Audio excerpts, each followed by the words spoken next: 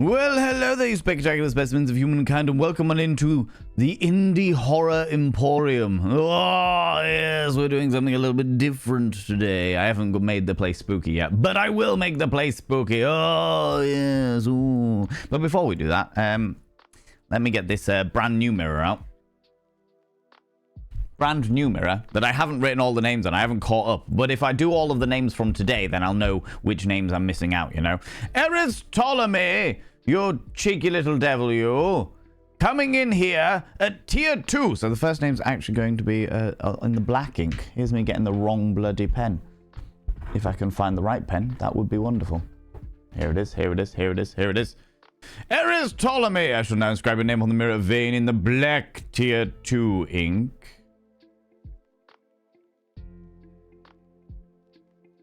You beautiful being, I have now inscribed your name upon the mirror of vein in the black tier 2 ink. By having your name upon the mirror of vein, it means you get access to my personal Snapchat, not a bum Snapchat, you cheeky devil. And of course, you get access to all the sexy little emotes. But the most important thing is you'll roll over every morning, look in the mirror, and go, God, I wish I was someone else, because then I'd get to look at me. Oh, sexy. Oh, yes, meow, you know. And thank you very much for the 2+ points that tier 2 gives us. The extra 2+ points. Which takes us that little step closer to the 70-30 split. I'm trying to think about that now. I never really thought about it before, but I'm trying to think about it now. How are you doing, you beautiful individuals? How is it going? How are things? You cheeky little devils, you. Let me turn the background music up a wee bit, because it's a wee bit quiet. There we go. There we go. Hope you're doing well. Welcome on into, as I say, the Indie Horror Emporium. We had the Questionable Game Emporium. This is the Indie Horror Emporium, where we're going to be playing indie horror games. We're going to do a demo today, and if we've got time, we'll do a second demo today, because a company reached out to me on TikTok saying they were watching my playthroughs of Date Everything, and they thought they were really, really good, and they have a spooky horror Exorcism style dating game that the demo is now available for. So they would ask me whether I would play it, and they're not giving me a free copy of anything, they're not doing anything, they just asked me if I would play it. And I was like, do you know what, everyone loves dating games in this community, so it makes sense that I would play a dating game. And if it's a horror dating game, all the better. All the better, right? How's it going, Darkly Divine Darling? Hello, Gilus Cheeky Devil. Yes, new boiler. New boiler is now installed. I'm up and running. After stream, I had the hottest shower. It was so good. Now I don't have to wait. Like, I didn't, like, at the end of the life of the old boiler, I had to, like, wait a good 20 minutes for the shower to heat up, and now the shower heats up within seconds, and it's like, oh my god, this is the greatest. It's so unbelievably warm. I set the timer for the heating to come on at like 7:30 this morning, so that it was like, oh, there for when I woke up and got out of bed and stuff like that, and it was too hot. It was too bloody hot. I set it for like 17 degrees centigrade and Celsius, excuse me, and I was like, that makes sense. 17 is a roundabout number. That's okay. That's all right. Bloody hell, I was sweating my ass off. So now I've turned the heating off again. I've turned it off, and I'll just boost it whenever I need to boost it, because I can do it all through the phone now. So I'll just boost it whenever I need to boost it, and that'll be fucking great. That'll be me done and done. Shower.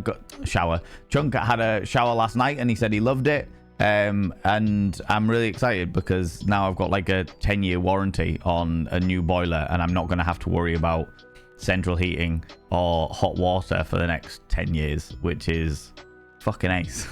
That is such a fucking like weight off my shoulders. It's unreal. I didn't even realize how much it was weighing on my shoulders until now it's done, and it's it's all complete and what have you. And Rowan Rose, we're doing a show dono goal. This is the new dono goal, friends, to get a new radiator for the middle room. And the boiler guy actually texted me this morning, being like, hey, you were talking about a vertical radiator. This vertical radiator is actually fucking ace. It's like really, really good in regards to heat. It's really good in regards to efficiency. And at the moment, it's really fucking cheap as well. So he recommended me that. So I'm going to buy that, and then he told me how much it's going to cost for him to install it as well. So it's all very exciting. In fact, you know what I am going to do first and foremost? What I am going to do first and foremost, you've reminded me, is I'm going to make that a little bit cheaper. Hand it to my my page. ego. Hand it to it. Oh, my lordy. Hand it Oh, to come on now. it. What do you call a lost wolf? A werewolf. What do you call a Buddhist wolf? A werewolf. What do you call a fashionable wolf? A werewolf. Oh my god. God damn it, Milky Pork. Lots of werewolves going on. Lots of werewolves happening there, you cheeky little devil. I've actually changed it, friends, because the actual radiator and installation of the radiator, I thought I was going to be able to do the installation with my dad's, which is why it was going to be a bit cheaper. But I'm going to break it down into 2 donation goals as opposed to just the 1 donation goal, which makes it a little bit... It overall is more expensive, but it means that I get to do more bonus streams for you. As a way of saying thank you for when we do hit these donation goals. So it's a little bit more expensive than I was initially expecting, but it means that I'll break it down into smaller chunks for everybody. Do you know what I mean? I'll break it down into smaller chunks so that I can give you more benefits. I don't feel comfortable doing any more than that, you know? Hand it to it. A wolf salesman is a werewolf. Surely it's a where's wolf. God damn it, Popeye Gateward. Thank you very much for 100 love hand rings. And Milky Pork, thank you very much for 100 love hand rings. Good lord. So yeah, so each of our donation goals is going to, when we hit the donation goal, I do a special reward thing for all of you. It's currently so that I can get a new vertical radiator, because the biggest room in the house has a radiator that is the size of an A3 sheet of paper, and it does sweet fuck all in regards to heating the actual room. So now I'm like, I want to replace that so that I actually have a living room that I can live in, and that is like that's the next priority for me. But at the end of this donation goal, we're going to be doing a very special stream, but not a stream on Twitch. Whoa! At the end of this donation goal, we're going to be doing a stream on Discord, because the game I'm going to be playing, as voted for by the community, is Max Gentleman's Sexy Business, which is a naughty game. It's a naughty game. Oh my lordy, ladies and gentlemen, all genders outside between, delve deep into your pits of popcorn and throw them at the raiders, throw them at the cheeky devils. Look at these people coming in here. I mean, really, could you even imagine? Who did they think they are? The absolute audacity, the scandal, the preposterousness, the outrage. I tell you, it's classic Chunk, who I've just been watching playing the joys of Myst 3. I was literally watching him do that this morning as I was getting ready for stream and what have you. How was Mystery? Did you complete it? Is it now completed, Chunk? Is it now completed? Have you done it? Are you finished with Myst 3 and now moving on to the next bits and pieces? Or are you still meandering your way through it? Did you get too stuck? People go check out Classic Chunk. Classic Chunk is thingy. There's a final age. Oh, right. Well, do you know what? That works for me. That works for me because I've been really enjoying watching you play Myst 3. So actually, that makes me very, very happy, because it means that I actually get to watch you play the final age of Myst 3. So I'm kind of glad you didn't fucking complete it, you shit. Yeah, shit. People from my stream, go and check out Classic Chunk. You know Classic Chunk. He's my housemate. He's a glorious individual. He's playing a lot of puzzle games at the moment, but he's got the itch to start playing a couple of spooky games. So he might be playing spooky games across the whole spooky season at some stage in the near future. He might well do that. Friends, if you happen to be new here, 2 things you should know about this channel. 1, you're not allowed to apologize. Faux pas, individuals, faux pas. Instead of saying sorry, try saying thank you. Instead of saying sorry, I'm late, say thanks for waiting. Instead of saying sorry, I'm such a burden, say thanks for being there for me. It'll make you a much more positive individual. 2, if you're under the age of 18, I have to ask you to leave. I've got to ask you to leave, but I mean, you shouldn't be under the age of 18 anyway, because you were just in Chunk stream. But on the off chance you're under the age of 18, I have to ask you to leave, because I talk about sex like all the time. The in-out hokey pokey, the splooge cannon galore, the goo things up like an ectoplasm ghost party. You know it. You know it, you beautiful bean. Might actually change my raid blurb to that. Whatever Chunk's raid message is, I like it. I like it a lot. I like it all. But welcome on in, you beautiful friends. Again, friends, go and check out the glorious Classic Chunk. It's time. Cool. The number 69 is one of those rare numbers that has managed to live a double life. One in mathematics and science, the other in culture and humor. Hand it to my ego. Hand it to it. Hand it to it. Prime. the offspring of multiplying 3 and 23, with only 4 factors, 1, 3, 23, and 69. Written in Roman numerals, it shows up as 6, which looks oddly dramatic compared to its simple 2-digit form. In binary it hides as 1000101, in octal it's 105. Did I miss anything? Anything you can add? Most certainly! 69! Panda to my ego. Panda to it. Panda to it. It's a bloody hump day, choo-choo. Don't you even, all right? I'm busy educating, goddammit. Thank you very much, OMTech, for coming in for the 69 months. Good lord. 69 is also the number desperately associated with mutual oral sex. When a couple get together and they provide each other with genitalia face connections in exactly the same dynamic, they look like the number 69, with their legs flailing all over the place at the top, and then they get those sexy bits in the middle where they're tongue punching each other's gonads. OMTech, I haven't inscribed your name upon the mirror vein. By having your name upon the mirror vein, it means you get access to my personal Snapchat. Not a bum Snapchat, you cheeky devil, not even after 69 months. And of course, you get access to all the sexy little emotes. But the most important thing is you go roll over every morning, look in the mirror, and go, God, do I look rough? But god damn, do I make rough look good? Ooh, sexy, ooh, yes, meow. Also, 69 is associated with the phrase, nice. That is the go-to association with it, all right? The go-to association with it. I can't believe you've been subscribed for 69 months. You glutton for punishment, you. You glutton for punishment. Also, thank you very much for the 100 little panderings, you cheeky little devils. Those, we had Eris Ptolemy in there and Rach in there, you cheeky little devil. What makes it so pleasurable? Well, I'm guessing you're referring to, this is OMTech asking a Schmeck's question. In regards to the dynamics of the 69, it's mutual pleasure. Now, I have to say, in regards to it, so first of all, your genitalia has your erogenous zones, but very specifically your genitalia, has a shitload of nerve endings going on in there, in those nether regions, and therefore, tantalizing those nerve endings can cause a pleasurable response in the old brain pan, especially when done with somebody else's face. And using somebody's face to tantalize those erogenous zones can be quite tantalizing to the old, causing good chemicals in the old brain pan and what have you. However, I will also say that the 69 then becomes, first of all, one of the most mutually pleasurable positions that a couple can take, because of the whole giving oral whilst also receiving oral.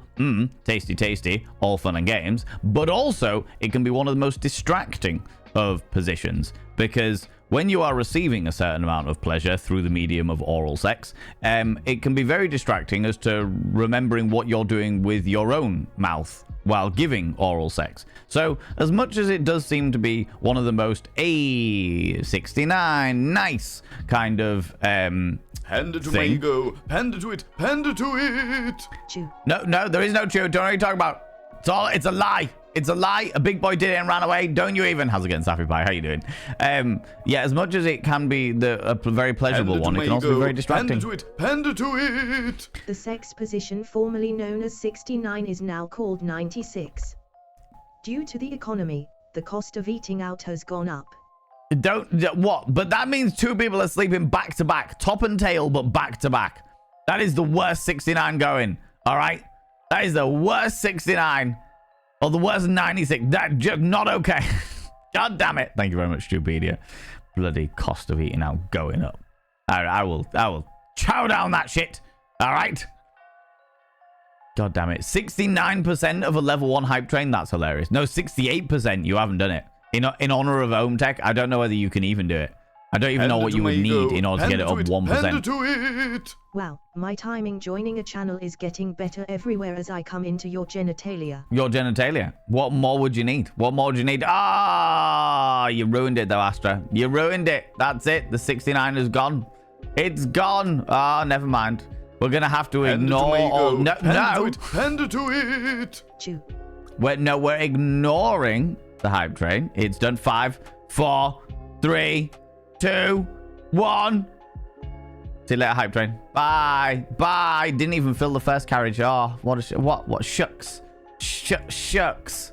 What a shame. Oh, diddums. Oh, friends, you people have been far too bloody kind over the past month, all right? You do not need to be filling up bloody carriages, all right? You don't need that. However, if you have got a hype train name, could you please throw them out and say a massive thanks to all those people that gifted subs, subbed, and throw all those cheeky little bitties out there. I really appreciate it, you beautiful beans. Let me find my hype train emotes. A woman promises to teach her boyfriend what 69ing is. He lies down on the floor and she squats down over his face to assume the position and farts. Embarrassed, she stands up and apologizes. She squats down for another go but farts again. She gets up and apologizes again. Before she can have a third go, her boyfriend gets up and goes to walk out saying, "Yeah, this isn't really for me. I'm not having 67 more of those in my face."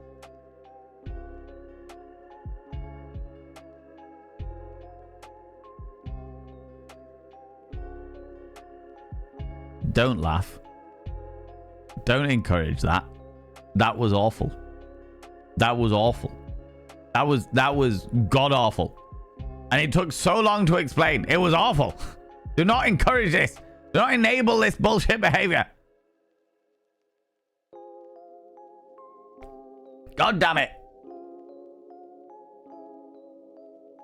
God damn it. Friends, thank you so much for all the subs, the gifted subs, all those little bitties out there. For our vague attempt at a wonderful hype train, which also means that you're not going to be able to do another hype train for another, 2 hours. Yay. The joys. The joys. How you doing, Zabadian? How you doing, you beautiful individual? Ninja Kaz, welcome on in. Yeah, Darkly Divine Darling, I run adverts right at the beginning of stream. So as soon as I press go live, the adverts are meant to run in that moment. Jigglypuff, Jigglypuff.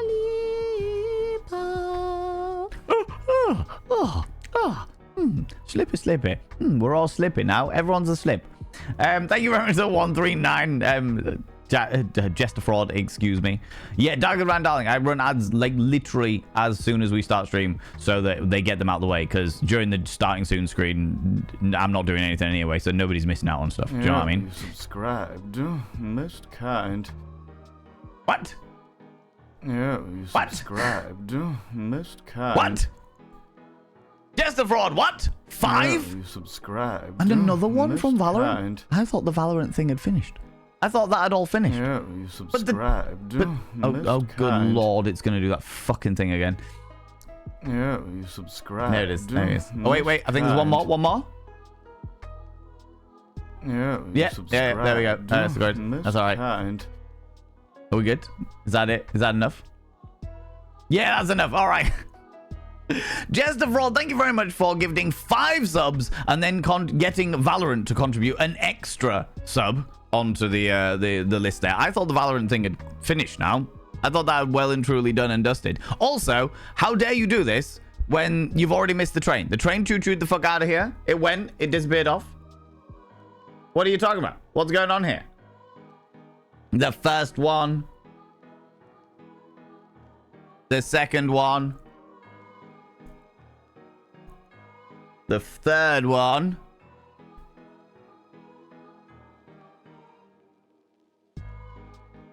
The fourth one.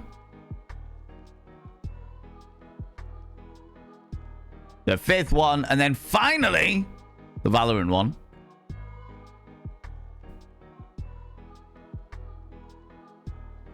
And also, one of those people was Darkly Divine Darling. Which means that Darkly Divine Darling, you had ads at the beginning of the stream, but now you don't have to worry about them again for another month. Because there's no more of that.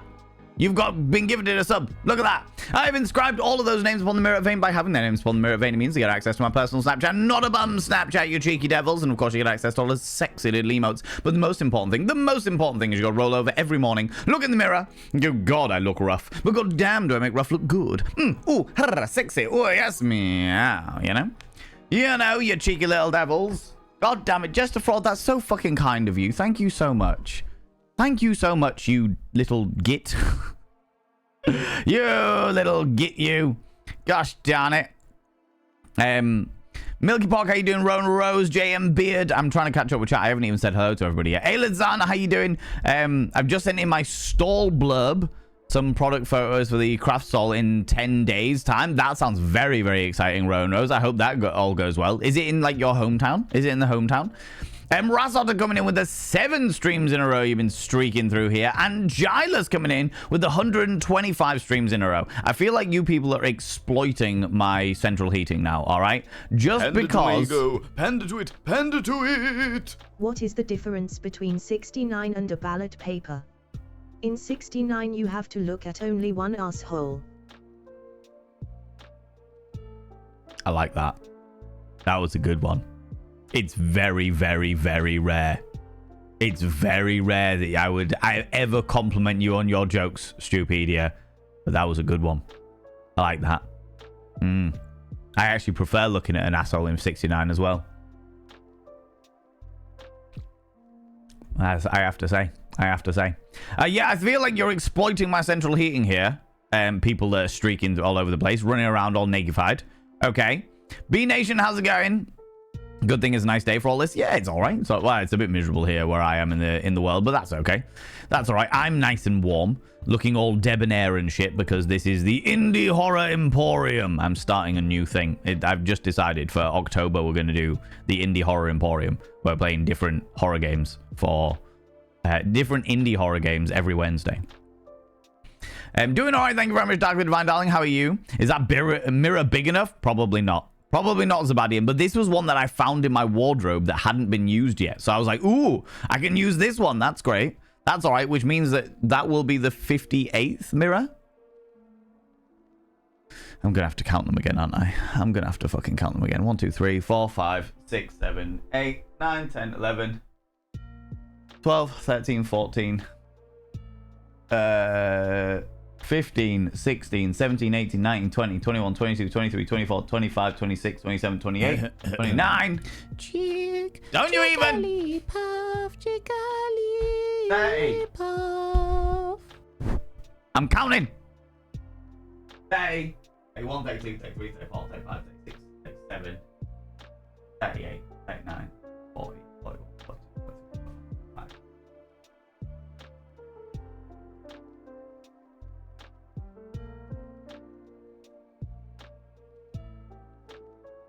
Is that all of them?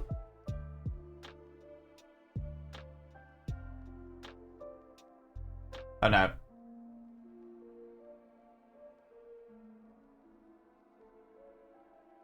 Yeah, 58. God damn it. 25, 75, 59. Thank you. Thank you. Thank you.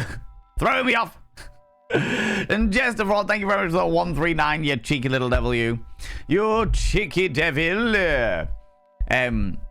Feels so much better since I just ate regularly with the patch and app. I'm glad to hear it, B-Nation. I'm real glad to hear it, friend. That it's all going well and you're keeping your blood sugars up and what have you. I am so sleepy after seeing Sleep Token. Didn't get home till after 12:30 a.m. 0030 a.m. That sounds like that's an early night for me. Since it was an hour drive, but I had so much fun. Cried so much just having this. Aww. I was really excited when I picked up a book titled 69 Mating Positions. Turns out it was about chess.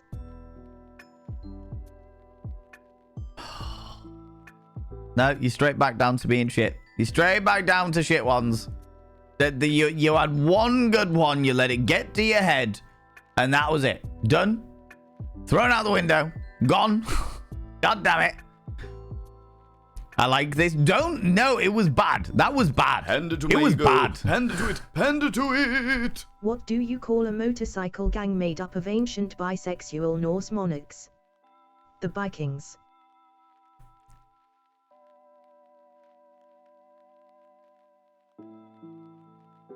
That was also bad. That was also bad. God damn it, Milky Park. That was also bad. Come on now. Fucking hell. Oh my god. Oh, then hi friends, it's morning. We are uncertain about the morning. Gotta love a good morning. Seeing you was so happy is worth it. Thank you. I am very happy. I am very, very happy, I have to say. 17, that's a bloody cold for me. Now 35. Yeah, I woke up. I thought 17 was going to be a nice temperature. Not a nice temperature this morning. Too bloody hot. I think possibly because my body's got used to being so cold that 17 is just unreasonably fucking hot. Just a fraud. Thank you very much for giving that sub to Sembar. Sembar Flay, welcome on in. How you doing, buddy? How's it going? How's it going, you cheeky devil? I shall now inscribe your name on the mirror vein.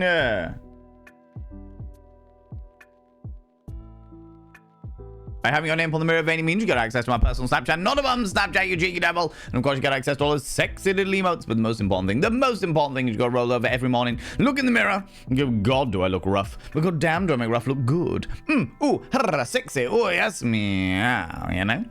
Yeah, no, you beautiful bean. How's it going, Semba? Hope you're doing well, friend. Hope you're doing well. Panda to my ego, panda to it, panda to it. 4 Norse gods, 1 Roman god, and 2 astronomical bodies walk into a bar. The bartender says, oh, this is gonna be a weak joke.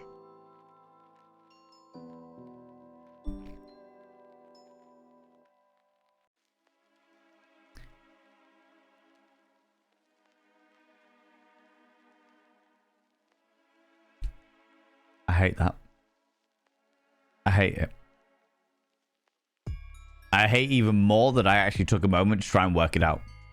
I hate that even more. Even more. Thank you very much for 100 little panderings, buddy, and god damn it.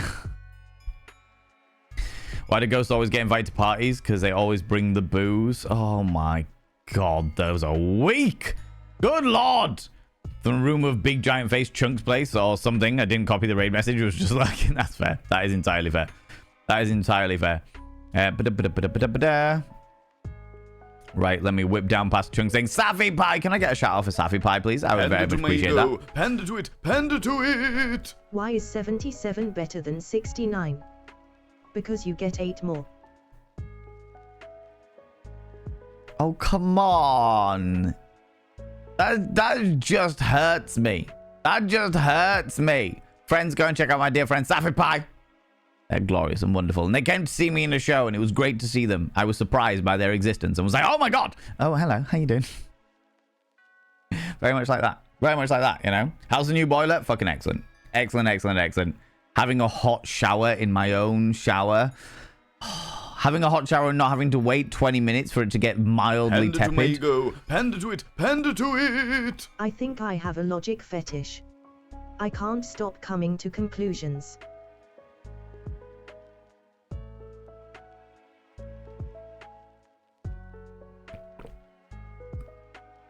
I hate you.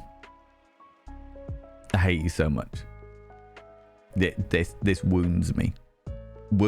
There are parts of my soul that are dead. Necrotic damage to my actual soul. The spirit, the life force, my vital essence that keeps me alive is degrading due to these dad jokes. It is degrading. It is slowly rotting away. All right. Panda to my ego, panda to it, panda to it. What did they call Norse god of lightning after he turned into gold and began writing books? Author. Oh, it's a science joke. No, Zabadia, no. I only know the periodic table because I played Blueprints, all right? No. Don't do this to me. God damn it. Oh, come on. But yes, the boiler is very good. Thank you very much. It's great. I'm controlling it with the app. I'm still learning how it all works, but it is efficient as shit. And I'm a big fan. I'm a big fan. Panda to it, panda to it. 3 mathematicians walk into a bar. The bartender asks, do you all want a beer? The first one says, I don't know. Panda to it, the second panda says, to I don't it. know. And the third says, yes, we do. What do you get when you play just the tip with a Norse god? Thorskin.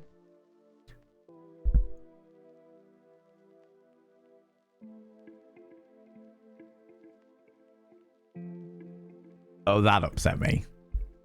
That upset me. That upset me. Just a fraud. 3 mathematicians walk into a bar bartender asks, do you all want a beer? First one says, I don't know. Second one says, I don't know. Third one says, yes, we do. Because you've got to have 3. You've got to do it 3 times to make sure it's right.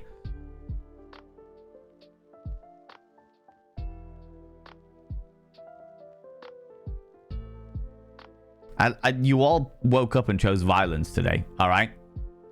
You all woke up and chose violence. Violence through the medium of dad jokes. What is wrong? What is going on today, friends? What is happening? Did somebody hurt you? Did some child come up and kick you in the shin and now you're trying to take it out on me? Is that what's going on? Did you all just have a really bad therapy session today and now you're angry and you're trying to take it out on me? Is that what's going on? Is that what's happening here? Is that what's occurring? God damn it. It was splooge to put up new wallpaper. Exactly, right? That's the right amount of splooge, right? Want to make assumptions about me, you see? What? Don't want people to make assumptions about what did I miss? I remember mentioning sucking, but not specifics, and I guess things may go wrong. I have missed some context.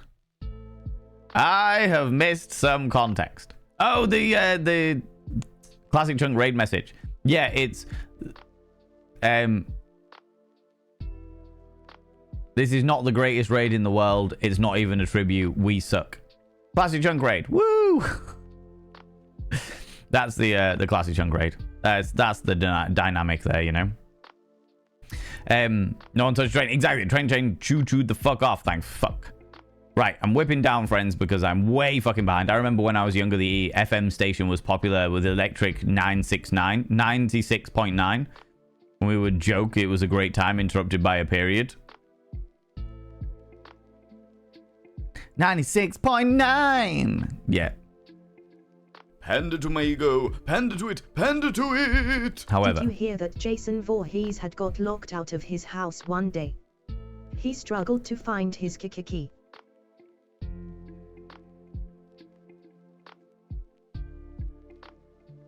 What?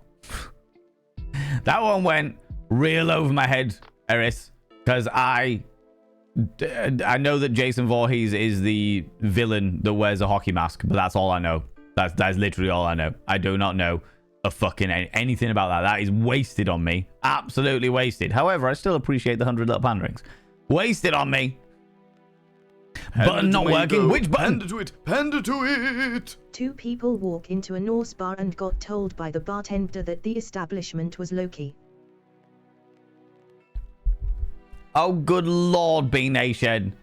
Friends, this is meant to be spooky horror season, all right? We're meant to be like, oh, yes, dark and mysterious. Oh, the dark nights, the monsters, the demons, the devils, the creatures from the night. Yeah, spooky horror. We're going to be doing some indie horror games today. Yeah, spooky horror. And you're like, dad joke, dad joke, dad joke, dad joke, dad joke, dad joke, dad joke, dad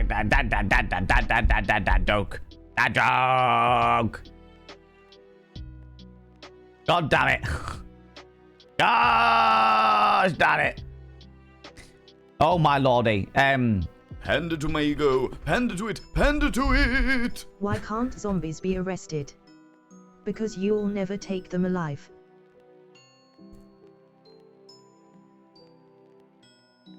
Pander to my ego, pander to it, pander to it. Two vampire bats meet up before dawn.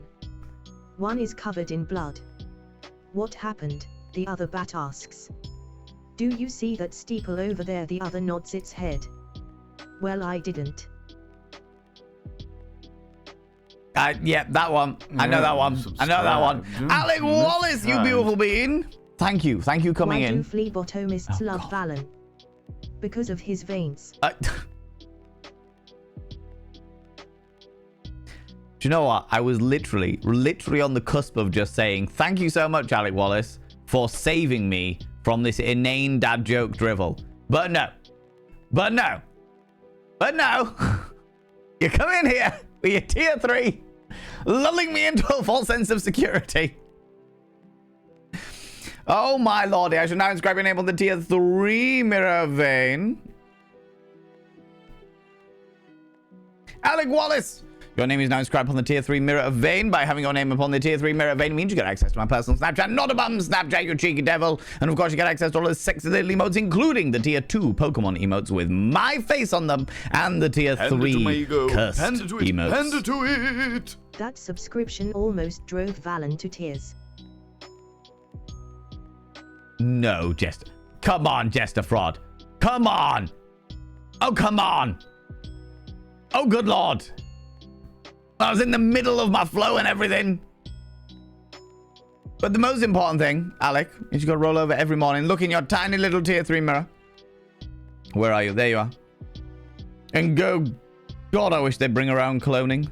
So when someone says, go fuck yourself, I literally could.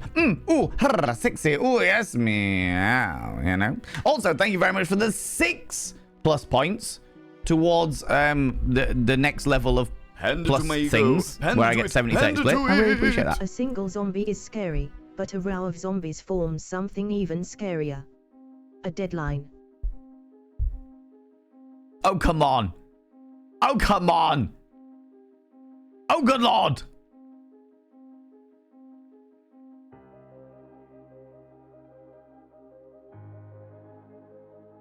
Thank you very much for the 100 little panderings, Zabadian. I appreciate that. God damn it. Panda to my ego. Panda to it. Panda to it. What do you call a line of rabbits walking backwards? A receding hairline. Oh, good lord. These are Panda to my bad. ego. Panda to it. These Panda are to bad. it. A researcher walks into Castle Draculia in Transylvania and wonders why he sees only records of Top Label. When he finally bumps into Count Draculia, he asks about it and he answers, "It is because we be dancing in the moon lynched." In the moonlight. B-Nation. B-Nation. Panda to my ego. Oh my Panda God, to it. they're never Panda to ending. it. They're never I ending. dated a zombie a long time ago. When we broke up, she fell apart.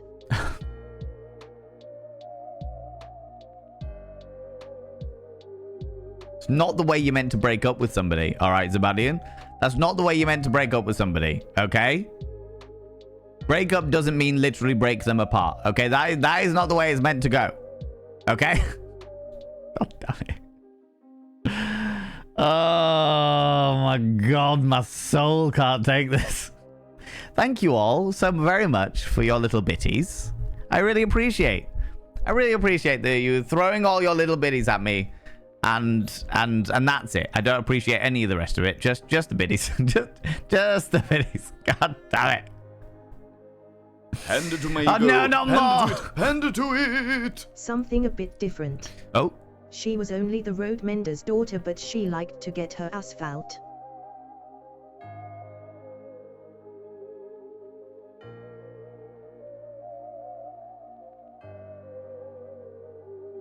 Oh my God, Razotta.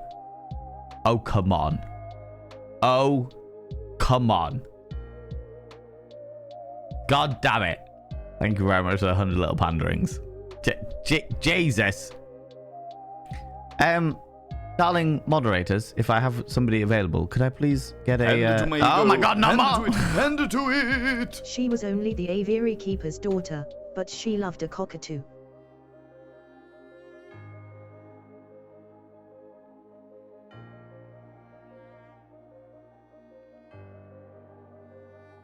This hurts me. All right? I want you to know that this hurts me. This wounds me in my fucking soul. It hurts me. Okay? Darling moderators, if you are available, could I please get a shout out for Wild Annie, please? I was watching Wild Annie get real moist this morning.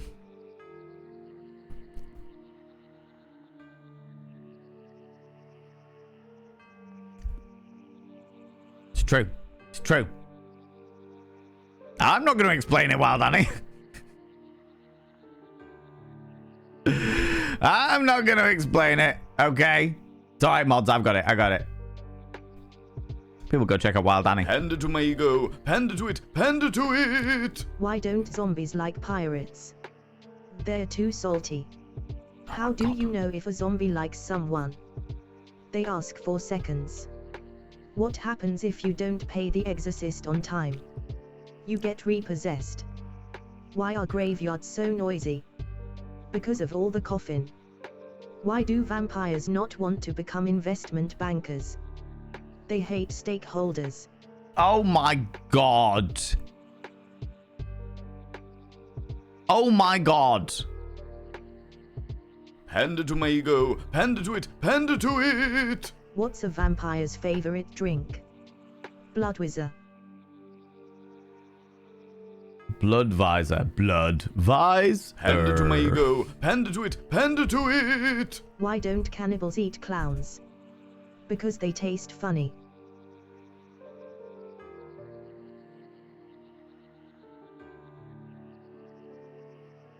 This hurts me. Right, what's this, Wild Annie? What have you sent me? A visual dad joke.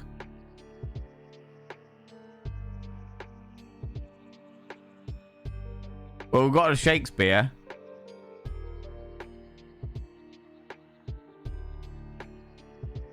Am I...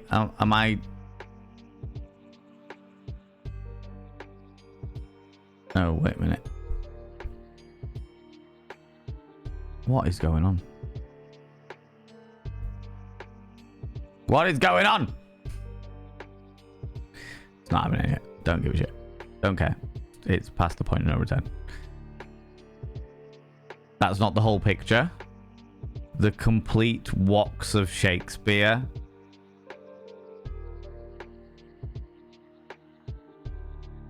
That's actually worse.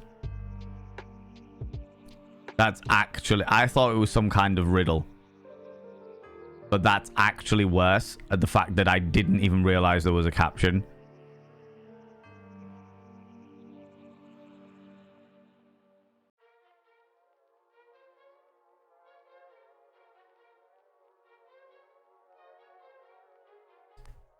God damn it.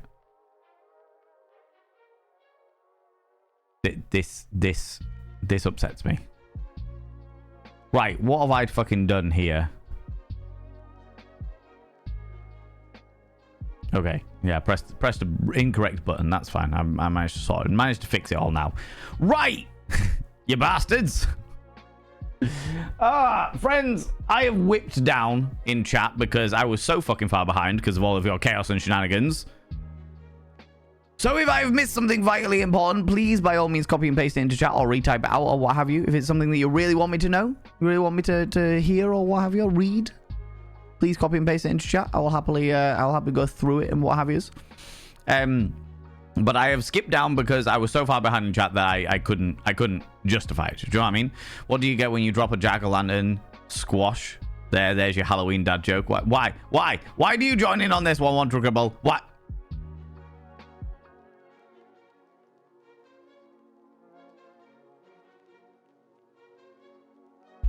What did you do? What did you do?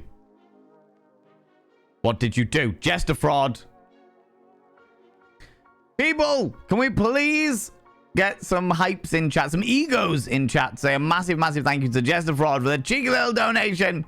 I really appreciate it, friend. Thank you very much. Thank you so much. But actually, you're going to be able to have a house that is going to be warm over the winter. Now that we've got the boiler's in, the boiler's installed. It's all very exciting. I did ask my boiler dude about heat pumps, about these heat pumps, and apparently heat pumps are fucking amazing, absolutely fucking amazing. They're really, really, really good if you have a new build house. If you have a new build house, they're really fucking amazing because new build houses are built for a heat pump. They're built to accommodate stuff like heat pumps because the British government are trying to step away from fossil fuels. So they're like electricity instead of gas, you know?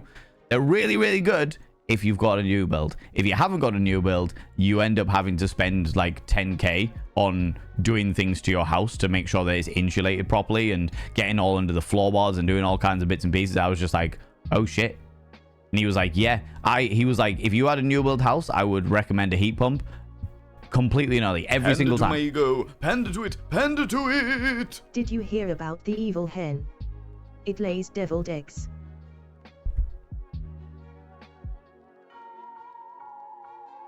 Here I am, trying to drink my tea. Alec Wallace. No, not you too.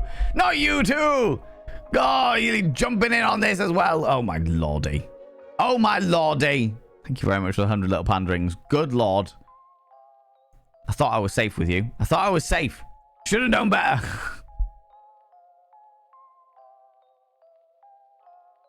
Yeah, heat pumps are really, really good. And he was like, if you had a new build house, I would recommend a heat pump instantly.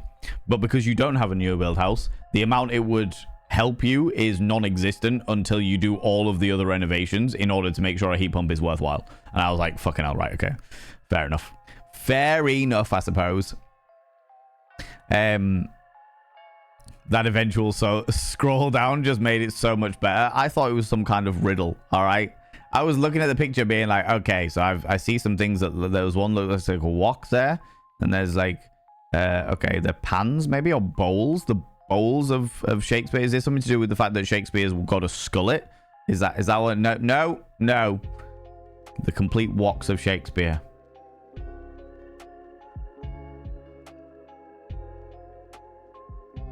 Hand it to my God ego. damn it. Hand it to it. Hand it to it. I once saw a bird take off with the ball during a baseball match.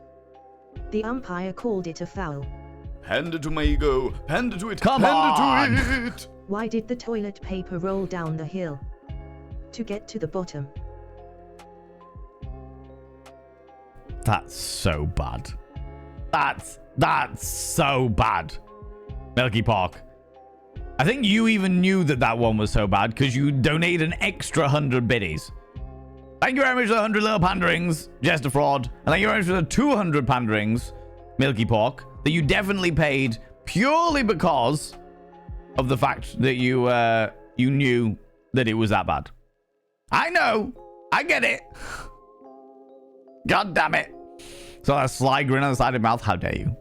How dare I was more laughing at my own stupidity than anything else, Wild Annie. I'll have you know. I will have you know. All right? Out of guilt. Yeah, I know. I'll get my coat. You get bonus points for a picture dad joke. It wounds me, friends. It wounds me. No more. Razar. God damn it. They're saying that we will be doing there's a ad break in 6 minutes and then we'll jump into the game. I want to see what this game's all about. I want to see what it's all about. What's wrong with that picture dad joke? Speedy. God damn it, Speedy. You know, there's actually, like, where I live in the UK, where in my hometown, there are 3 Chinese takeaways that are all owned by the same Chinese family. All right? You've got Wokever, So Wok, and Walk This Way. All 3 of them are owned by the same family. And it vexes me every single time because they do good food. They do good food, or they certainly did last time I went. They do good food, but I feel a struggle in my soul purchasing the food from something that has such terrible dad jokes in it. All right? No mocking, keep walking. God damn it. God damn it. Val's chat starts towards the choo-choo. Val distracts and chat choo-choo is missed. Chat retaliates with unending dad jokes. Is that what's happening? Is this a retaliation for the fact that you didn't even get Hype Train level 2? And now you're just like, no, all of the biddies, all of the biddies, all of the dad jokes, all of the dad jokes. Is that what's going on? Is that what's happening? God damn it.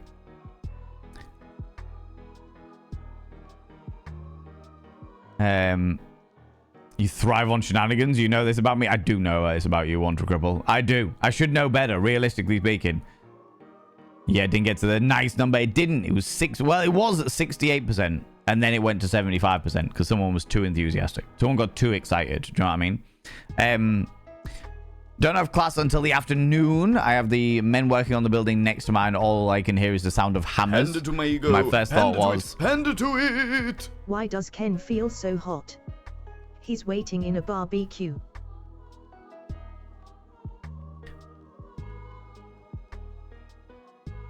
You say that, Zabadian, and immediately my brain just goes to, like, the toy doll version of, like, the woman who's had sex with the most amount of men. Like, the world record holder for the woman that's had sex with the most amount of men in one single sitting. And it's just a queue of different Ken dolls. And just one Barbie with her fucking legs round her head. And that's where my mind goes. You say that joke, and my mind visualizes it in the most perverse way possible. You know? You know?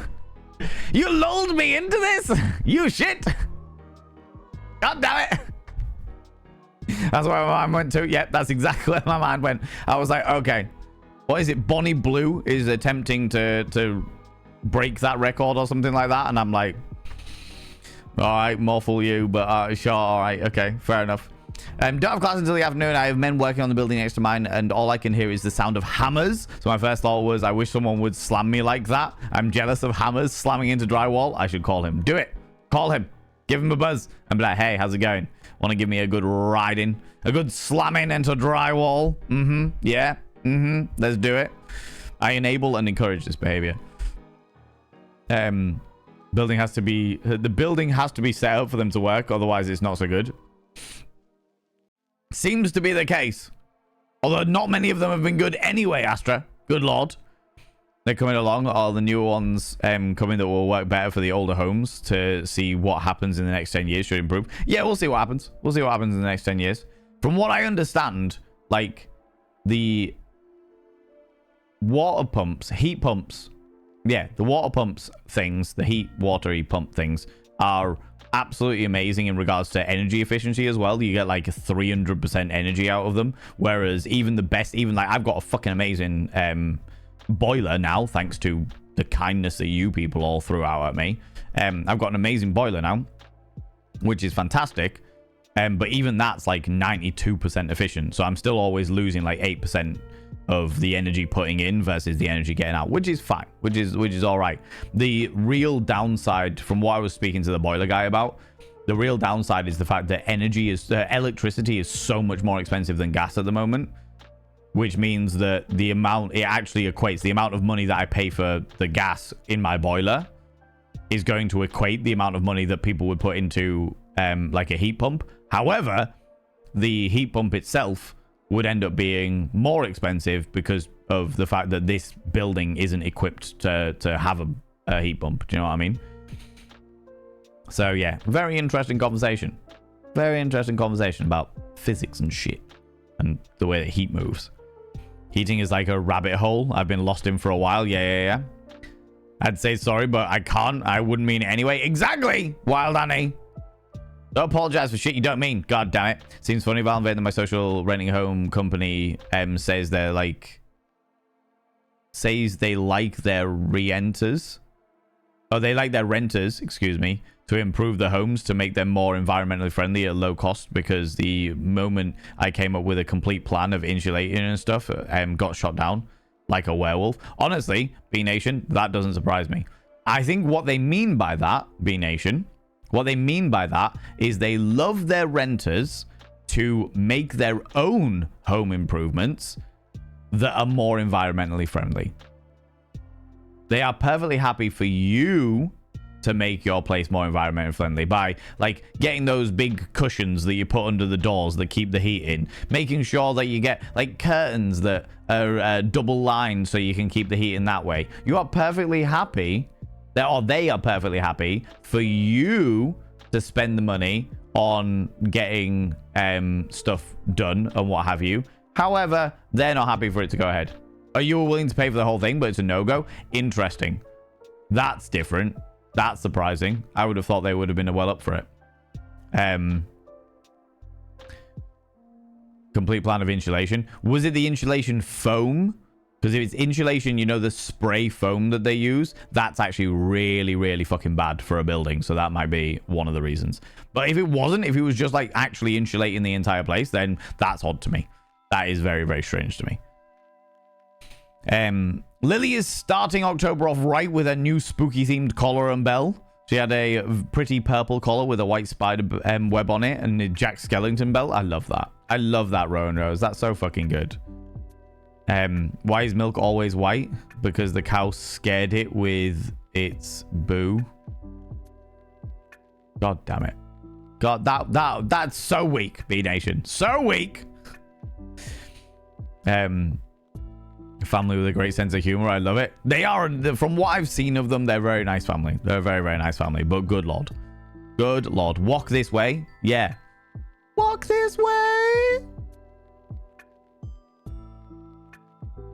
Talk this way. Like I say, I didn't start anything. You know what you did. You know what you did.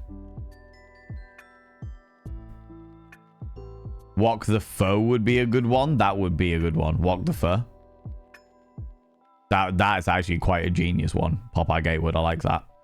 Walk right in would be too on the nose. I think walk right in might be a little too on the nose. I did like so walk. And walk ever. Michael Jackson was the first one to go culinary in space with his moonwalk. Oh my god. This, god damn it. Walk the fuck up.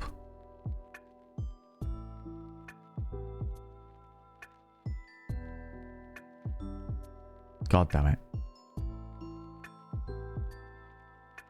Reddit is Aerosmith singing. Yeah, exactly that. Exactly that. Thank goodness is where my mind went to. Yeah, absolutely. By the way, B Nation, you don't need to like tag me in your messages. First of all, because I'm always behind, so I might just miss it. But like actually tagging me in messages doesn't flag up for me. I've turned that setting off, so it doesn't actually flag up for me. Because it got to a point where there was a few years ago, there was a couple of people who would just like literally tag my name in every single sentence that they wrote, and I was like, this is getting annoying as shit. So I turned off that. So as much as I appreciate you trying to draw my attention to it, it actually doesn't. It actually doesn't, I'm afraid. What do you call a doll that is also a snack? A Ken doll mint cake? God damn it, Milky. That's loose, Milky Pork. That is loose. That is looser than my anus after a gangbang. Do you know what I mean? Good lord. A Ken doll marbles cake. You'll always lose energy when you process something, so a heat pump will also take more energy than the heat provides. I thought that, Zabadian. I thought that. Because that's the way that science works. But from what the plumber was telling me, and the plumber is an intelligent guy, and he literally has done all of the fucking courses on it. He was like, for every kilowatt of energy you get in, you get 3 kilowatts out. And I was like, how does that work? How does that even work?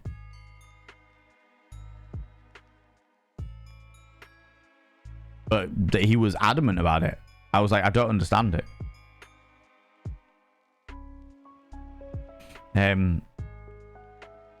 Willing to pay for the whole thing, but no go. Not necessarily. If a heat pump that uses geothermal energy, then it could be more the heat than the energy that would provide it on its own. But that's the only situation that comes out ahead. We'll still pull more from the heat from the earth than it provides. Thermodynamics teaches us that. Otherwise, the heat pump would be a perpetual motion machine, which is physically not possible. Yeah, I don't fully understand it.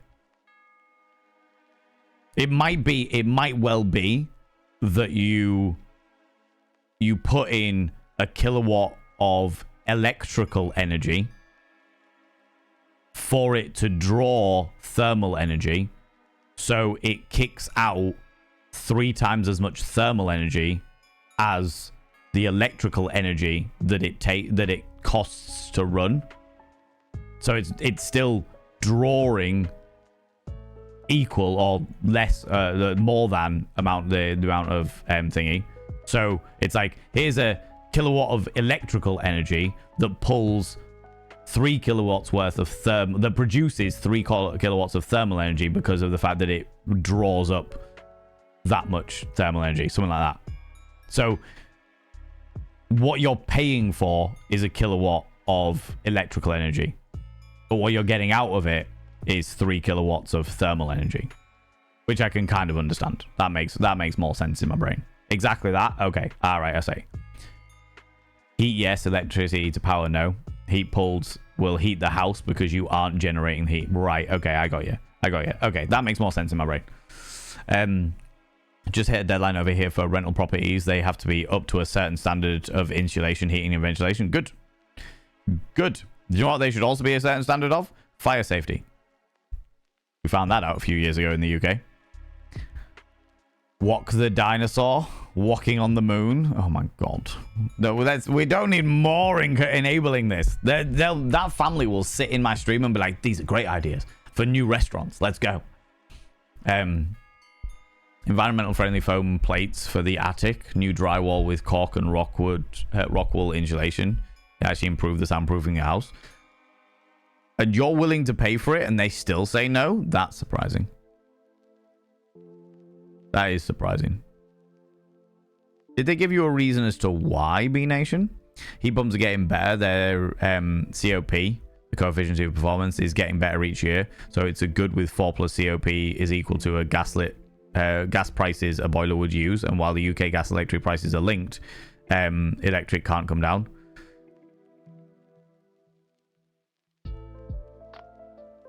I mean, it can come down. They can change the rules. Hand it to my ego. But they're not going to because they get more money for it. What do you call a Asian chef who got zombified? Dead man walking.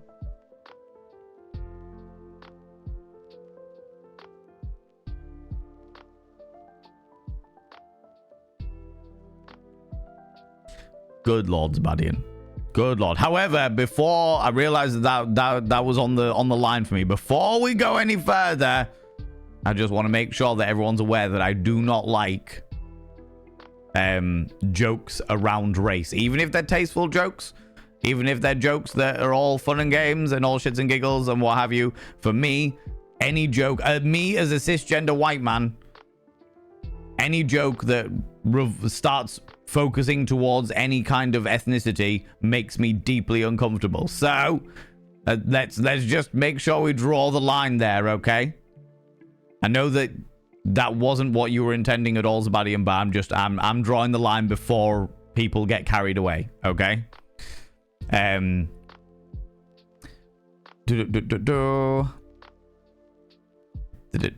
yeah, exactly right. Yeah. You can get out more heat energy than you put in electrical energy because it pulls the heat from the ground. Yeah. So it doesn't create energy, but it converts it from exactly that. Robo Blake, how you doing, you beautiful bean? I want to own a property with a hot spring on it. Free power all year round. Yeah, to be honest with you, I have been tempted. Well, I was speaking to the boiler guy about solar energy because I know that Alec Wallace has recently done all of their solar energy. It's a little out of my budget, unsurprisingly, but it is something that I've considered. But I also, because of where I live is a wind tunnel, I was also like, how expensive would it be to get like a little wind turbine in the back garden? Not like a massive one, not like a fucking one that's massive for eyesore or what have you, but like just put one in the back garden, just a nice little one that goes like around horizontally as opposed to around vertically, that just generates electricity, store it in batteries and just bring down my fucking electricity costs and stuff.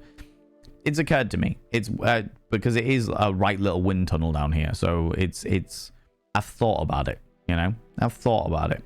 I would like to go more green if I was able to, you know? I think I'd have to move to Iceland, though. Yeah. Still said no other reason, but we own the house and we decide what happens with it, but still sends out the message to insulate and everything. That's really weird, B-Nation. That's just strange. I hate it when people like that, where it's just like, I say you can do all of these things, but actually when you ask me about them, I'm going to say no. I'm like, what's the fucking point then? What's the fucking point then? You know what you did, Stupedia. God damn it. Thank you very much, Buddy. Appreciate your understanding. My grandparents had that in their house that they built along with the solar panels on the roof. I think from what they finished the build, when they finished the build, they moved in. They only spent like 100 quid, spent less than 100 quid on electricity in total because most of the time they were pretty much self-sufficient. That is the dream. Rowan Rose. And in new build houses, the new build houses are kind of built for that, which is fucking excellent. But all of the old houses that like I'm in, it isn't built for that at all, you know. Unfortunately. Octopus CEO is pushing to break that link between gas and electricity, about the only company that is trying to help people. Octopus, that's the reason why I'm with Octopus, honestly, with you, Giles. Because Octopus aren't the cheapest in the world. by any stretch of the imagination, but they've committed to making themselves as cheap as they are able to do so, and they seem like a relatively moral company. Their morality is what draws me to them.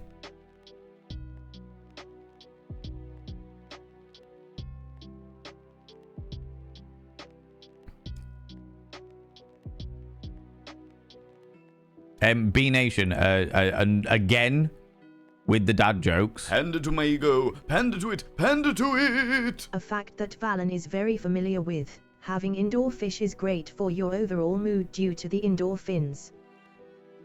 Oh, come on! Oh, come on! God damn it, Frax. I was expecting better from you. Expecting better from you, Frax. God damn it. Hi, buddy. How's it going? Fucking hell.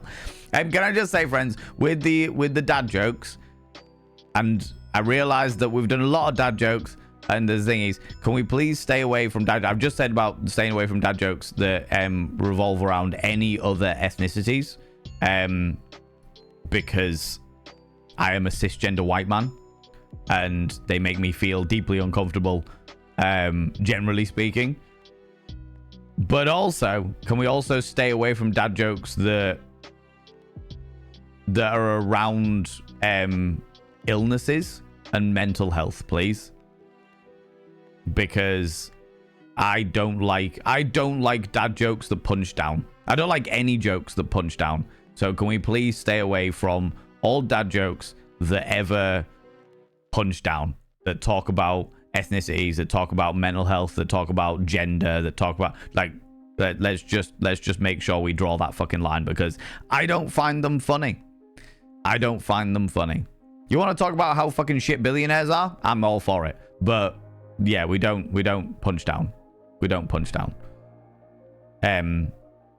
Every Solomon coming in with a 295 stream streak. Thank you very much. Cheeky little devil streaking through here. Absolutely exploiting the central heating I've got running around here. Gosh darn it. Been redecorating, remodeling my place myself. I recently repainted the house dove grey, replaced the old standard shower heads with a rainfall shower head, sanded and repainted the kitchen cabinets, and now I'm working on the kitchen and bathroom floors using peel and sticks tiles, because the standard tiles in the kitchen and bathroom are boring to look at. So I found that the tiles are black and white filigree pattern. Fucking sounds great, to be honest. You're darkly divine, darling. Well, sounds bloody amazing. Love that. Love that. I think truly to be off-grid, you would need a combination of wind, solar, and if you're lucky, a running water source that you could dam and put in a hydro generator. I don't know. It depends. I think it depends on how much roof space you have. Because I know that Alec Wallace has been talking about their solar energy thing in the past. And I think there was somebody else in chat as well. But they're relatively off-grid. Because the thing is that you just store up, as long as you've got the batteries to store the energy, you just store up the energy. Store it up during the day when you're not doing anything. If you're out and about doing bits and pieces, what have you. The thing is that I would like to do anything that, ideally, I would like to do anything that just cuts down my energy output, because this house is a very, very electricity heavy house with chunks streaming, all of Chunk's technology, me, all of my streaming, all the fucking lights, all the fish tanks, the pond in the garden. Like, we are a very, very energy heavy household. So if I could do something like stick a fucking wind turbine in the back that would just bring down that energy bill a little bit, I'd love to do that. Do I think it's going to happen? No, because I don't have the output money to be able to fund shit like that. Panda to my ego, panda to it, panda to it! Punch up, I would tell a dad joke about trickle-down economics, but 99% of you wouldn't get it.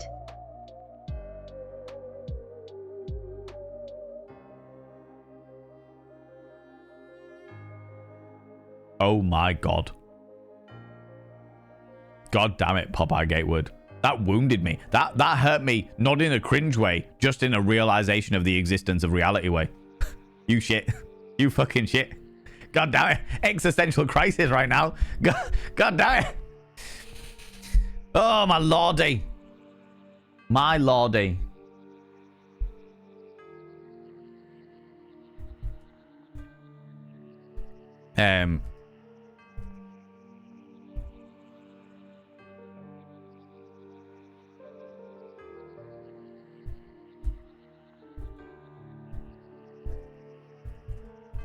Just chatting to the mods. We're good. I think a room in a green color would not look like you. That is true. That is true. Going green with electricity, you know. Here I am in the forest. I'm actually designing a form of perpetual hydroelectric power supply. It's like a hydroelectric dam in a box with a water pump that works during the day on solar power, and during the night on the power it generates on its own. An interesting perspective. Obviously, perpetual motion doesn't exist. That you can't have perpetual motion from what we understand at the moment. But sounds like an interesting project to get sucked into for sure. For sure. Fun fact, storing in batteries wastes a lot of power. Having it so any excess you don't use goes into the national grid, which then they credit you for, means that you get free electricity if you aren't making as much as you are using, which is great unless you live like further away from shit. Do you know what I mean? It works great in the UK, but if you live in like America and you live in the arse end of fucking nowhere, being off the grid as much as possible is very beneficial, you know. That's really interesting. Oh, you've actually made it, B Nation? That is interesting. How's it going, Kerdowen? How you doing, you cheeky devil? Why? Good question, Frax. Good fucking question. Zooey Booey coming in with the 50 streams in a row you've been streaking through here. Again, exploiting the joys of my new heating system. Gosh darn it. Got the idea from a Taiwanese YouTube channel where the guy builds hydroelectric dams and was like, this could actually work on a smaller scale. So it uses solar energy to pump the water during the day, and then as the sun goes down, the water then engages the dam's turbine and then produces energy from that. Is that the way it works? Octopus are worth it for just how great they are with customer service and accessibility. They also make it so easy to apply for a warm home discount and stuff like that. Yeah. I have a lot of time and respect for Octopus Energy. They seem to be the only moral big company out there, which always makes me worry with them because morality and billionaire corporations don't normally mix. So I'm always apprehensive. Do you know what I mean? Always apprehensive, but we crack on. Woke up with a sore throat. I've got a bit of a sore throat today, but that's probably because I'm chatting shit. As per usual. As per usual. Do you know what I mean? Stick with elevator jokes. They work on so many levels. God damn it, Blaze Winterborn. Octopus as well, the same reason they led more new ideas than others, like saver sessions or using extra energy slots where the extra windy on the days of tariff trackers, which is a gamble, but then we load shift washing into cheaper days. Save a fair bit over the last few years. Yeah. I really like Octopus for exactly for stuff like that. And they also, like, when I was having, like, obviously major issues, as we all did in regards to, like, our very expensive bills and stuff like that, I sat down with somebody and chatted with them for a good long while. It was like a good couple of hours where they talked me through all the different options I had, what would be beneficial, what wouldn't be beneficial, like with the difference between working from home and doing all these bits and pieces. They were very, very good. They took a lot of time and effort to try and explain everything to me so that I could make the best decision I could. Do you know what I mean? You're down to $1.56 a month for connecting to the grid at this point. That's fucking amazing. That's really fucking cool. I like that. I like that a lot. I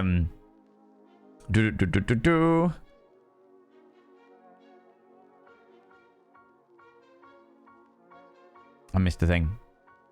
Oh, what's the size? At this point, the size is 3 foot and 2 inches wide, 4'9" high. Interesting. We're looking to size that down in order for that to happen. I need to improve the output while minimizing the input. Is that because you, out of pure interest, B Nation, is that because you live in a particularly sunny area? Because the thing with solar panels that I always worry about is the fact that for a good 8 out of the 12 months a year in the UK, it's cloudy as fuck. You are not going to get good efficiency out of solar rays from, like, in the UK. because of how fucking cloudy it constantly is. Which is why I understand why they have these big solar farms in like deserts and shit. And it's like, yeah, it makes sense. Fucking sunny all the time. Get as maximum as possible, you know? Ramp up your efforts, take the steps to avoid them before it escalates too much. God damn it, Speedy. I thought you were actually saying an actual thing then, but no, it was an addition to the joke. Gosh darn it. The works also on large scale, check out Dinorwig power station. Interesting. What's access to solar panels for private homes like over yonder from America? I don't know about in the UK. There are a variety of different grants you can get, but the grants are very specific.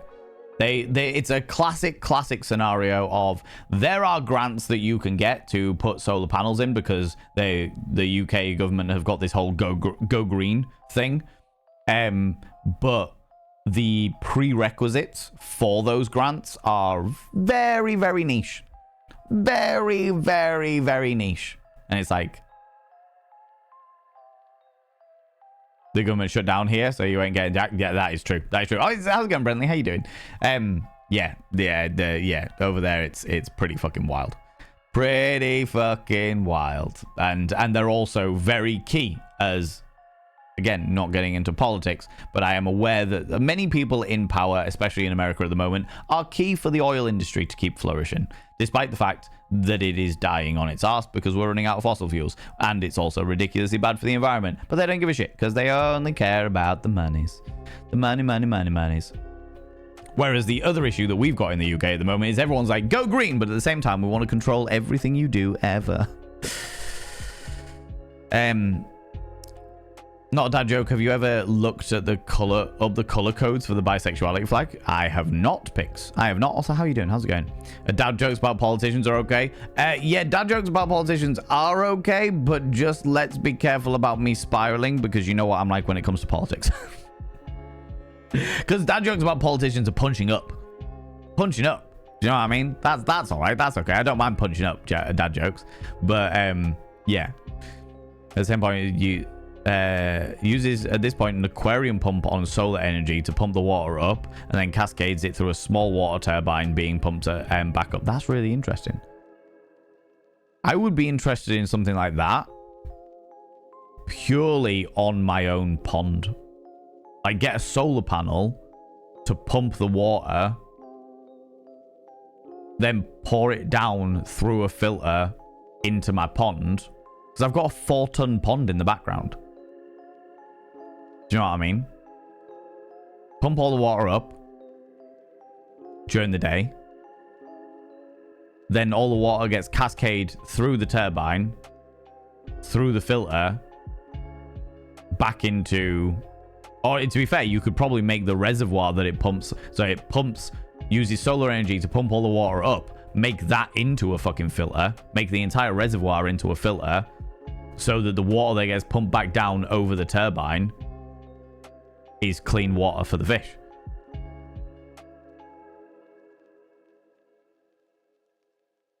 You know, hydro battery, yeah. Hello, we're talking renewable energy. Apparently so. We didn't start that way. Hand it to it. But apparently hand we it are now. to it. What do you call that big scary orange thing that Americans have around everywhere in October? Donald Trump. That's a good one. I like that. Absolutely. Definitely more scared of him than I am of a jack-o'-lantern. Absolutely. Don't get me started on that fucking piece of shit. Like I said, we're not going to get into politics because he is a cunt. And I will absolutely, for 210%, stand by anybody who says he's a cunt.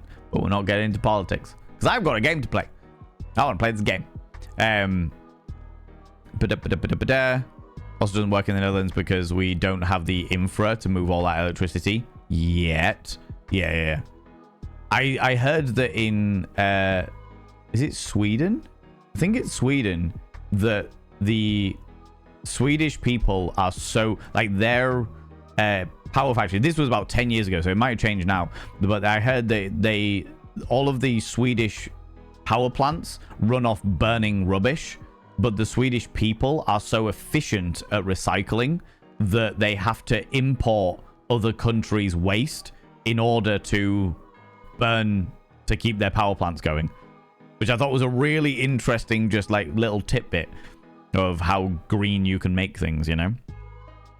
Living City, they don't have that deal unless you specifically get a deal with it. Oh, okay. Yeah, because not all places will want you to generate energy for them. To it. What do you get when you divide the circumference of a jack-o'-lantern by its diameter? Pumpkin pie. Oh, come on. Oh, good lord, Zabadian. Oh, come on. Fucking pumpkin pie. Jesus Christ. Thank you very much for 100 little panderings. Can I come in, Cheeky Devil? What do you like claiming cheeky kisses, you cheeky individual, you? Wild Annie, are you still here? 3 energy to power the house's solar panels to make it work. Okay, you need 3 times the energy you need in power. Okay, I see. That's the idea, to make a big set of tanks to store the water. My bad, the color code's got it wrong. There goes that fun thing. Oh, I'm good to hear that.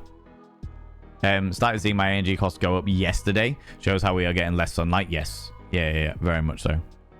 Very, very much so. Although I do stumble around in the dark all I fucking need to. Hello, yes, it wasn't me. I didn't do it. Well, actually, it was you. 54 minutes ago, you redeemed a Victorian advice. Today's Victorian advice comes from Don'ts for Husbands, a book published in 1913 by Blanche Ebbert. A year before the suffragette movement, so a year before women had rights in the United Kingdom. This was published by a woman. And we're on chapter 2, personal relations. Personal relations.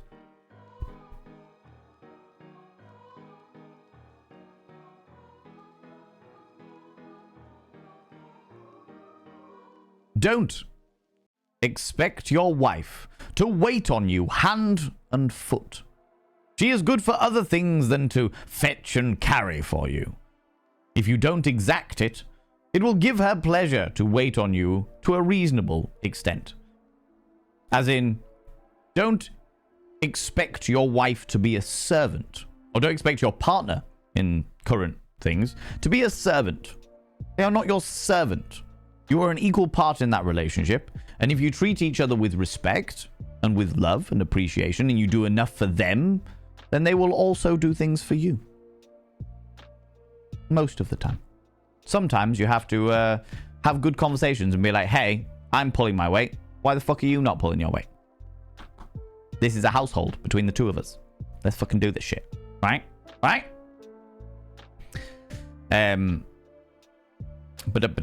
fucking I'm so far behind on chat again. I get so caught up.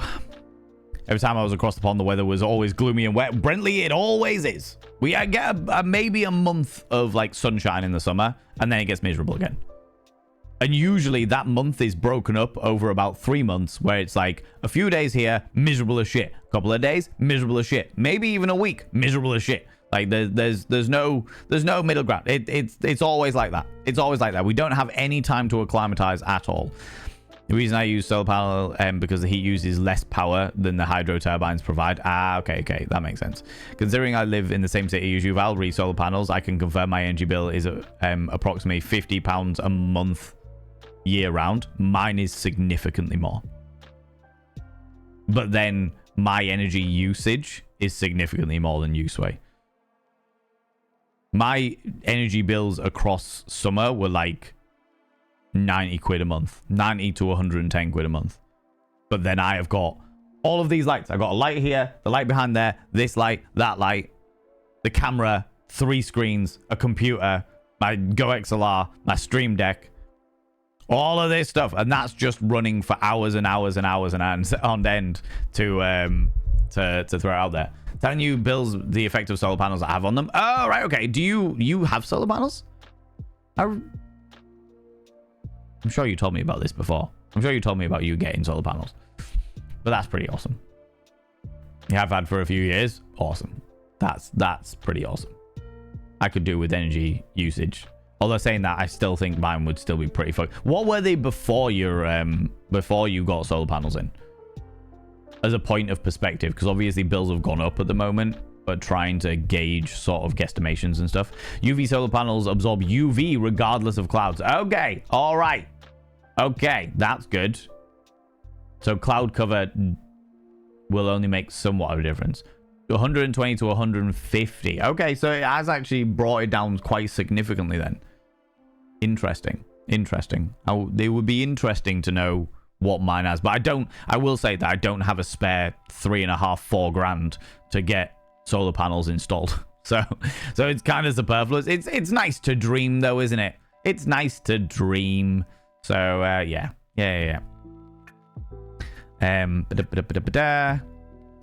Better ways to store energy. We waste as much as we create on solar wind for the point that they turn off getting versus getting installed.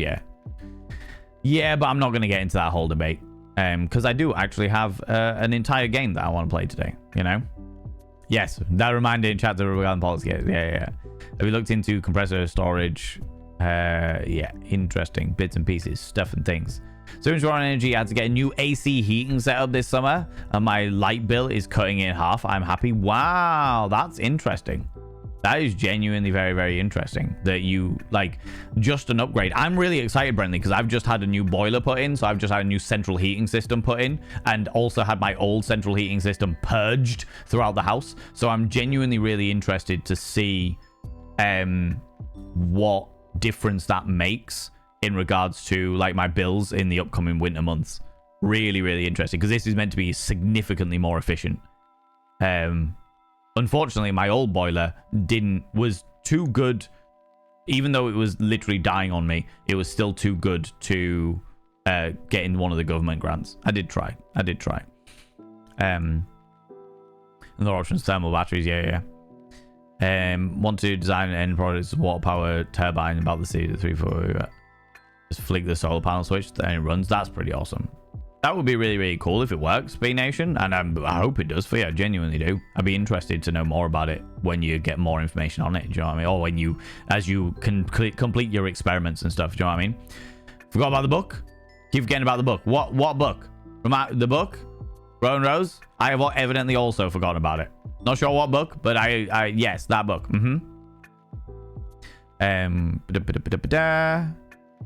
Need to cheer up and hugs today. Smolder, getting all close and personal, getting all of my business, Lunicorn. I see how it is. Cheeky little devil, look at you coming over here. It's because I'm dressed like a debonair motherfucker, isn't it? I understand. Cheeky little devil, what do you like? What do you like? Good Lord. This cold and miserable day, and you're getting a smolder, getting all hot under the collar, I see. I see how it is, you cheeky little devil. Outrageous. Outrageous, I tell you. Scandalous, even. Good Lord. What do you like? What do you like?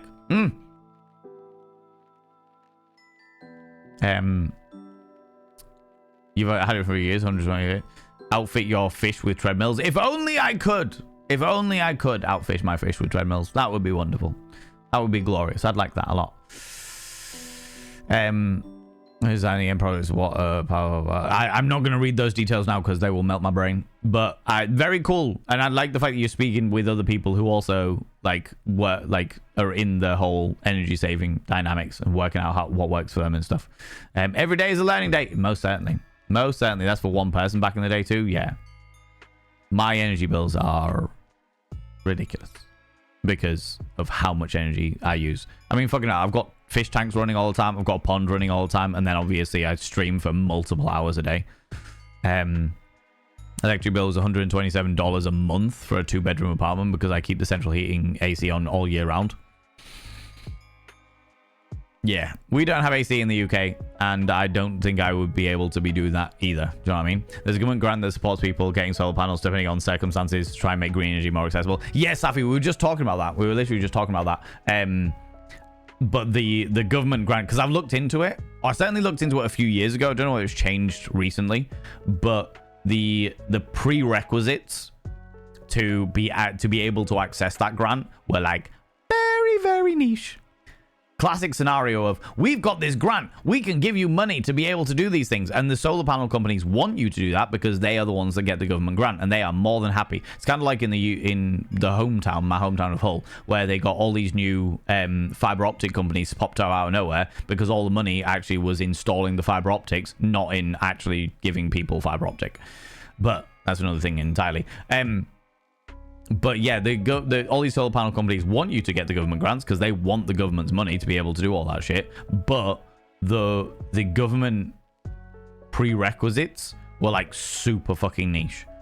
And when I looked it up a few years ago, because I was really interested in getting solar panels for the house, because I would like to bring down my energy bills because they're astronomical, because I'm a very high energy household.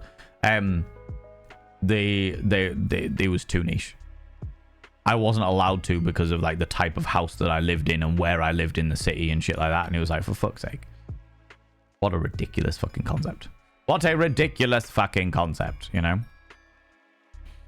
Swapped out my old boiler. It halved my bills, but it was just it was at all. Mine was old, but also inefficient. It was the same way when I got my new setup. I was shocked when I got my first bill and it was hot as hell this summer. Still is, yeah. Yeah, this is one of the reasons why people are like, why don't you get an AC unit? And I'm like, I would never get an AC unit. Not because of the fact that I don't appreciate air conditioning.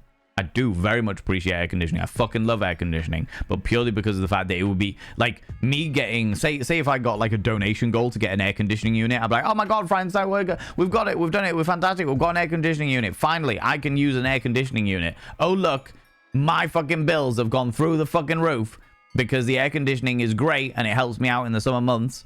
But at the same time, it's so fucking expensive to run, especially at the moment in the UK. Like our bill companies, they've taken all of before the last government left, they took all the energy caps off. There used to be caps, which meant that energy companies couldn't charge you more than a specific amount. It was like, you are not allowed to be charged any more than this because that is unfair and people shouldn't be paying that just to be able to fucking live in their houses. And then the old government got rid of it all because they were corrupt fucks. So they were like, right, okay, we're going to get rid of all that. And all of the energy companies went. It was...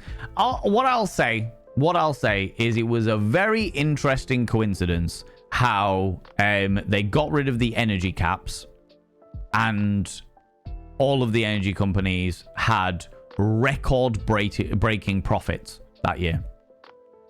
Just an interesting coincidence. Now, the energy companies naturally went, well, all of our resources are more expensive now. Our raw resources to be able to use our power plants are all more expensive now.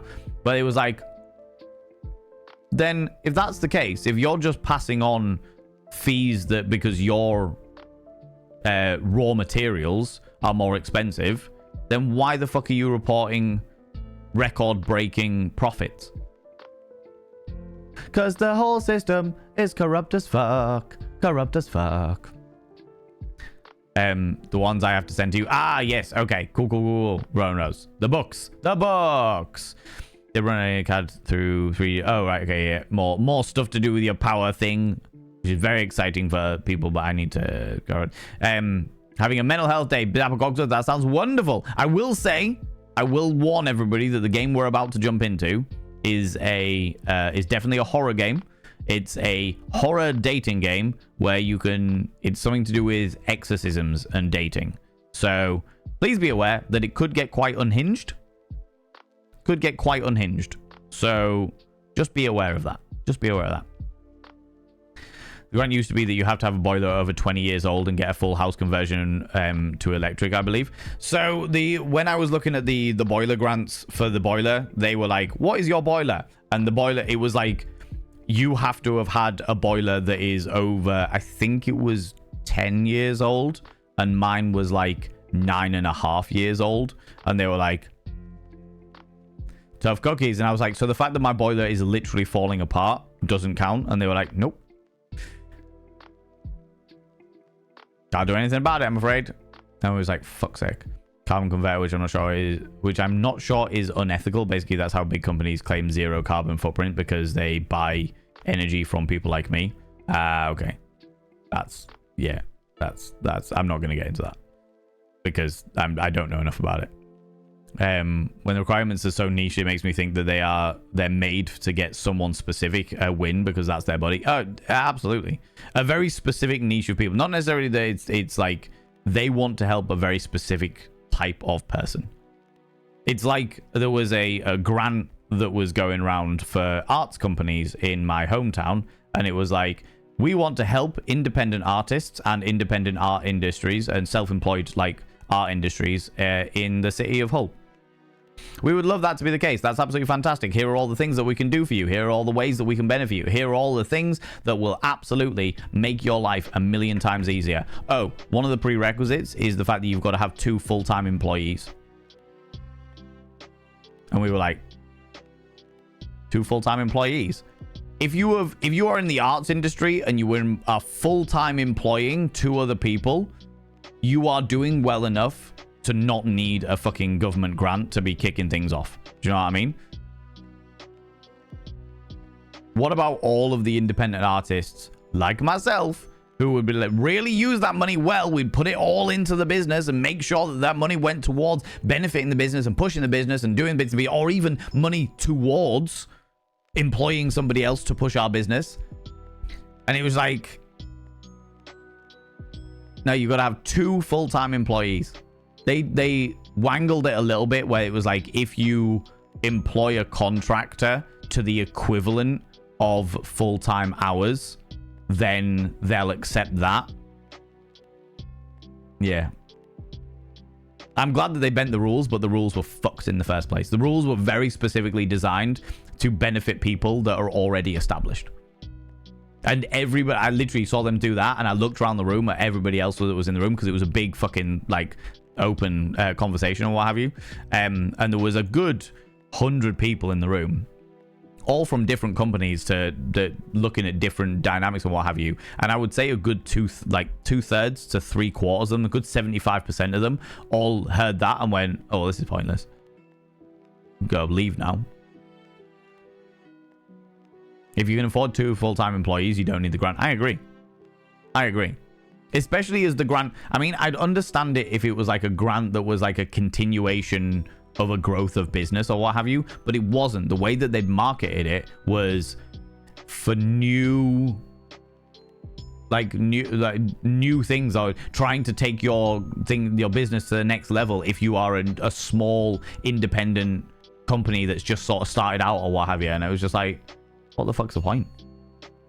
What's the fucking point? I will say that I was very impressed with the way that they followed up, because the guy who was like in charge of it all dropped me a message, and he was like, hey, I've got your feedback form here. Are you available for a call? Because I'd like to follow up on it and see what you thought and see why you thought it. And I got to air all of my things, because my feedback form was fucking horrible.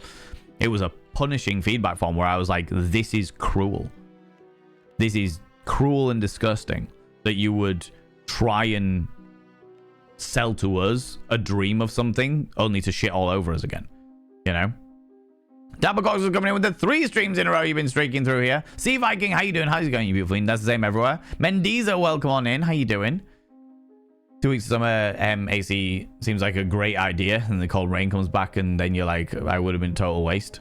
My room's literally a boiler room, as in the boiler is in my room, so I melt in the heat. Yeah. I can understand it if you lived in a boiler room, for sure.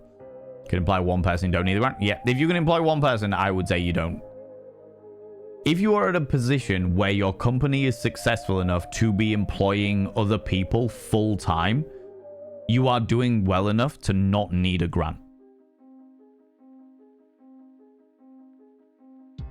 Not need a grant of that capacity at the very least. If you were getting like a grant for like R&D, or a grant to send your employees on training to take your business to the next level, I'd get it.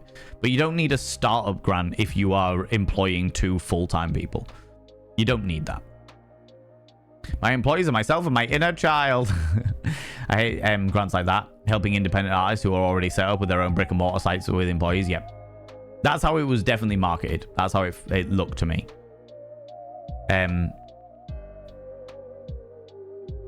The only way AC makes sense in the UK is to go with one that can also heat.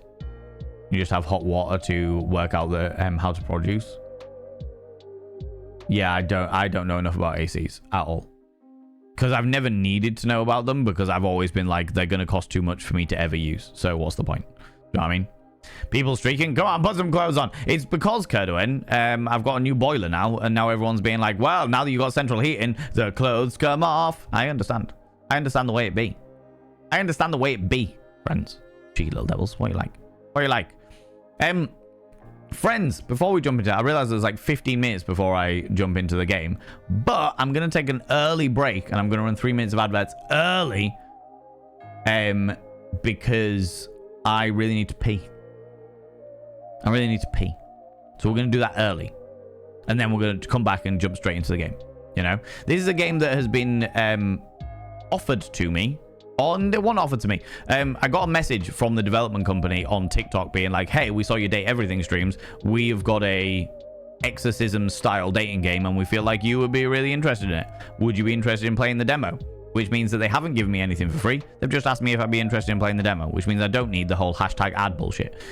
And I said, yeah, that does sound interesting. We'll check it out. We'll check it out. Is AC not just a heater fan? No. Air conditioning is taking the air, making it an exact temperature, and in some cases, also dehumidifying, depending on the AC unit. But it basically, air conditioning is conditioning the air to very specific circumstances, very specific standards, as it were, which is why they're so expensive to run. It's because it also is like it's more of a cooler thing. I'm more happy with my heater fan. Yeah, I'm happy with opening my windows. I'm good. Here's your startup grant, new artist. Great, I'll apply for that. Government, sorry, you are not established business, new artist, but this is a startup grant. Government, yep, startup for established businesses. Yep, basically that. Blaze Winter One. Yeah. How's it going, Dutch Demona? I'm doing all right, but I really need to pee. So I'm gonna take a quick break. I'm gonna run 3 minutes of adverts to get them out the fucking way. And then we're going to come back and we're going to jump into the game. All right. The game is called Lover's Enigma. And it is a visual novel dating game. That is creepy. But in the meantime, friends, get up, have a stretch your eyes, look at something in the distance, then look back again, grab some kind of beverage, hot, cold, or if the time is permitting, flamboyant as fuck. Don't forget to take your meds even. Go take your meds if you need to take the meds. If you haven't done it already and now is the appropriate time to do so, go take them now.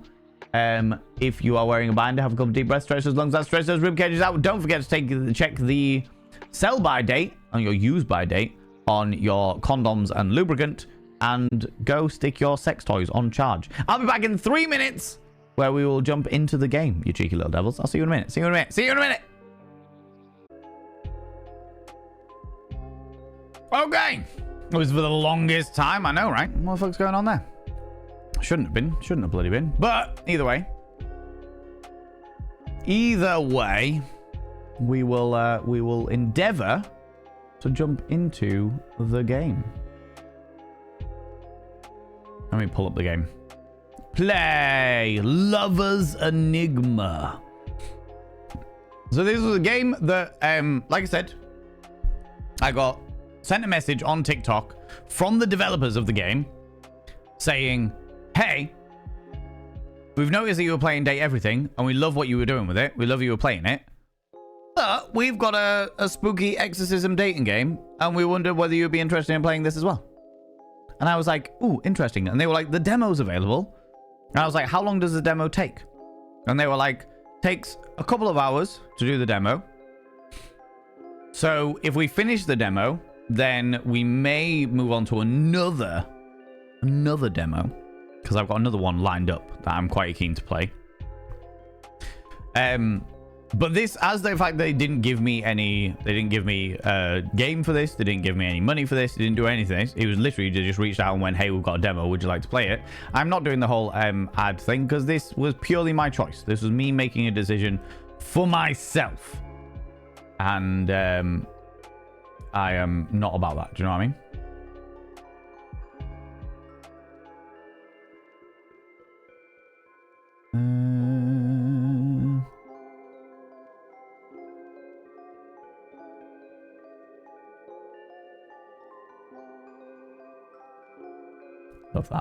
Love that. Okay. Right, let's get into it. Conqueror Veritas, how you doing, you beautiful individual? Come here, cheeky devil. What do you like, claiming cheeky kisses? Good lord. Good lord. I thought I'd spat something out on my hand then, but it was just, I'd just blown very thoroughly. And my hand was like, oh my god. Got something on there. Right, music.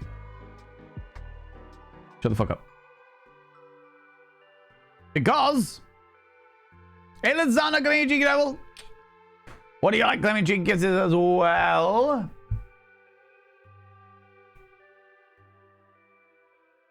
Milky Pork, come here, you cheeky devil. What do you like, Clement Cheeky Kisses as well? Oh my god, you people need your cheeky kisses. This is why I never get into games. This is why I never get into games, right? Probably a short video. No, the video was like 3 hours long, Nibber, and that's the reason why I picked that video. But for some reason, evidently fucking not. Evidently not. Also, how you doing, Nibber? How's it going? Puns and kisses, don't you even? Give me all of the baked goods. Honestly, I have just had to smash a slice of bread and butter in my face because I was like, I really want sweet treats. And I have none. I have no sweet treats. I have a real craving for chocolate hobnobs, and I have no chocolate hobnobs. But. Anyway, friends, we're going to jump into Lover's Enigma, which is this exorcism dating game, which looks fascinating, to say the least. This is the first day of the Indie Horror Emporium, because you know that I did the questionable game Emporium. Well, this is the Indie Horror Emporium, where every Wednesday we are going to be trying out new indie horror games. I mean, sticking our little toesies in indie horror games. And this is the first of them. This is the demo of them. As per usual, friends, haven't played this before, don't know anything about it. I don't know what trigger warnings there are about it, so I genuinely have got no fucking clue about what we're expecting here. Other than the fact that it's an exorcism dating game. And also, it's my first time playing it. So please, no hints, no tips, no spoilers. The less I know about the game, the happier I am as a human being, as per usual. If you did, you could pap my cheek for fun. I would happily pap your cheek for fun. I would happily do that. By all means. By all means. You got bagels? Oh, I fucking love bagels. I love a good bagel. For sure. For sure.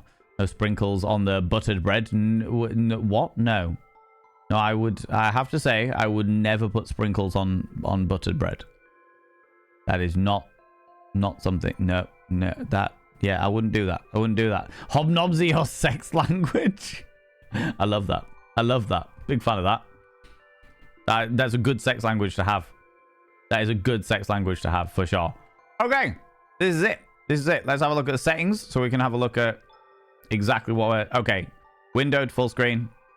Transitions, all transitions. Okay, that's it. Sound. Bring the music down a wee bit.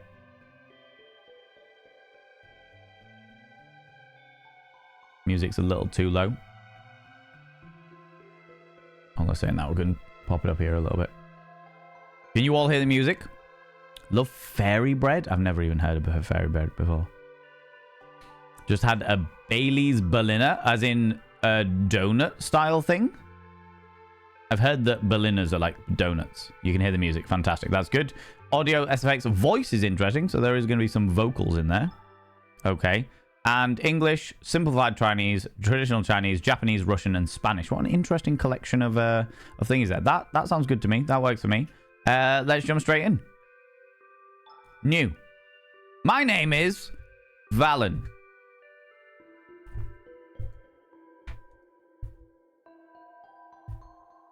Oh, we can't do Filth Wizard.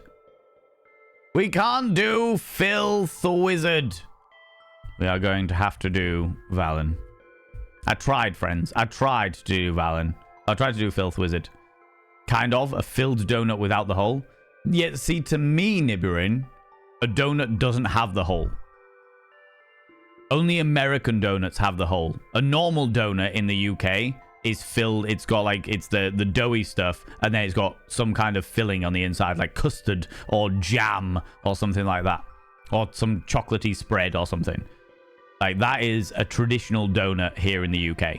And then you have a ring donut, which is the American style donuts without the bit in the middle. Then yes. Okay, cool. Look it up. Fairy bread.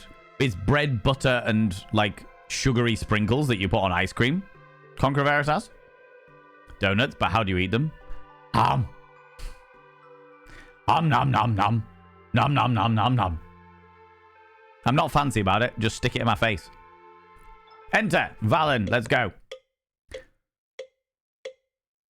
Ever since I was young, My mother's voice dictated my fate. Every word a reminder that my future was a tapestry woven from family obligations. The pinnacle of this was my arranged marriage to Kazuki.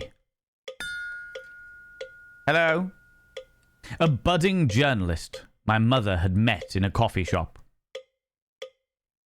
Lucky for her, he was in his late 20s too, and looking to settle down.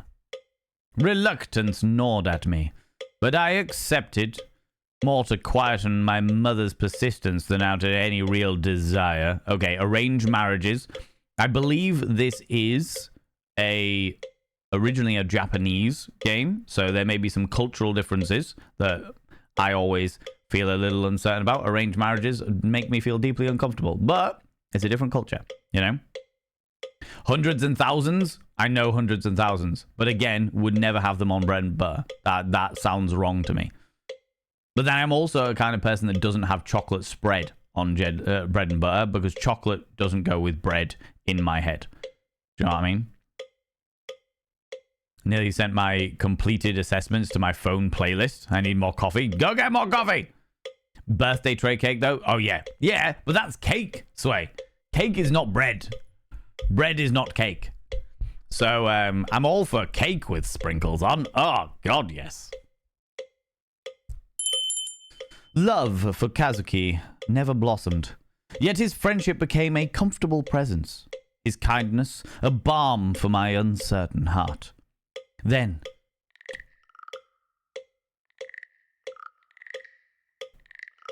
okay, this is where we get the freaky deaky bit. Then, just weeks after our wedding, he died. Did he die because we murdered him? Are we murdering him? That took a turn. It is a horror game. It is a horror game. It has to be said. So I was expecting some kind of deaths. There was part of me that was like, is it going to be like Doki Doki Literature Club? Do you know what I mean? But apparently we're going straight in with the death. Apparently we're going straight in with that. Irish cream Jaffa Monster and an Alani Witch's brew in my fridge. Sounds interesting. Stick some cheese in between it. Eat bread.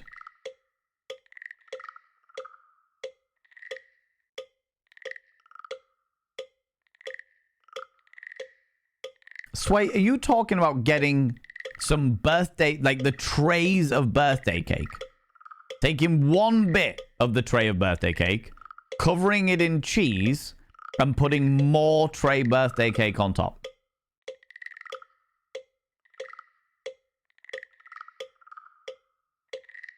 You are a wrong'un. This deeply upsets me. Deeply. And I'm the kind of person that has pancakes with cheese and sugar. And it deeply upsets me. Alright? Death by snoo snoo. We can only hope for, right?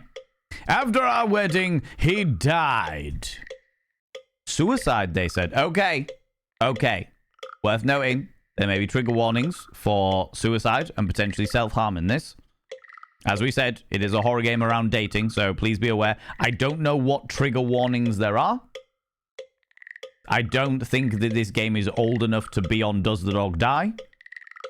May want to check it up if you want to, but we are going to go through. I will do my best to warn people about shit. Do you know what I mean? And what would you prefer? Caramel sauce and Marmite on? What? What? No. I would prefer it on fire. Lactose intolerant stomach hates that idea. I mean, my taste buds hate that idea. You never know until you try. Very true. Not gonna do it. Topologically, a torus donut is more interesting, but the ellipsoids one feel more homemade, no matter their sauce. I don't know what that means, Miss Asia. All of those words have gone way over my head. So far over my head, they're in orbit. Lurk, wait, yeah, you lurk away, Druid SME. No worries. You chill out. Thank you very much for coming in and hanging out. Real thing from NNS. It's something. That sounds like something. Sounds like something, Giles. Definitely something. But something about the way he died, the timing, felt Wrong. Terribly wrong. Yet, what can I do? I'm an actor in a play, stuck in a role I never chose. Every move and word feels scripted by someone else, and no matter how hard I try, I can't escape the part I'm supposed to play. It's been 40 minutes. All you hear is the relentless sound of your mother's voice.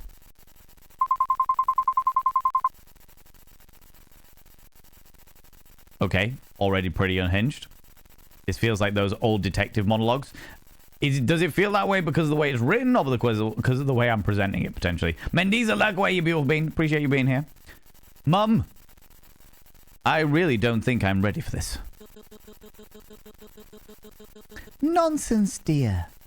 You're not getting any younger, and it's high time that you move on from your dead husband. Besides, Ryota seems like a nice young man, and he's been asking about you. I hate this. Please don't make me do this. I want to be happy. I know, but I still feel like something's missing. Like I haven't probably said goodbye. So we weren't in love with our previous husband, but he was a comfortable presence in our lives. So we loved him in a platonic way, not in a lust-filled way. He's still here. He's lingering. Oh, sweetheart. You're always stuck in the past, aren't you? You need to stop dwelling on what's gone and start thinking about your future. Ryota could be good for a good opportunity for you.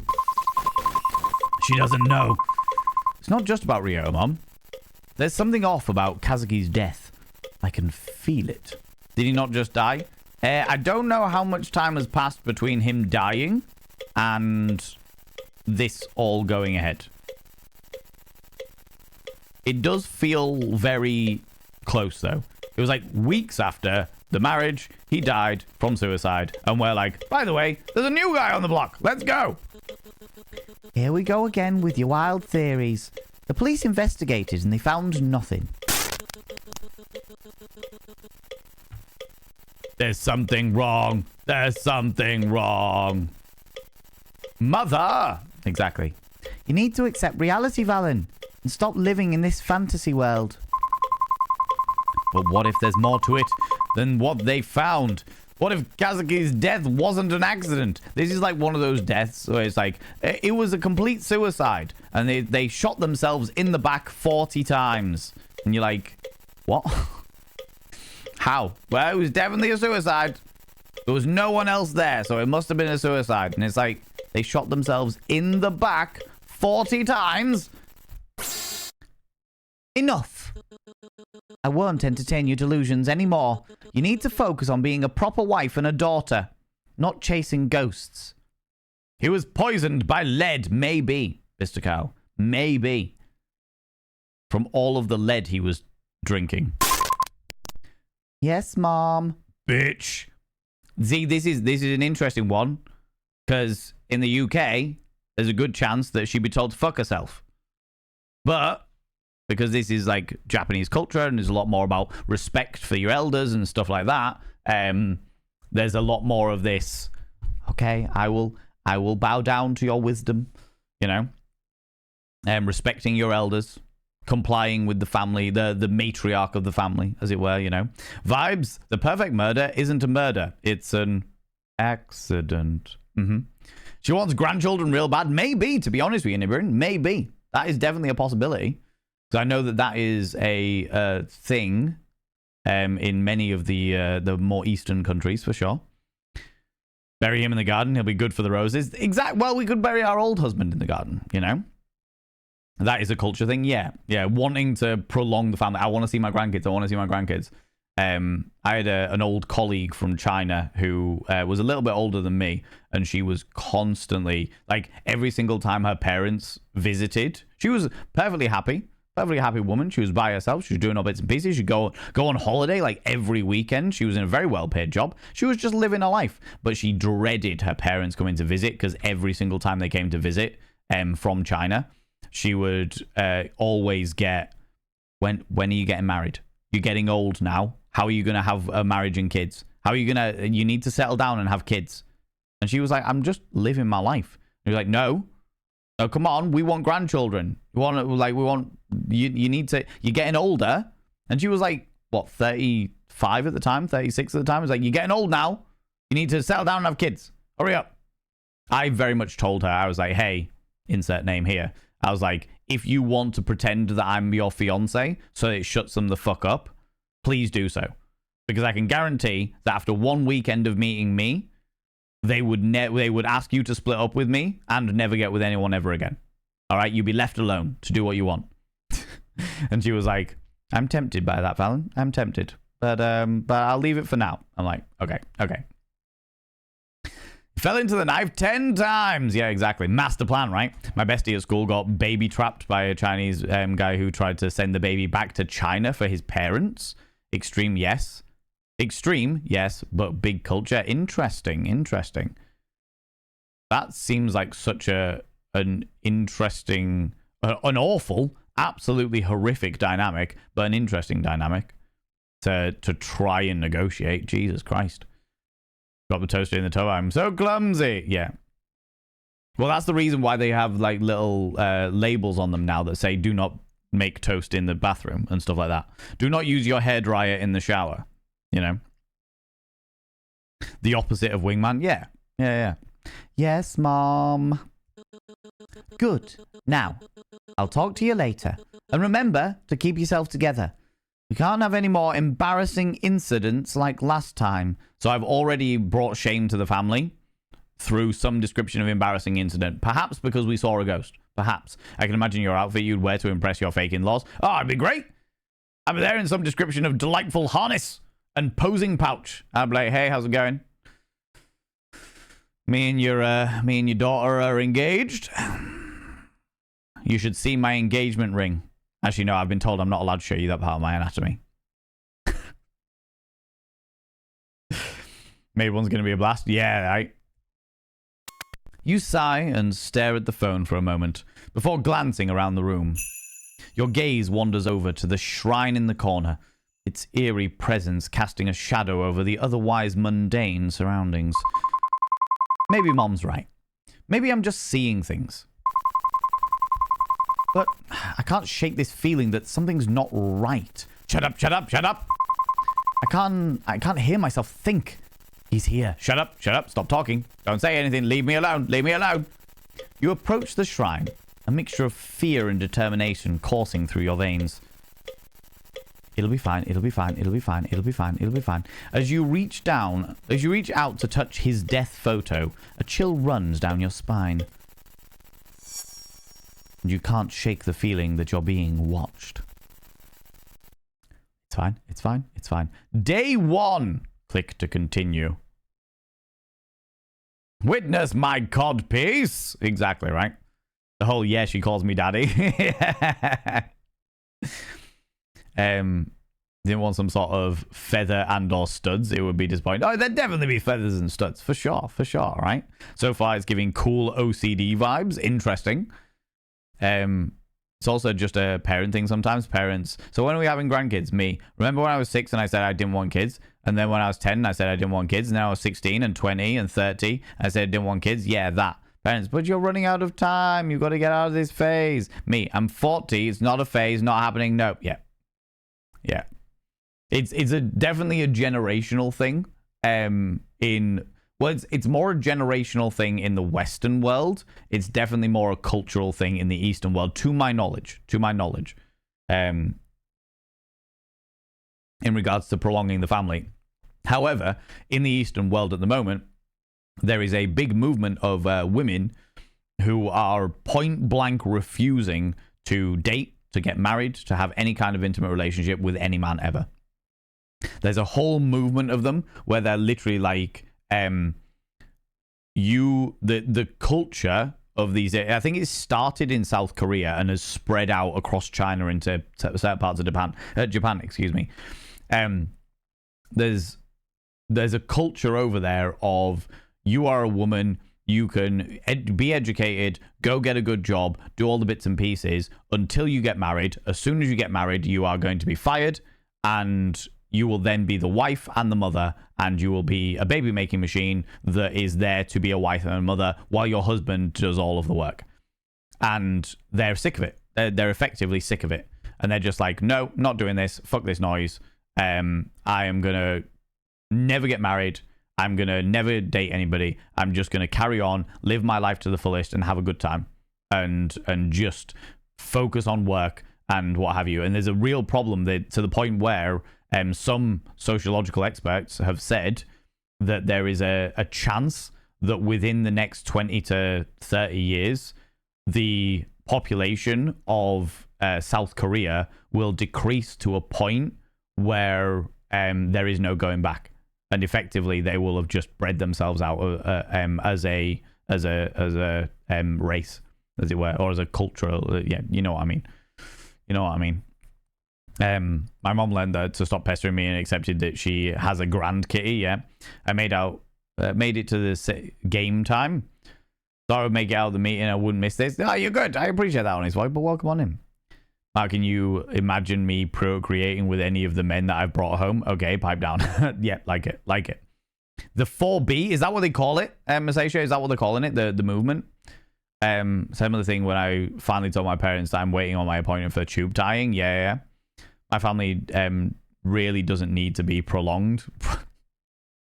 You see, for me, I'm like, I got my nephews. I'm not against kids. I'm not against procreating by any stretch of imagination. If it turns out that I end up having children, I will not be upset by that by any stretch of imagination. But I'm also not for kids. People find it very, very strange that I can be absolutely middle of the road, where I'm literally just being like, I'm good. I'm happy. If kids happen in my life, I'll be very, very happy about it. If they don't happen in my life, I'll be very, very happy about it. I am absolutely middle of the road about it, you know? China calling unmarried/childless women over 30 Shengnu, leftover women, doesn't help. Well, Blaze Winter on it's a really interesting thing in China, because obviously they had was it China that had the one-child policy at one stage because they were so worried about overpopulation? But there was a major issue with the one-child situation because they had such a patriarchal society that all of the families wanted boys. So you would have wives getting pregnant, finding out that it's a little girl, and getting abortions over and over and over and over again until such time as they had a little boy. And then they get to this generation where there is a massive, like the proportion of the binary male to female sexes is so male heavy that they are really struggling that you've got a massive loneliness epidemic across the country, because there is such a differentiation where there aren't in a heteronormative society, there aren't enough women to go around, for lack of a better term. So they're in this vile position where you've got all these men that are horrifically lonely, and some of which, has to be said, some of which end up being quite predatory about it, because there just isn't enough women because they were so focused. They were like, right, one child policy, we're too overpopulated, we need to make sure that each family only has one child. But all of those families wanted to have boys because of the way that the patriarchal society worked. And then they were like, okay, we're fucked. Absolutely fucked, you know? And then, of course, these things. Last I heard, it evolved into 5B. What do we know what the 5B stands for, Masasha? Japanese are at risk of dying out due to social issues. China, I think, is still having laws preventing many kids. I believe that they've released the laws on one-child policy, but I think there is a limit. I think it's maybe 3 kids. But don't quote me on that. I'm not 100% sure. Mean adorable bastard, how you doing? How's it going? Welcome on in. I told my parents every time I won't spread the bad crazy that they passed down to me. It's not happening. No more abuse. You can break Elizana, I fully understand that, and I appreciate that, and it is entirely your decision about having children and stuff like that, but you can embrace hereditary abusive cycles. I have known many people, very specifically some people that have been very, very close to me who have had generational abuse, where it's literally like one set of parents abuse their kids, then they abuse their kids, then they abuse their kids, and then they've come to the people that I know and they are like, I will not be like my parents. I will get through my trauma so that my kids are actually like don't have to deal with that shit. You know? It is entirely possible to do that. So I don't want anybody thinking that they can never have kids because they had abusive parents themselves, because that's not true. That is not true at all. It's going to take a lot of work, and a lot of therapy, a lot of self-reflection, a lot of self-realization, and there will be elements of having that child where you are triggered yourself because something that child does makes you remember your own childhood and the shit that you went through.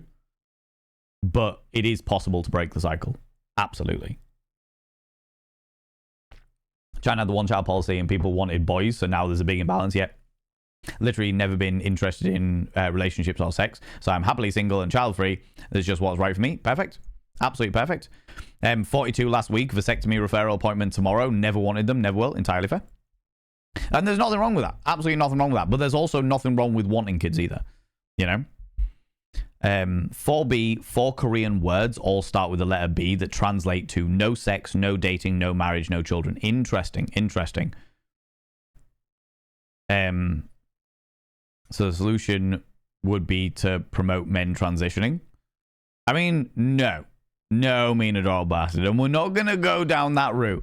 Trans people are trans people. They were born in the wrong body. We are not, it's not I realize that was a bit of a jest, but let's be very, very clear. If we start joking about like transitioning, we're very much under, sorry, cheeky. No, I fully understand that it was a cheeky joke and you meant no offense, 100%. But let's be very, very clear that trans people were born in the wrong body. It is not a case of, well, we're going to encourage. They got encouraged. They got persuaded. They got things. It's a very personal journey for trans people. And I fully understand that it was meant as a cheeky jest, but I'm going to, another one where I'm just going to be like, right, I'm just going to set the record straight here. Okay. So that nobody thinks that, or nobody gets the wrong idea, you know? 3-child policy now, right? Thank you very much, Onyx Void, for confirming that for me. Said to my parents that because it's something that they might understand, but hell no, zero interest in any sort of relationship. But that's something they won't ever understand. Yeah, because some people really struggle to think outside their own box. This is what happened to me, so this is the way everyone should be. No, not all. Broke it by having a daughter. Easier than it looks, to be honest. Nothing wrong with that. Nothing wrong with that. Easier than it looks in your circumstance, Biscuit Cow. And I'm genuinely really fucking glad for you. Less easy in other circumstances, because I know some people that really, really struggle with their breaking the generational trauma, purely because of what they went through, and that's them and their history and stuff like that. But they are still doing it. Do you know what I mean? They're still working their fucking ass off to break that generational trauma. Chose not to have kids because I personally have a disorder which can be hereditary, and also have hereditary thyroid issues, which made my life more difficult. Don't want to doom an innocent to the same struggles. Entirely fair. I am not here to judge anybody and their reasons for having kids or against having kids. I got no qualms at all. Like, you do with your own choices. I am very much pro-choice. Do you know what I mean? Very, very much pro-choice. However, I am also for having the discussions, you know. Nervous having any children of mine around my parents since they haven't healed from their own trauma wounds. Yes. Yeah. And I know an awful lot of people that are breaking their own generational trauma and have had to, in the process of that, have had to cut off their own parents because they're like, no, because I can't trust you around my kids. You know? Excuse me. The others just add on 4B, 5B, 6B, evolved in China to 6B4T, adding the additional 2 Bs opposing misogynistic products, and the 4 Ts are rejecting restrictive beauty standards, religion, and certain celebrity fandom cultures in general, all the variants of feminist movement. Interesting. And I am all for that movement. I mean, obviously nobody needs my fucking approval. I am all for that movement. However, I do find it quite difficult because a little while ago, I had a friend who was in a relationship with somebody, with a cis woman, and even though that couple were hopelessly in love, they very, very, very much loved each other. They were very, very compatible from what we could see on the outside. Obviously, there's things that go on behind closed doors that we don't all see, but they seemed very, very compatible. And he was absolutely heartbroken when she was like, I don't feel like I can be in a relationship with you because I support this movement. I support these women doing their thing in another country. I stand with them as a feminist. And as a result, I feel that I have to give up the person that I love in order to support them. And that's where I'm like, love, if you find somebody who treats you right, who you love completely and utterly, who is the right person for you, person and or persons for you, don't fucking give it up for the sake of... so you can support somebody, you can be an ally to an entire movement without giving up your love, especially when your partner actively supports that movement as well. When your partner's like, I absolutely support you, I support this movement, I am 100% with these people. And he was fucking heartbroken. Absolutely fucking heartbroken that was the way she felt about it, you know? And I that's where I'm like, you can have your morality, you can have your principles, but if you are prepared to give up one of the most important things in your life, which is the love of somebody that is your person, because of wanting to support other people in other countries that are going through shit, that's wild to me. That's fucking wild to me. I don't think there is nearly anything that I would... Yeah, just... Anyway, day one. Day one. Got choose type 2 years ago because I never want kids. Happily child-free, entirely fair. Living life where you choose. Yeah, I'm perfectly fine with that. No issues. Honestly, I encourage people to do what they want with their own bodies, for sure. Didn't care enough to make the effort to start a family, so it never happened. Not unhappy about it, but sometimes I do think would have been nice to have a family. Yeah, I get that. I get that entirely. Like I said, I'm not against having kids, but I'm also not for having kids. I'm like, I'll happily, if it turns out that I end up getting with somebody and they end up pregnant, and I'm like, and they want to keep it, and I'm like, cool, that's all right. Well, I'll be a dad. All right, cool beans. You know? But I'm also not like, oh, I desperately need to have children. Oh, I need to do this. Do you know what I mean? I'm not like that. It's just not the way I am. What we're playing? We're playing a game called Lover's Enigma. It is a horror dating game. A horror dating game. And so far, we found out that we had an arranged marriage. And this is the demo that I got asked to play by the developers. They didn't send me a free game or anything like that. They asked me if I'd play the demo, and I was like, do you know what? I will play the demo. Let's give it a look. But it's a horror dating game around exorcism, spirits, ghosts, and so far what we have found out is that our character had an arranged marriage with a young man who was a journalist, and then a few weeks after the wedding, he died supposedly by suicide. However, our character feels suspicious about the entire dynamic and is like, I'm not sure it was suicide. And there evidently seems to be some kind of paranoia, feeling like the ghost is haunting us a little bit for some unknown reason. But we've only just started, but I got distracted by conversations around children politics in other countries. Couldn't find a Steam game using that name. Yeah, so because of the fact the game category is the game category is games and demos, it means that there isn't one, but I can easily put it in here. Oh, that's definitely not what I wanted. That is... Why did it not copy the fucking thing? All right, cool. There we go. That Steam thing there. I can't even delete my own message. That's hilarious.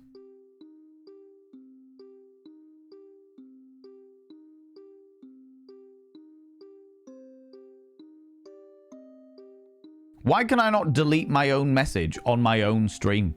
What a fucking stupid thing.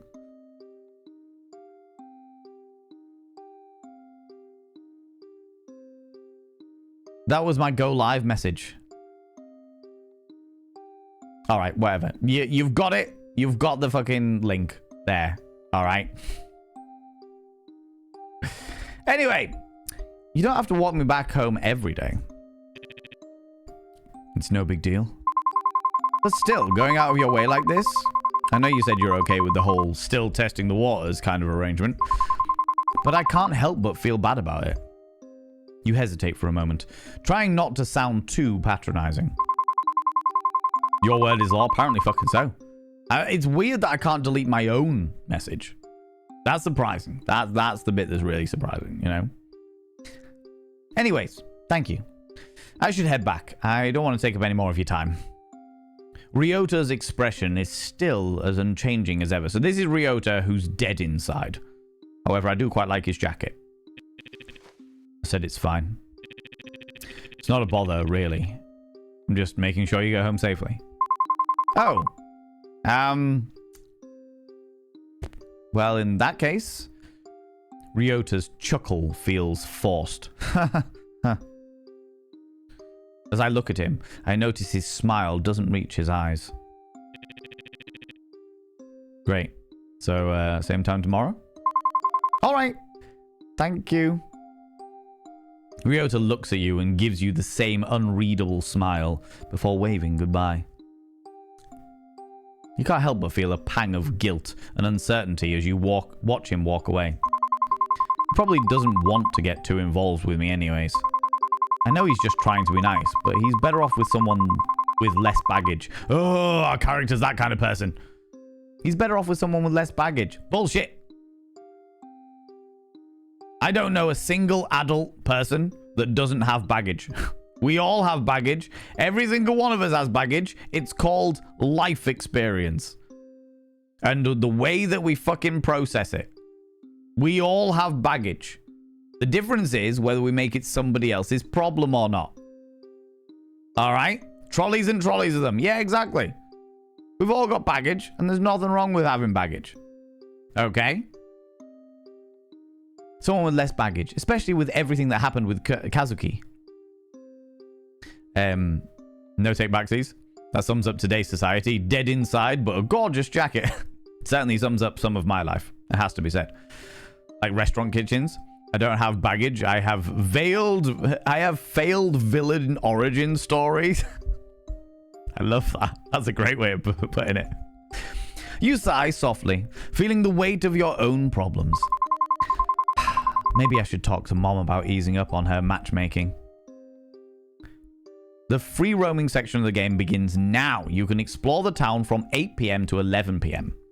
During this time, you'll have the chance to interact with the male leads scattered across the map, as well as engage in side interactions with various townsfolk. However, it looks like the male leads have already something planned for you today, so enjoy your time exploring.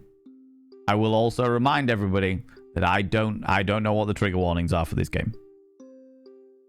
Just letting everyone know. Hopefully steer away from feeling too much in this story. Well, I can understand it because obviously there's a cultural dynamic there of being our character is a woman. So being a woman in a patriarchal society, for starters, as many of you people in this community will fully understand that dynamic, because even in the Western world, there is still a patriarchy, you know? It's just it's a different style of patriarchy when you go over towards Japan, as I understand it. So there's that dynamic, but there's also a lot of not wanting to get in the way, not wanting to be a bother, not wanting to be an embarrassment on the family, not wanting people to be around us if they feel like they're obliged to be around us. And if this character's dead in the eyes, then it seems like he's doing it because he feels obliged to do it. There is also a dynamic that we've seen already in regards to arranged marriages. So it's like, okay, this is an arranged marriage. This person's obviously trying to... Well, our mother is trying to set us up with this Ryota individual. So we'll see. But I think that our character may get better at that, but I think it also depends on how much they lean into horror. Because if we're being haunted, then that might not happen. Thought of a fun game. Think of a baggage claim at the airport. We put all our baggage there every month, pick up someone else's baggage, spice it up a little bit. Yeah. No villain alive has a failed story. They just rebrand and try again. One thing that can be said about villains is they are headstrong and consistent. Mostly. Patriarchy? Not in my house, there isn't. I like it. Yeah, to be honest, yeah. Villains always seem to have henchmen. They are giving people jobs, all right? Great people managers. They might not have the greatest HR department, but they are providing stable income for all them hench people. Exactly, right? Mine's a failed course because I'm incapable of deception. Just be an honest villain. Fucking game on. Either I understand it all too well and would be nice to see a micro tweak over time of how she feels about being too much. I enjoy fun turn away from the patriarchy story. Yes, but like I said, it just depends on how much they lean into. Well, first of all, it's a Japanese company that make this game. It's a Japanese company, as I understand it. Certainly, the individual that reached out to me certainly seemed to be a Japanese individual. Obviously, I didn't see them. They sent me a DM, but there will be cultural differences in this that we can explore. But also it depends on how much they lean into the horror element, because we've also got to remember that across the world there is a horror stereotype of the female protagonist being very, oh no, everything's happened to me, oh god, how am I gonna survive, panic, oh god, just very screamy. Like, that stereotype is still very much there. It's getting better now, certainly in like Hollywood movies and indie horror movies and stuff like that, with women being more strong, independent women, which is great to see. But there is a stereotype that they might have lent into the here. I don't know. We'll find out. Just don't stay out too late. You wouldn't want to make mom angry. My phone. Oh, it's a flip phone. I like that. Let's give it a little save. Okay, page 3, apparently. Oh, there's the auto saves. Quick saves. Interesting. Halt. Menu. Are you sure I want to return to the main menu? Yes, we've already saved. No! Load. I didn't mean main menu. I thought the main menu on the thingy. Fortunately, it was on number 3. Okay, so this menu takes us to the main menu. That takes us back. Okay, all right. Flip phones. Been a while. Messages. There are no available records on my emails. History. Gifts. Gifts? Okay, gallery. Settings. Got anything in the gallery? This was our first husband. This is Ryota.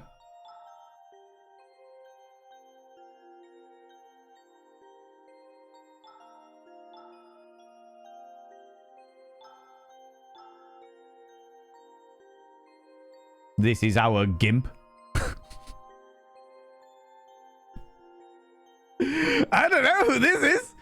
Apparently we've got a gimp. All right, okay. And this person is some description of vampire that wears a rope for a tie. Okay, all right. All right, okay, cool. I'm really enjoying the monochrome with little hints of color, like little scenes of color. That's really nice. It's a nice dynamic. Interesting to see. Love visual novel. I love seeing the damsel in distress become a badass heroine. Yes. I love that arc as well. What game? Are we playing a game? Oh, yes, you forgot. Yeah, exactly. Fell back to sleep. Had the most vivid dream. Was it a good dream? Authenticator? Was it a good one? Love the collar. Nice sugar, I know. Is giving Pokemon Go? It could well be. Settings, gifts, emails. We don't need any of this shit. About task list. Leave incense for Kazuki. Okay, so we've got the lower district, the pharmacy, the upper street, the temple. Well, let's go to the temple and get our task done. You see an individual try to enter the temple, but the shrine priest tries desperately to stop him. Besides, best not to intrude. Oh. Apparently that's it. Let's go down the riverside. Fuck it, why not? The neighboring district? Sure, let's go to the neighboring district. Day 1, it is 20 past 9. Hop into the library. The library is quiet.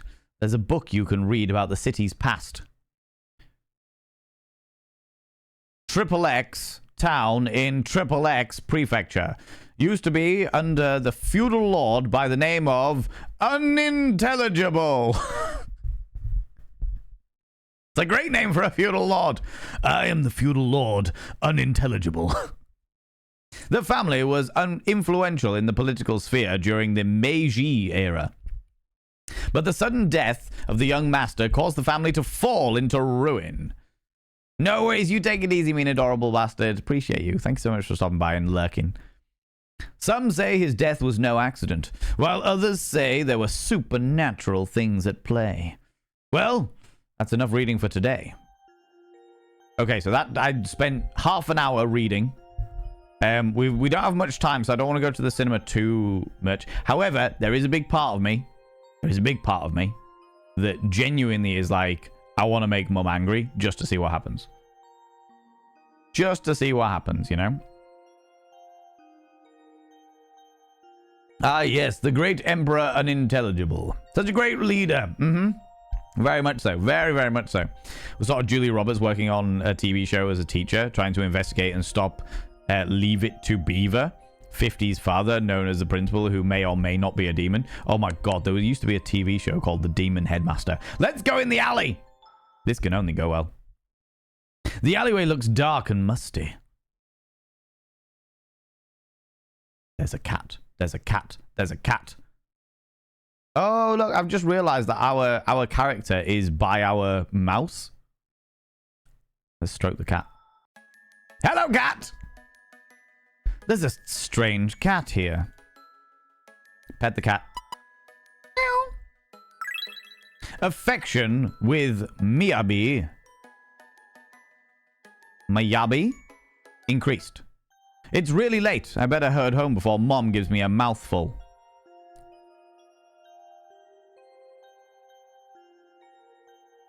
Strange office. Let's go in the strange office. This place does indeed seem shady.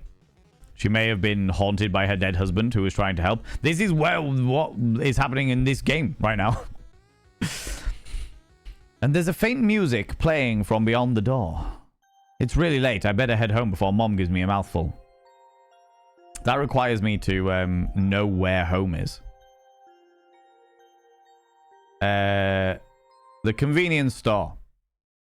You want to enter the convenience store, but there's a group of drunkards blocking the way. They seem to be yelling at the clerk. It's best if you avoid them. It's really late. Better head home. Yeah, okay, I got it. 20... Let's go to the lower street. Upper street. Can we go in the cafe and have a quick drink if we're going to the apartments? The cafe is closed for today. I should head back home. It's really late. I better head back home before Mom gives me a mouthful. Oh, fuck's sake. Alright, we're going to the apartments. Fine.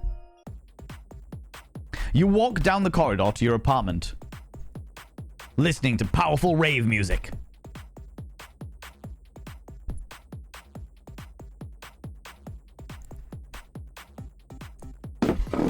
As you pass by your neighbor's unit, you hear a loud thud coming from the room inside, then a scuttle of footsteps shortly afterwards. Were they peeking out? Were they staring through their keyhole, desperate to try and see my fine hiney walking up the steps? I don't blame them. I've got a very fine hiney. Certainly was nice looking like Julia Roberts for a while. Yeah! Love that. Does she live alone or with mother? I think she lives... Good question, Sway. Good question. I thought she lived alone because it seemed like the first conversation with mother was a phone call. But I'm not sure. Maybe it's just the fact that our mother is very overbearing and therefore rings us at 11 o'clock. And if we're not in at 11 p.m., then she's like, where the fuck are you? Are you out being a skank, you dirty floozy? In which case, yeah, I would understand not wanting to have to deal with that, you know? The door clicks open and you see a familiar yet sporadic silhouette pop out from behind the door. Ah, it's our gimp. You need to stop calling people that wear collars gimps, Valen. Jesus Christ. You. Oh, you. Before you can say anything else, he cuts you off. Can you... Fuck me, that is loud. My phone. Settings. Sound. Let's bring that fucking down. Because that was ridiculously fucking loud. Oh no, that's a bit too quiet now.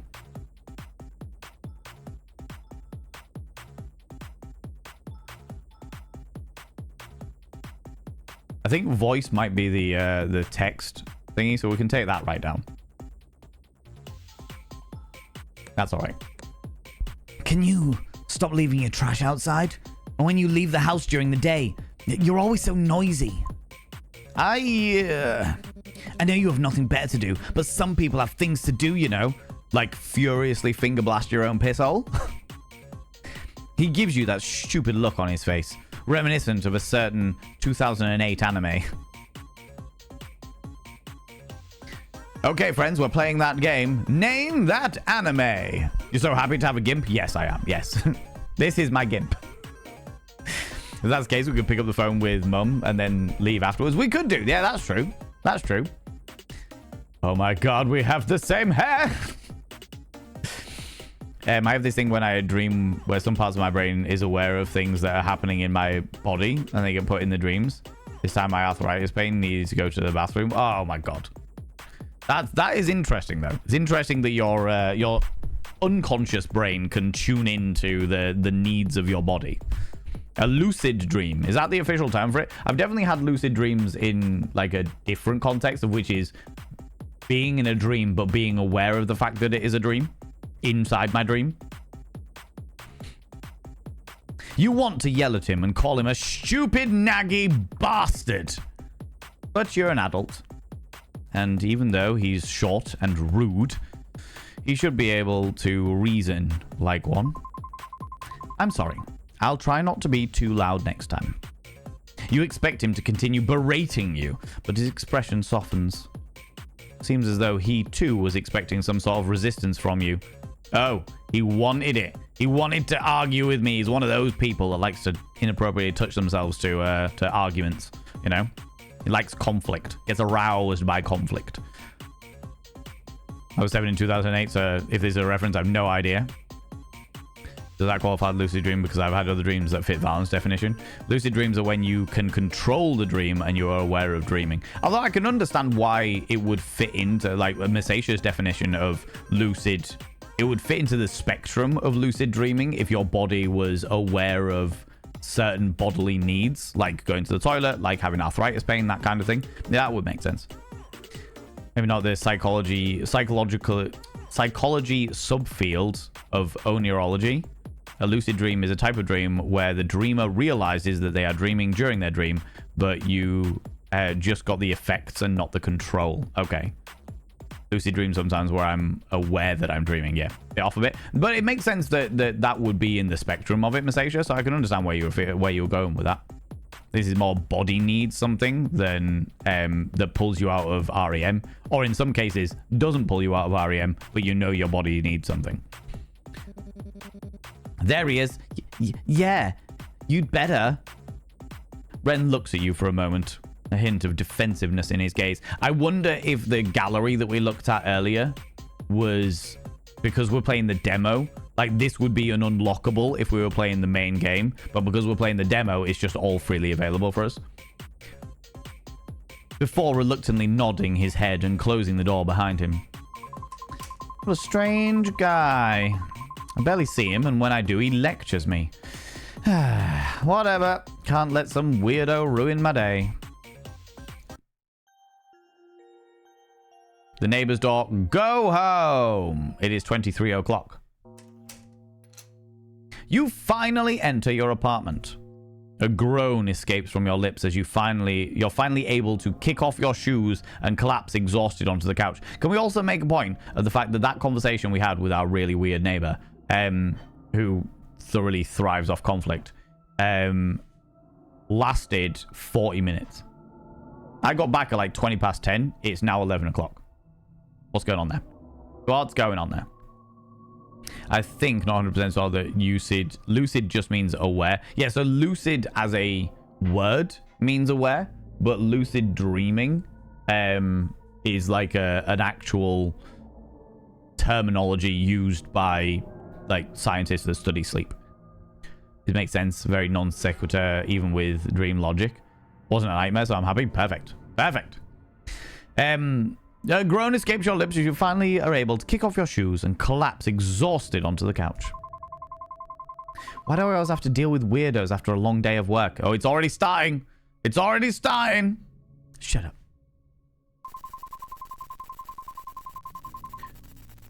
Is the... now, the question is, are these intrusive thoughts that are echoing around our brain, are they like conditioning, like a mental health conditioning where we've grown up in such an oppressive household? Like, it seems our mother is quite oppressive. Have we grown up in such an oppressive household that this sort of stuff is just like our subconscious telling us that we're shit and we're horrible and we're nasty people and we need to shut up and we need to be quiet and we need to stop complaining? Or is it that we're being haunted by a vengeful ghost who's telling us to shut up? Aliens! It is aliens. That makes much more sense.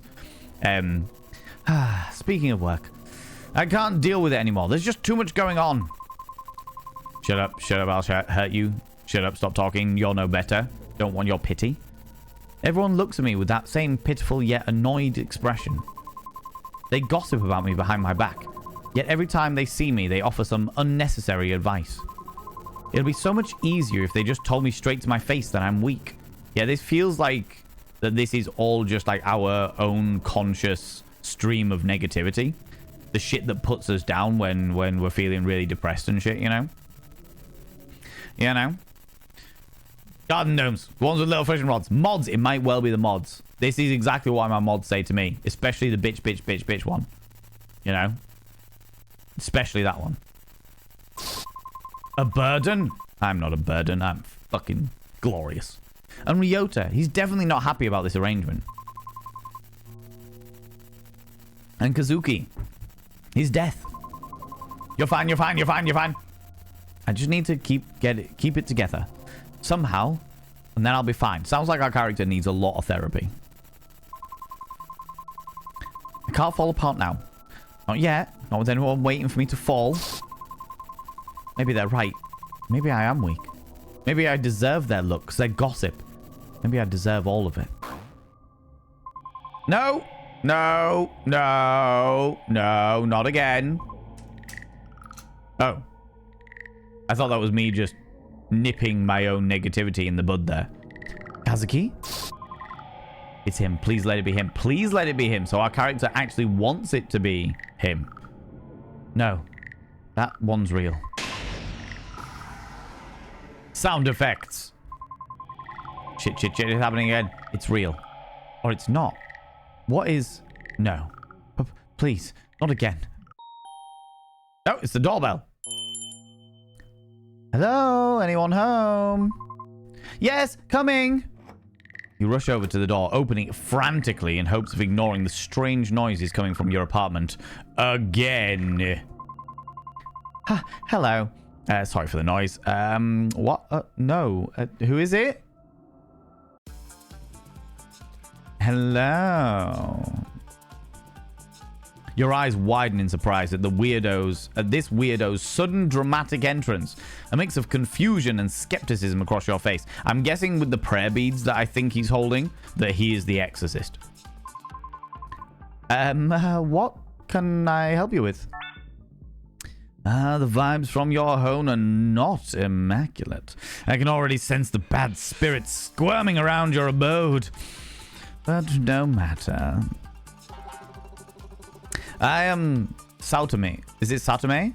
I am Satome Haruki, exorcist extraordinaire, at your service. You blink, taken aback by Haruki's grandiose introduction. You were shaken up before, but now you're just simply perplexed. Who the hell is this guy? Exorcist? Haruki pauses for a moment, seemingly as though analyzing you a bit, his face showing a momentary tinge of shock. Then he shakes his head, as if to shrug off the thought before continuing with his introduction. Indeed, your esteemed mother has employed my services to assist you with the spiritual disturbances plaguing this dwelling. Your skepticism grows as you eye Haruki warily. And you're sure you can handle it? Fear not, fair maiden. My reputation precedes me. While some may doubt my methods, I assure you, I possess genuine spiritual prowess. Doubt fills your mind, but at this point, it's embracing a bit of spiritual fanfare, really. It is embracing a bit of spiritual fanfare really the worst idea that you've had? Well, I suppose it can't hurt to give it a try. Haruki beams at you, his smile shrewd yet unreadable. Excellent! With your cooperation, we shall banish these troublesome spirits post-haste. Now, shall we begin? You hesitate, staring at this strange man once again. Alright, maybe letting some weirdo into your house really isn't the best idea. Actually, I appreciate your offer, but I think I might be better if you come back another time. I need some time to prepare myself for your methods. Why do I need to prepare myself for the methods? Does his methods involve burying his face between my thighs? What's going on here? Haruki's smile falters, but he nods, reluctantly accepting your request. I understand, dear client, though I must say the spirit may not be so patient. But if it is your wish, I shall honor it. Until next time, then. Interesting. And just like that, the exorcist disappears as mysteriously as he had appeared. You close the door and turn back to your apartment, trying to steady your breath. Thank you very much, Nibirin, you beautiful bean. Appreciate that. I'll be keeping an eye. As the silence settles, a sudden tremor courses through the room.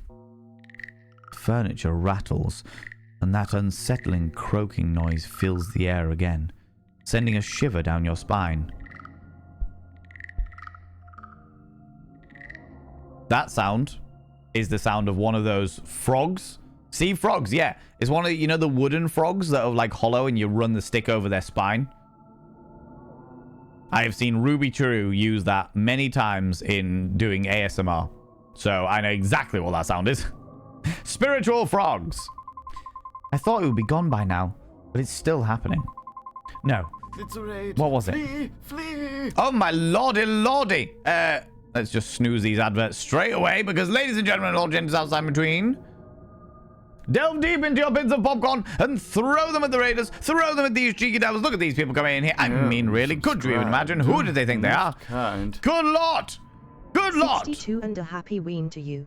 A happy ween to you as well, Abby Stabby, you exquisite individual. 62 months. Good Lordy. I have never seen the like, you beautiful bean. Flee, Oh my lordy, a double raid, a double raid, a double raid will... No, come on. And there we go. More popcorn, friends. More popcorn. More popcorn at these raiders. These beautiful raiders coming in from Rebel Naystream as well. You little stalker. Good Lord. All of it. All of the things. Thank you so much for the follow, you beautiful being. Welcome on in. How you doing? And Rebel Nay, how you doing? Welcome on in. Oh my lordy, all these beautiful people coming in here. Friends. Oh my God, I'm getting drowned by popcorn. Drowned by popcorn. I'm still here. I'm still here. How you doing, friends? How's it going? Welcome on in, you glorious beans, both from Abby Stabby Art stream and from Rebel Nade stream. You beautiful individuals. How you doing? How's it going? Friends, if you do not know Abby Stabby Art is the mother of Monty, does a whole load of our emotes and a whole load of our merchandise as well. A very good friend of mine, phenomenal artist, well worth checking out. Let me give them another cheeky little shout out so that I can give you all of their love and attention. In fact, sure. There we go. That'll do. That's all right. Perfect. People go check out Abby Stabby Art. Look at this glorious doodle. Glorious, fun games, shits and giggles. Also, on Fridays, she makes some really, really unhinged shit because that's the way. She likes it. And also, people from my stream, go and check out the glorious Rebel Nay, aka Ellie. Oh, Rebel Nay. There we go. Perfect. Also, go check out the glorious Rebel Nay. I do have mods that can do this. Who is also doing some artwork today? Were you doing some more D&D art? Dungeons and or Dragons, as I call it, BDSM and Fire Lizards? These are the questions I have. Friends from all of these wonderful streams, if you are new here, two things you need to know about this channel. One, you're not allowed to apologize.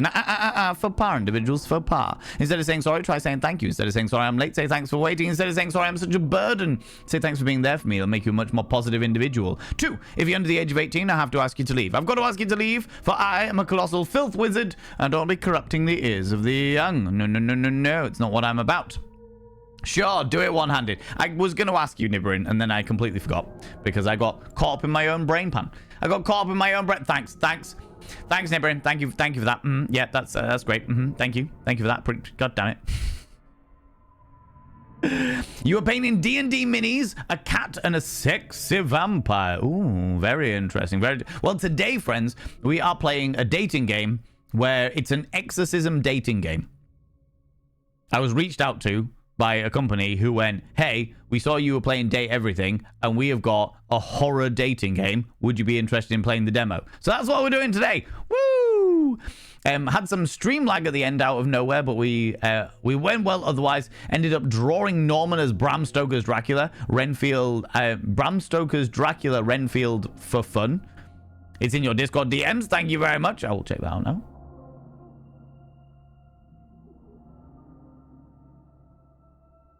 That's hilarious. I love that. I love that.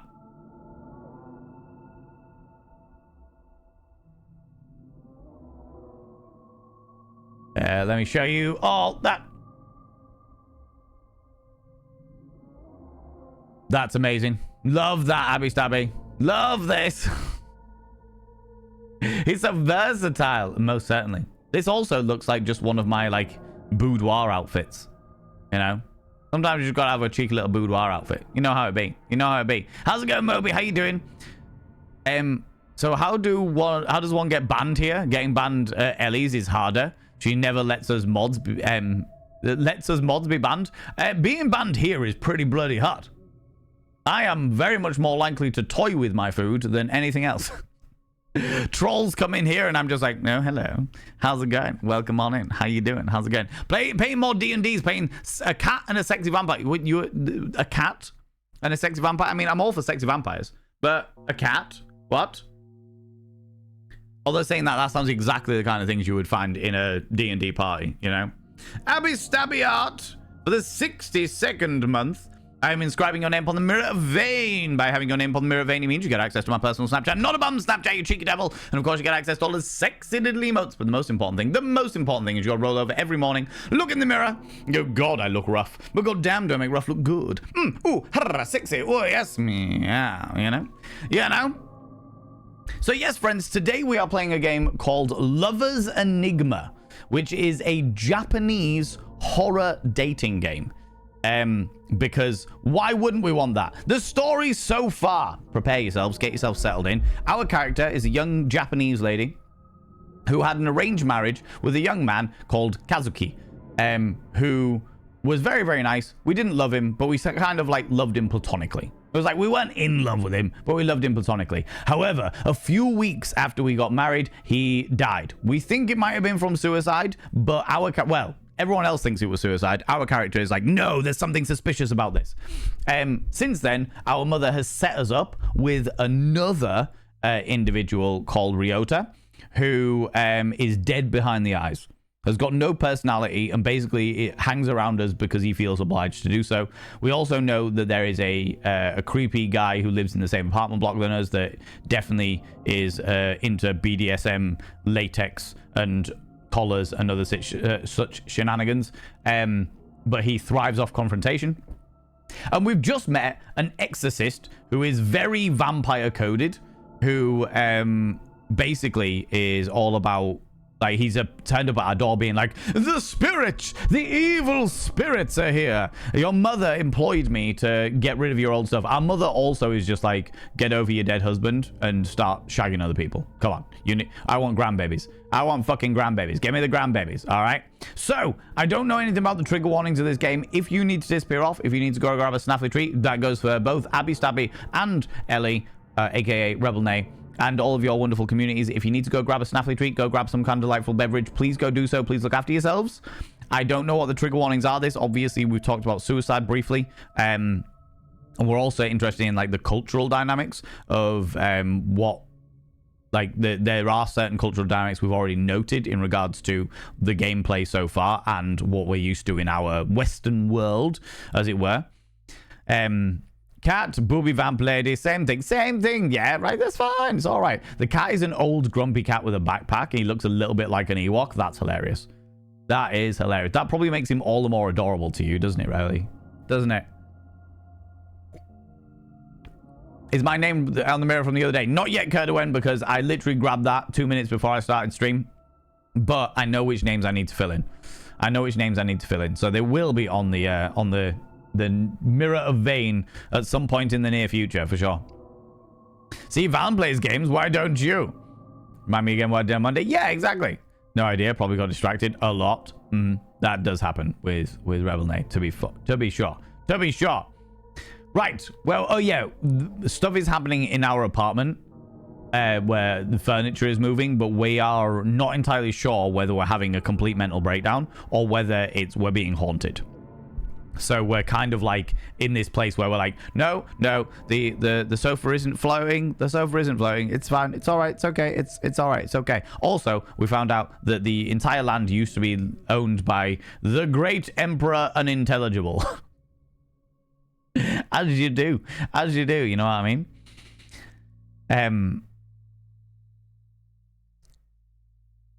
Oh, thank you very much. Yeah, Kedwin, I'll put it on at some point. I'll be filling them all in probably after my meeting this evening. But again, thank you very much, Rebel Nay, and thank you very much, Abby Stabby Art, for both of your raids. I really appreciate you choosing to share your little communities with me. I really appreciate that, you beautiful beings. That's very kind of you. Very, very kind of you. But my 9th fountain pen, but this one is a keychain. I have a problem. Do I have a problem? Help. It's not a boo-boo. I'll hang it on a bag and call it a Le Pen pen. I'll stop talking now. Thank you for coming to my pen talk. What, Masasha? What? You have a tiny fountain pen? Is that not just going to leak ink everywhere? That was the issue that I had constantly here with fountain pens. Panda to it! My housemates are convinced our house is haunted. I don't get it. I've lived here for 273 years and not noticed anything strange. God damn it, Zabadian. God damn it. No. What was it? I need to check my phone. Checking our phone. Leave incense for Kazuki. Oh no. Crap. I must have forgotten to leave incense out for Kazuki. No. Damn it. As you approached the shrine, it began to shake violently. Oh, right. Okay. So that wasn't an objective. That was a plot line. Okay. Interesting. Has a cap like regular pens? Yeah, but I still find that they always leak everywhere. I still find that they always leak everywhere. They're a pain in the hoop. Kazuki's death photo slips off the altar.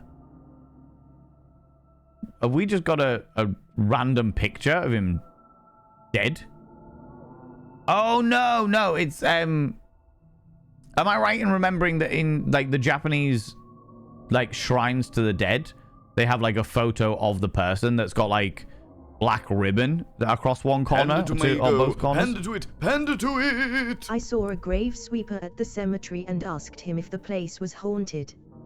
He said no, he hadn't seen a ghost in over 200 years. Of course. How did I not see that coming? Zabadian, thank you very much, 100 little panda rings. The 200 little panda rings. Correct. Okay, so when they say the death photo, they mean the photo that is in place of like a gravestone, effectively. Okay, interesting. Yeah, Uncle Iroh, of course. You race to the shrine, your heart pounding in your chest. This is the slot machine. We are playing the demo of this game. I'm not playing the full game. The company reached out to me on TikTok, of all platforms, and they were like, hey, we've seen your Date Everything playthroughs. We think you'd really enjoy our horror dating game. Would you be up for playing the demo? So this is the reason why I'm playing the demo. So this is the slot machine. You need 3 matches to win, but if your sanity is high, you only need 2 matches.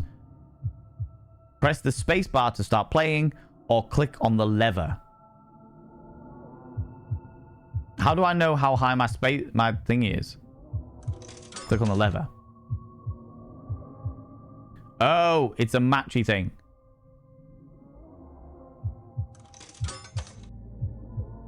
Oh, and it goes in order. Oh, fuck.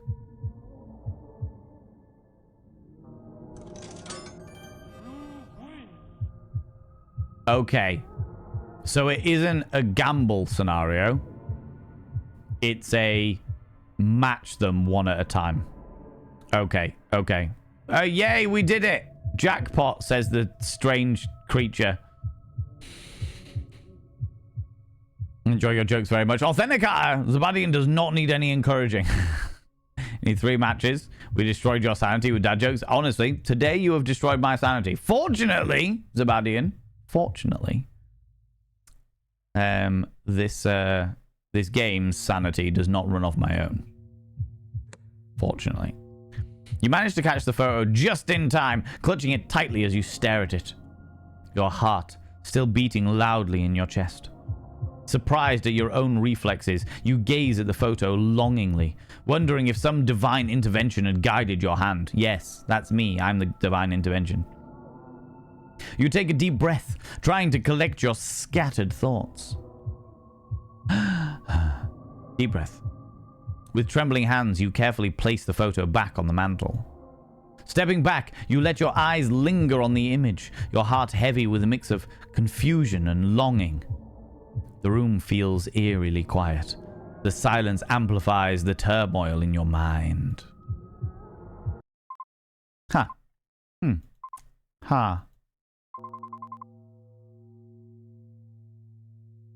Nightmare? I mean, Kazuki? Shit. I'm losing it again. That's not good. I need to calm down. What did she tell me? What was it? The bathroom. Yes. I have to get to the bathroom. Normally you would get actual help in order to keep yourself together. But that's not an option for you. At least not now. So this is the next best thing in keeping things under wraps. This is a rhythm game. Your goal is to match the beats by pressing the arrow keys at the right time. Okay. Arrow icon will appear on the screen in sync with the music. Hit the corresponding arrow key just when it lines up with the target zone.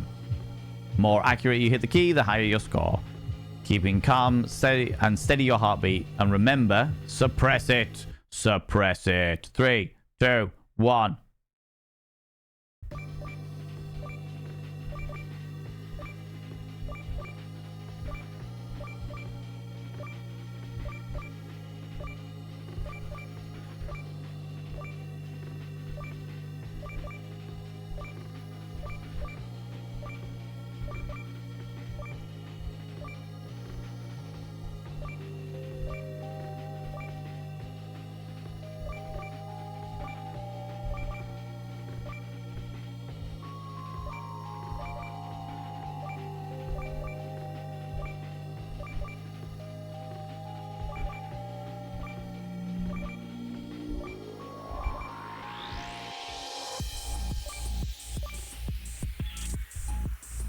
missing them now.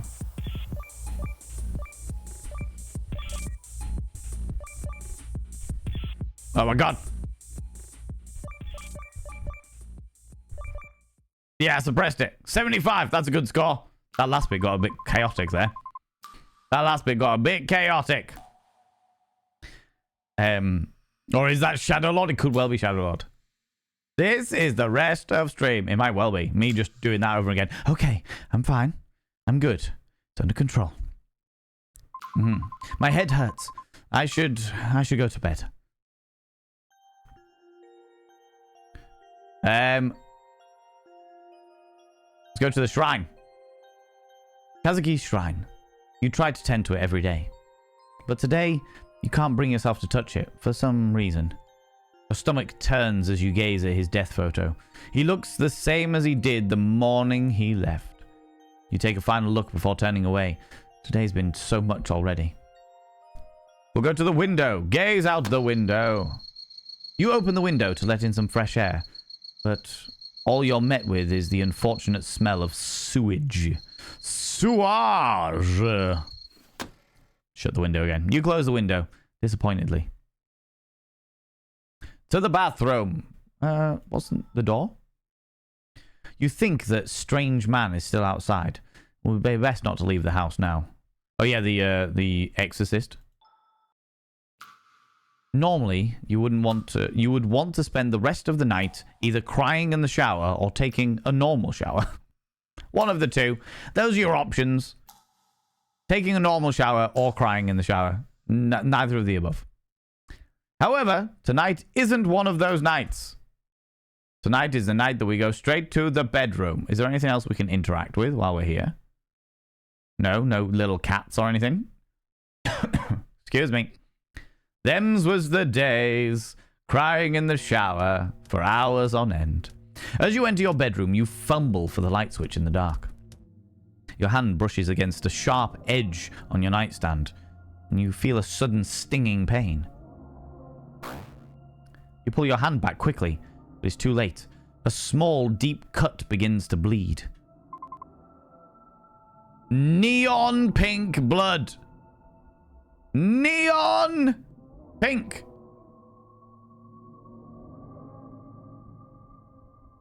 What the dickens? What?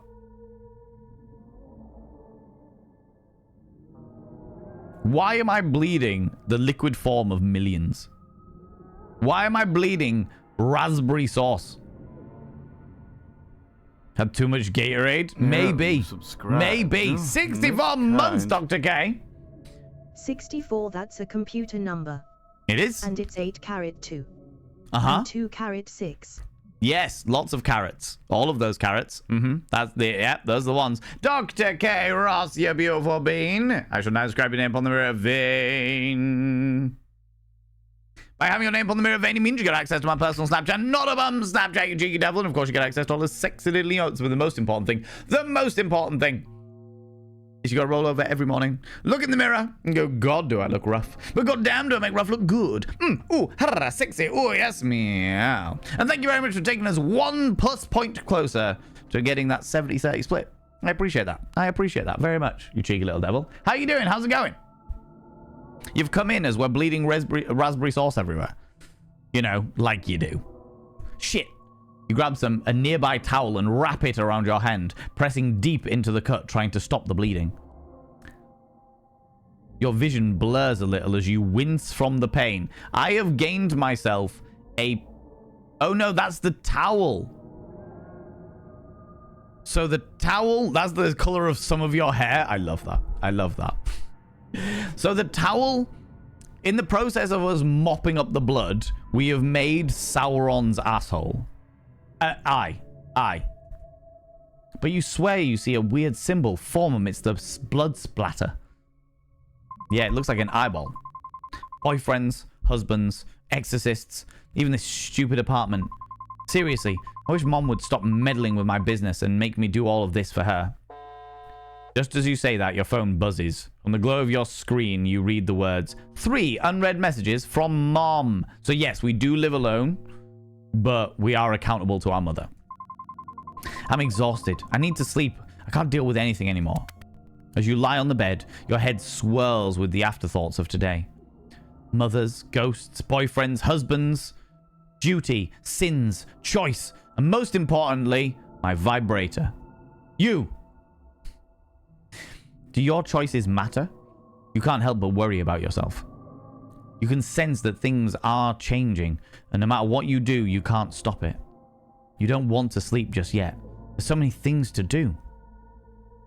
But your eyes give out as you lay there on your bed. Ah, Mum's going to be pissed. Never mind, eh? Sauron's one ring. Yeah, exactly. Exactly. Your thoughts are finally quieting down, and all you hear is the same resounding sound of drums.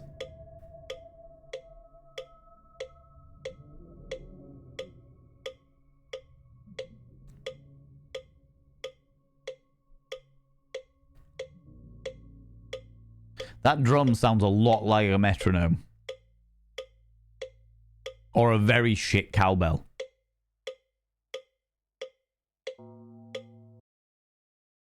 Day 2! Day 2!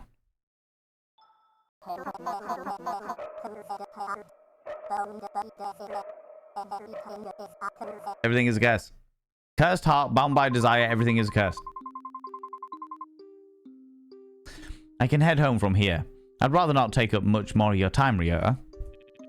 It's not a problem for me to escort you back. Oh, well, it's just I have to get some stuff on the way home. Dinner and such. I won't insist then. Have a safe walk home, Valen. Ryota leaves, heading towards the cafe. Maybe he's just visiting Yoko before going home. Who's Yoko? From Mother. Excuse me. Your heart rate was unnaturally high last night. What do I keep telling you? Keep yourself together, Valen. Just follow your routine and it'll be okay. Just remember to do as I say. Fuck off, Mother. Bloody Mum. You don't like Mum. She's a meddling bitch. Ugh, why can't she mind her own business? Exactly. Whatever. I still have other things I need to do. Tasks. General. Gotta keep my sanity high. Always good. Always something worth paying attention to. Making sure you keep your sanity high. Temple. Get incense for Kazuki. Shrine. Leave incense for Kazuki. Bathroom. Do your daily routine. Convenience store. Visit the store. Visit Granny at the sweet shop. And thank Yoko for the croissant. Not the croissant. The croissant. Anyways, I should get some offerings for Kazuki's shrine before going home. Thankfully, the temple is still open at this hour. Free roaming is now available at 8 p.m. to 11 p.m. During this time, you find the male leads. Yep. Blah, blah, blah. It won't wait forever. Some interactions will disappear after a certain amount of time, so choose wisely. Additionally, any interactions involving the main character will automatically advance time by an hour. Play your night carefully. Okay. We'll go to the temple then. Because this is the most important to get incense for Kazuki. However, the exorcist is there. As you approach the temple, you see Haruki being hastily escorted out by an irate monk. Seriously, stop handing out your business cards to people trying to pray. This is a holy ground, not a business conference. Haruki, unperturbed by the monk's anger, tries to defend himself as he's pushed to the exit. Whoa, your boy on the grind for that bread. You get me? I'm an actual exorcist. I'm here to help. That's enough. You've had it with your antics. Leave before I call the police again. Carrie, how you doing, you beautiful individual? You never get enough cowbell, even if it's a shit one. All of the extra cowbell, right? That drum sounds a lot like an old clock. A little bit, yeah. Why is she checking our heart rate? Good question, to be honest, yeah. Very, very good question. Whole new level of helicopter parent. She just wired us up, rigged us up, and is monitoring every aspect of our body. That, or maybe she's the one that's making us sick. We've all heard the stories of people like that make their kids sick because they want to look after them. Jeez, I'm doing what's called marketing, all right? People need my help. I'm not going to stop spreading the word. Watch. As you stand by, observing the scene, Haruki catches sight of you and grins cheerily. Ah, a witness to my magnificence. You must vouch for me, dear client. This common man cannot perceive the ultimate force of my spiritual power. But he's a monk who's had years of spiritual training. And I've taken a 30-day masterclass in exorcisms. Clearly, we're both qualified. Are you comparing years of dedicated training and discipline to your online workshop? Hey, every legend has to start somewhere. Plus, I have a certificate and everything. Is it one of those online certificates that you print out for yourself? It's legit, okay? Just because I took a modern approach doesn't mean I'm not effective. Why am I even arguing with you? Modern approach or not, this is sacred ground and it deserves respect. I respect it. I just think there's room for both ancient wisdom and new techniques. I'm here to help people in my very own effective and very real way.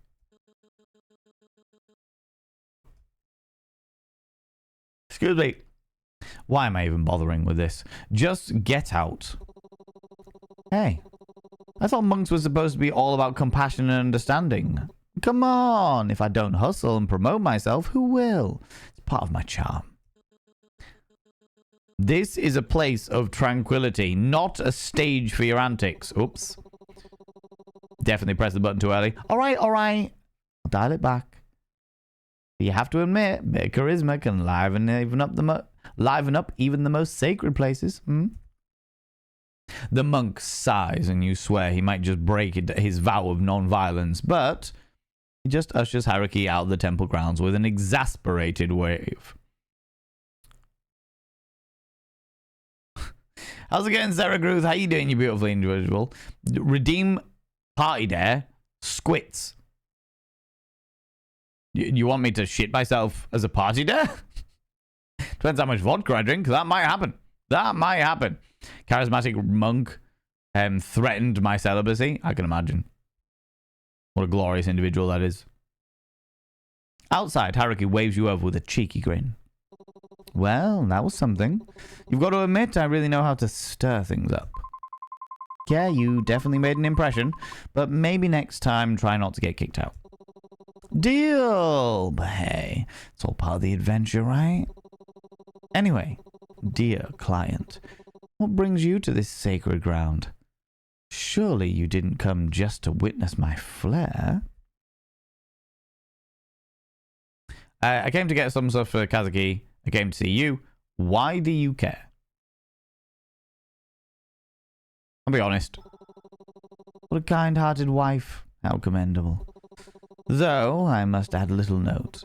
Simply bringing gifts might not suffice to appease all spirits, especially those of rather malevolent kind. Kazuki's not an evil spirit. Ah, I see. Forgive my choice of words, dear client. The world of spirits is vast and often misunderstood. Even benign spirits can have their own complexities and dangers. It's just that he's a little different. His ghost, if you will, has a different aura to it. Whatever is haunting your house, it is not a simple spirit. It's something that's been festering for years, even. You're only saying that to sell me more of your services, aren't you? Ye of little faith. While I would love to show you more of my abilities, Valen, this time I am being quite serious. Whatever is going on in your home is quite unique. As much as I enjoy the eccentricities of the unknown, your house guest is not something to be taken lightly. Thank you for the concern. Goodbye. I didn't think you'd be so accepting of my deductions. Are you finally growing to trust me and my spiritual prowess? Don't push it. But as long as you know that I do genuinely care, that's good enough for me. Anyways, I would love to stay and chat, but duty calls. Remember to contact me if anything happens. I'll be off. With a dramatic flourish of his coat, Haruki turns and heads to the temple, down the temple steps, disappearing into the bustling streets. You watch him go. A mix of amusement and reassurance settles in. Despite his eccentricities, Haruki's presence feels undeniably comforting. Right, I had better go to get Kazuki's incense while I'm here. Yeah, you subscribed. Most kind. 4 years of chaos. Time flies when you're having fun. Laughing smiley. Good Lord, Shade. Oh, excuse me. 4 years. Well, I never. Bloody Nora, 48 months. Good Lord. I will now inscribe your name on the mirror vein. Charismatic religious figures are a kink. Oh, really? Authentic art. That's interesting. Shade and sunshine. By having your name on the mirror vein, it means you get access to my personal Snapchat. Not a bum Snapchat, you cheeky devil. And of course, you get access to all those sexy little emotes. But the most important thing is you go roll over every morning, look in the mirror, and go, God, I look rough. But god damn, do I make rough look good. Ooh, sexy. Oh, yes, meow. You know? Yeah, cheeky devil. Welcome on in. How you doing? How's it going? How's things? Okay. Sanity 100. My sanity has increased because I picked up incense. Affection with Haruki increased. Okay. That's taken me... Why did that take an hour and 15 minutes? I thought I had from 8 p.m. through. Task list. Keep my sanity high.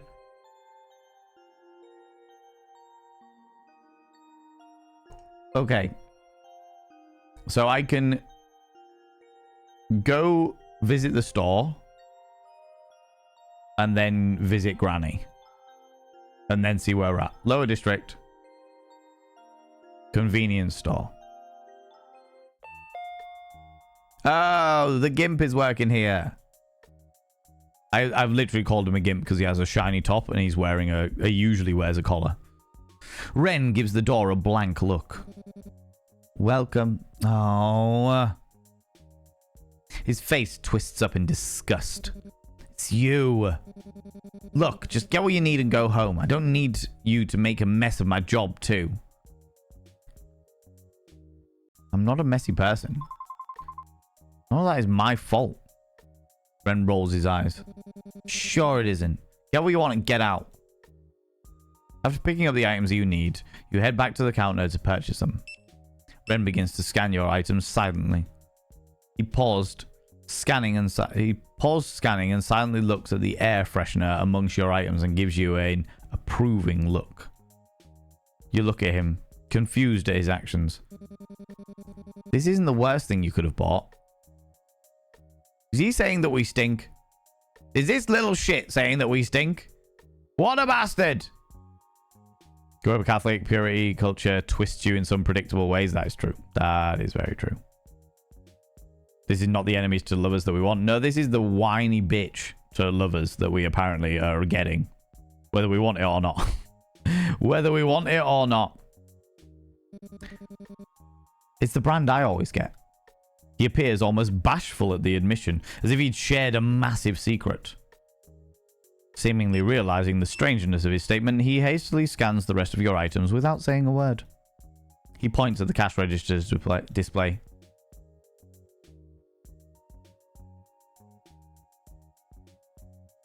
It's part of me that wants to tease him, because he's a little shit. Let's tease him. I bet you'd look cute in a uniform. What? What? You can't just say that, Valen. What's wrong? You getting shy? Ren ducks down behind the counter, his voice muffled as he spoke again. Just pay and leave. Are you hiding behind the counter? No, I am not hiding. The crack in his voice. No, I'm not hiding. The crack in his voice begins to differ, or begs to differ. Oh, well, I guess I should swing by the convenience store more often. Ren slowly peeks his head out from behind the counter, his ears still burning red. Okay, so he does fantasize on a daily basis about how amazing we are. Can't blame him. Can't blame him. All right. Can see the book titles now. Yeah. Hey, it is me. No, you're nowhere near as annoying as this. At all. At all. You wouldn't just pop your head out and be like, hey, guess what? You stink. And turn around to somebody who's buying air freshener and be like, this is a very good purchase. Thank you for the patronage. I hate you. Please, never. Come again. Guess it's time to go. Messing with him was fun, though. As you head towards the exit, you hear a loud crash. Turning around, you see a customer standing amidst a toppled display. Ren, clearly irritated, clicks his tongue. Is it gonna get dirty? To you, mate? Did he just compliment you? I can compliment Sway. Sway's a wonderful individual.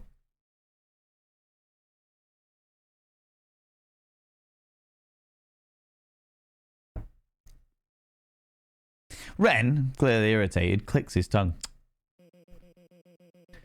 Did you just click your tongue at me? You worthless brat. It's your sloppy work that caused this. What if I was injured, huh? It's not my job to deal with morons.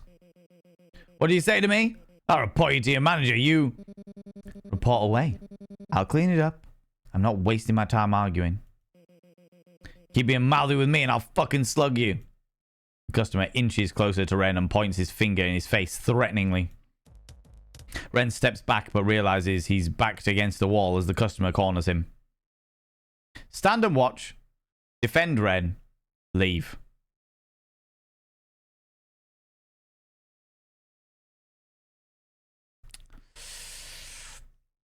My justice complex will not allow me to just leave. I'll defend Ren. Seeing the customer's aggression, you decide to step in. Hey, how can you say such things? You're the one who should apologize. As you try to intervene, the customer, who you can see is clearly intoxicated, tries to swing at you. Oh, good lord.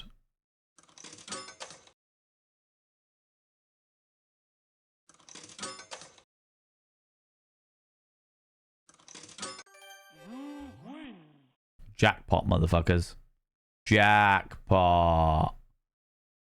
The celibate choice would be leave. It certainly would. It certainly would. But I also have a horrible justice complex. Ha! Serves you right. Ren takes the mop in his hand and continues to hit the already downed customer. Take that! And that! Ren, I think he's had enough. Oh, fine. He tossed the mop aside in triumph. The customer drunkenly stumbles his way out, confused by the whole situation. Ren turned to look at you with a newfound respect. Huh. It was cool how you dodged that guy so quickly. Oh, what's that? I don't think I heard it first part quite clearly. You're saying how cool, amazing, and pretty I looked while standing up against that guy? Huh? I didn't say anything like that. It's just nice to hear some appreciation coming from you for once. Don't get used to it, but yeah. Thanks. I guess. I could have gone a lot worse. No problem. Glad I could help. Plus, it was kind of fun seeing you swing that mop around. Yeah, it's called zoning, and you too, I guess. Oh, you do care. Don't make me regret saying that. Look, just, if you're free tomorrow after work, we should swing by the shop near the apartment. You know, the one owned by that old granny? I'll pay back this favor. You asking me out on a date, Ren? What? No! I owe you one, alright? Relax, I'm just teasing. I'll be there. Good. And, thanks again. Seriously. Anytime, just try not to get into any more fights while I'm not around. Yeah, just get out of here before I change my mind about being grateful. He's a little shit, isn't he? He's whiny little shit to abuse. That is very, very true. Very, very true. With that, Ren gives you a nod of appreciation before turning back to his duties. You leave the store feeling accomplished and got to see the cuter side of Ren to boot. Okay, we've gone to the thingy. Let's go to the sweet shop. Sanity increased. Affection with Ren increased. Really late. Better head home before Mom gives me a mouthful. Nope. We are going to the alley.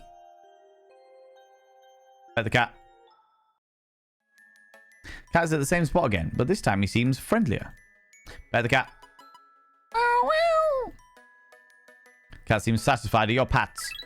Affection with Miyagabi increased. It's really late. I better head home. Ooh, it is very late. It's like 10 to 11. However, let's go see Granny instead. The sweet shop is closed. I should head home soon. Oh. Oh, okay. So you don't get to, like, run over curfew. Curfew's 11 p.m. and you don't get to go past curfew. It automatically makes you go home at 11 p.m. Which is interesting because it does mean that you will never have enough time to do all of your tasks. Which is interesting. I wonder if me getting home late means that I haven't lit the incense and therefore the spirit's gonna be acting up. Potentially, possibly, maybe.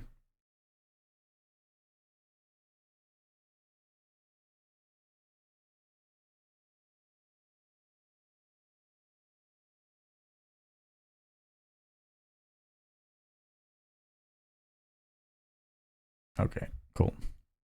As you step into your apartment, a knock echoes through the door. A voice calls from the other side. Hello, anyone home? What now? With a resigned sigh, you approach the door. When you open it, you're met by a woman standing there, her hands clasped together in a formal manner.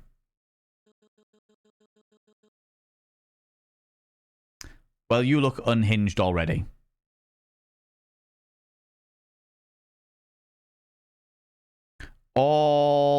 Already unhinged. Have you found salvation through Hiroshi no Kami? Salvation? What do you mean? Hiroshi no Kami, the Divine One, offers visions and guidance to those who see the truth. He is the lightness in the dark, the savior of lost souls. You seem like someone searching for answers. Why not explore what he has to offer? Embracing his guidance might bring you to the balance and peace that you need to keep things in order. After all, in the midst of chaos, true balance is found through the light of the divine. I'm good. No thanks, don't really want to. You tried to close the door, but the cult member wedges her hand into the gap. Good, let's break her knuckles. Kadosh! Negging, shop boy was trying to neg us. Or some red pill dating coaching? Possibly. Quite possibly. I mean, they always, like, when I was growing up, it was always that thing. If somebody is bullying you, they probably fancy you. Maybe. Maybe. I understand your reluctance, but Hiroshi no Kami's light is too important to ignore. The path offers salvation and purpose. And turning away now means missing out on a profound truth. Please reconsider. Our door is always open.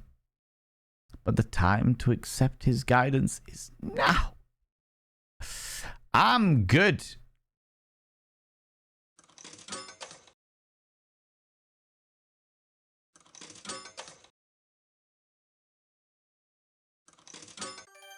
We killed it.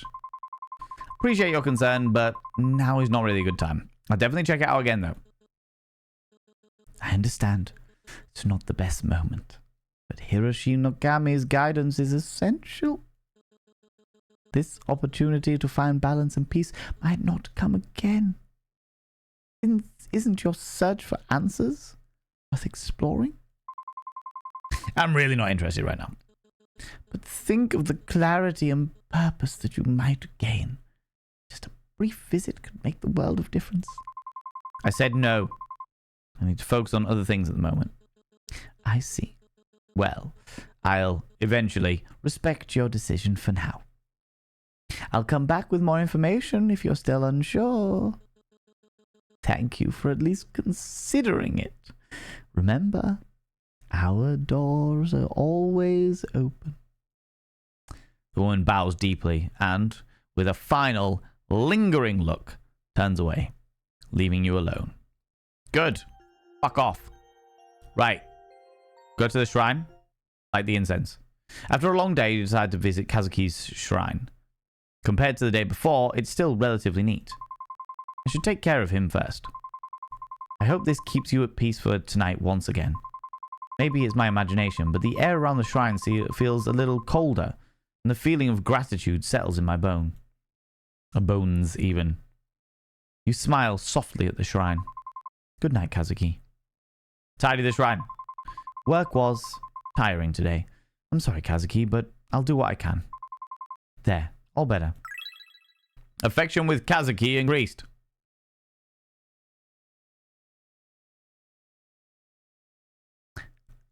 Affection with Kazuki, our dead husband, increased. Our dead husband. There's a world of peace to be found to the point where she shuts the fuck up. Yeah, I added the fuck there, but it was worth it. Cults are not my kink. Apart from the cult of Vayne, right? Authentica, right? Like, our cult's good. Leave. Okay. We didn't get to thingy. We'll do... Gotta keep my sanity high. My sanity's fucking sweet. Check the window first. The window remains closed from the previous day. You still want to open the window? Yes. You open the window, despite the nauseating stench from yesterday, and yet you're met with the sweet smell of... cotton candy? I'll leave the window open for now. At least it smells nice. Go do the bathroom. Do our bathroom nighttime routine. You're keeping it together pretty well, but there's no harm in making sure you're extra calm. Oh, fuck, I've got to do the thingy. Shit. Okay. Romantic, I know, right? This is part of the grieving process. Yeah, shagging a ghost. Definitely part of it. How's it going, mate? Wi-Fi? How you doing? Select music. Play Funky Vibe. Easy. I don't know what we played last time, but...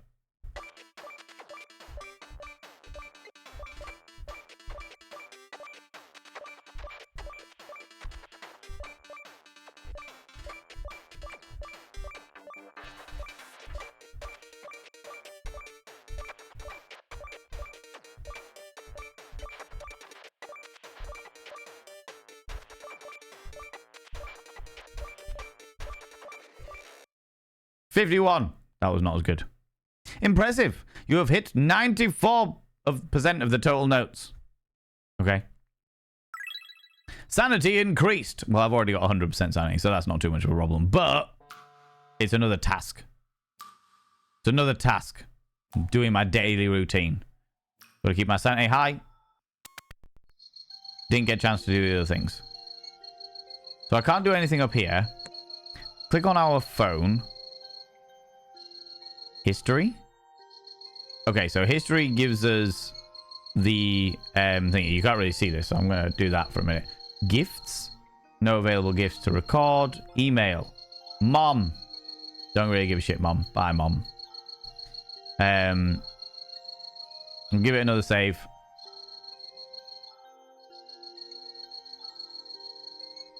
And now we've got a few more bits from the gallery. Okay. Contacts. Haruki, the Exorcist. Ryota. Ren. Kazuki is unavailable. However, contact notes. Before his passing, he was a journalist who... okay. Mom? 50 hearts? What does this do?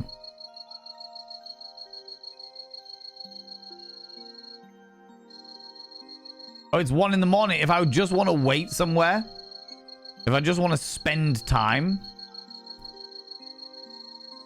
then I can do. Okay, interesting. Interesting how I have all of these things on my phone. All these contacts that I've only just met.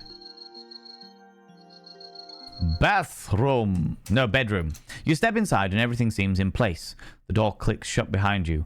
For a fleeting moment, peace settles in the air, and your minds drift back to the day.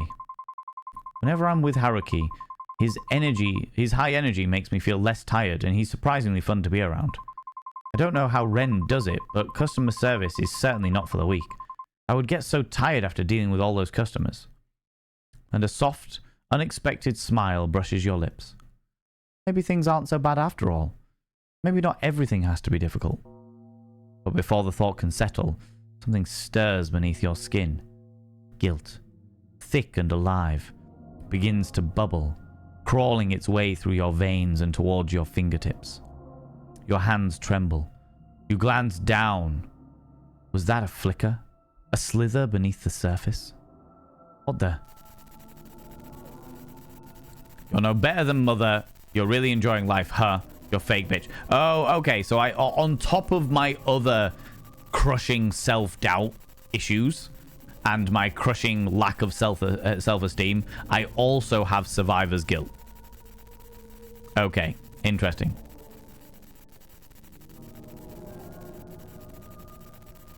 Mayor Whitefire, I'm gutted to hear that. I'm genuinely fucking gutted to hear that, but they are unfortunately everywhere. They are unfortunately everywhere.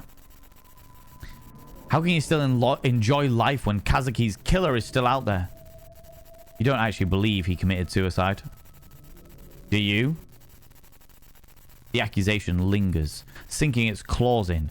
Your fingers find your nails. And you begin to pick anxiety bubbling up, choking at your thoughts. No. You're already working on finding his killer, aren't you? Yet the doubt coils tighter. Are you making any progress? It whispers, persistent. Who gave you the right to smile? To feel any joy when Kazuki is nothing more than ashes now? Your nails dig into your flesh, tearing at the guilt festering just beneath the surface. You claw at your skin, frantic, as if somehow you can scrape away the guilt. As if those phantom insects crawling beneath the surface will stop moving, will stop whispering.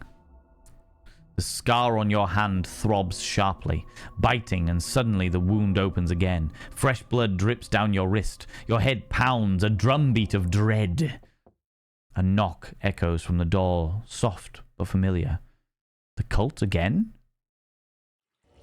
Panic seizes you, and you run to the bathroom, desperate to escape, to wash away the dread crawling up your spine. You splash cold water in your face. As you glance in the mirror, something flickers behind you. A shadow, a presence. Prepare yourself for a jump scare, friends. Your stomach twists violently.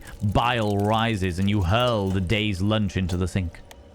Then, without warning, the lights snap off. The darkness engulfs the room, thick and suffocating. The only sound is the low, menacing hum of the ventilator and the running water filling the void. And then...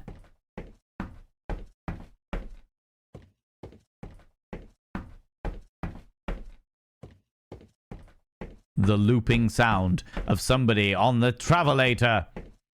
Then footsteps, thumping, scuttling, someone is outside the bathroom door. I've just remembered I left the window open, didn't I? This is just a burglar. This is a thief. Just a bloody thief. How's it going, Jam Jar? Welcome on in. All my love, friend. I hate that for you and offer virtual hugs. Very much so. Alan. Voice calls out to you. Mom? No, it can't be. She's far away. Too far to be here. You shake the thought away, but the thumping grows louder, and the cold dread seeps into your bones. Do a quick save.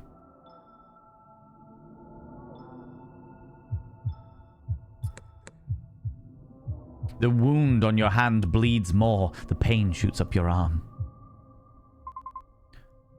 Kazuki? You whisper a prayer, barely audible. Bunnies! Maybe it is bunnies. Maybe. Potentially. You have a theory? My theory was wrong. I think that somebody just broken in because our window was open.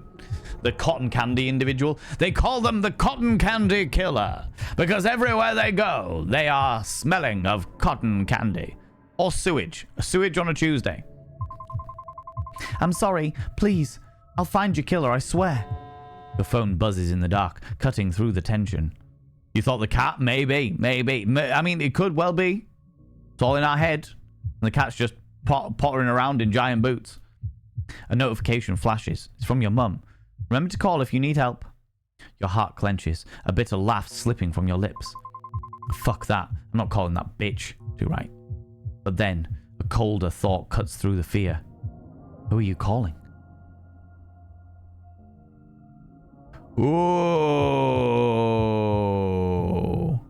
Call Ryota, who is our dead behind the eyes boyfriend.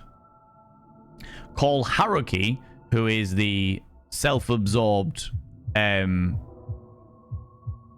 exorcist. Write to Kazuki or run out. We're going to run out.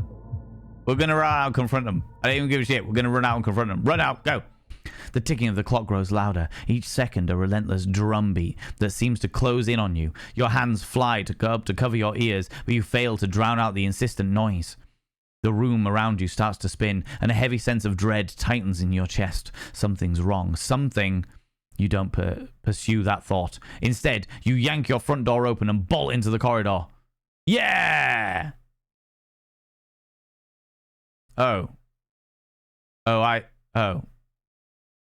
Okay, never mind. I thought when they said run out, I mean run out the bathroom and confront whoever it is in our living room. But it wasn't. It was run out the bathroom, run directly out of the flat. Okay. With a pounding heart, you and your bare feet slipping on the pavement, you almost run headfirst into a familiar figure. What's with the noise? Didn't I... Before Ren can say anything else, a loud crash resounding from inside your apartment causes his eyes to widen in alarm. Flee. Oh, my lordy. Ladies and gentlemen, all gens outside between, delve deep into your pits of popcorn and throw them at the raiders. Throw them at these cheeky devils. Look at these people coming in here. I mean, really, could you even imagine? Who do they think they are? The absolute audacity, the scandal, the preposterousness. How very dare they? Look at them coming in here. How's it going, Finley Short Stuff? Hello, you beautiful individual. What were you up to today? Tell me all about it. Tell me all the bits and pieces. Tell me what's going on. Tell me what's happening. Tell me what's been occurring. Need to know what's going on. Just a short raid, you beautiful individual. Friends, welcome on in. If you are new here, two things you need to know about this channel. One, you're not allowed to apologize. Instead of saying sorry, try saying thank you. Instead of saying sorry, I'm late, say thanks for waiting. Instead of saying sorry, I'm such a burden, say thanks for being there for me. It'll make you a much more positive individual. Two, if you're under the age of 18, I have to ask you to leave. I've got to ask you to leave, for I am a colossal filth wizard and don't be corrupting the ears of the young. It's not what I'm about. People from my stream, go and check out the glorious Finley Short Stuff. They are a fantastic individual, a very crafty individual, they do fantastic cosplays, and they make big old outfits of like Ewoks and other interesting. They made a giant raven / crow individual, and then recently they did a fantastic cosplay for the newest iteration of Cult of the Lamb, which was fucking cool to see. Very sexy cosplay. Sexy cosplay. Oh yes. It was very much step on me cult leader kind of vibes going on. Do you know what I mean? More twink time. Finished the first Jedi game and went on to the next. The twink blossomed into an otter. Oh, we love that. The Jedi Twink Order. Yes, I know that one. I actually think I own the game, but I've never played it. I have never played it. Goat mommy vibes for sure. For sure. But it was good. Was it a good end to the first game? And then, I mean, I feel like it must have been a good end to the first game if you went straight on to the second game. if you went straight on to the second game.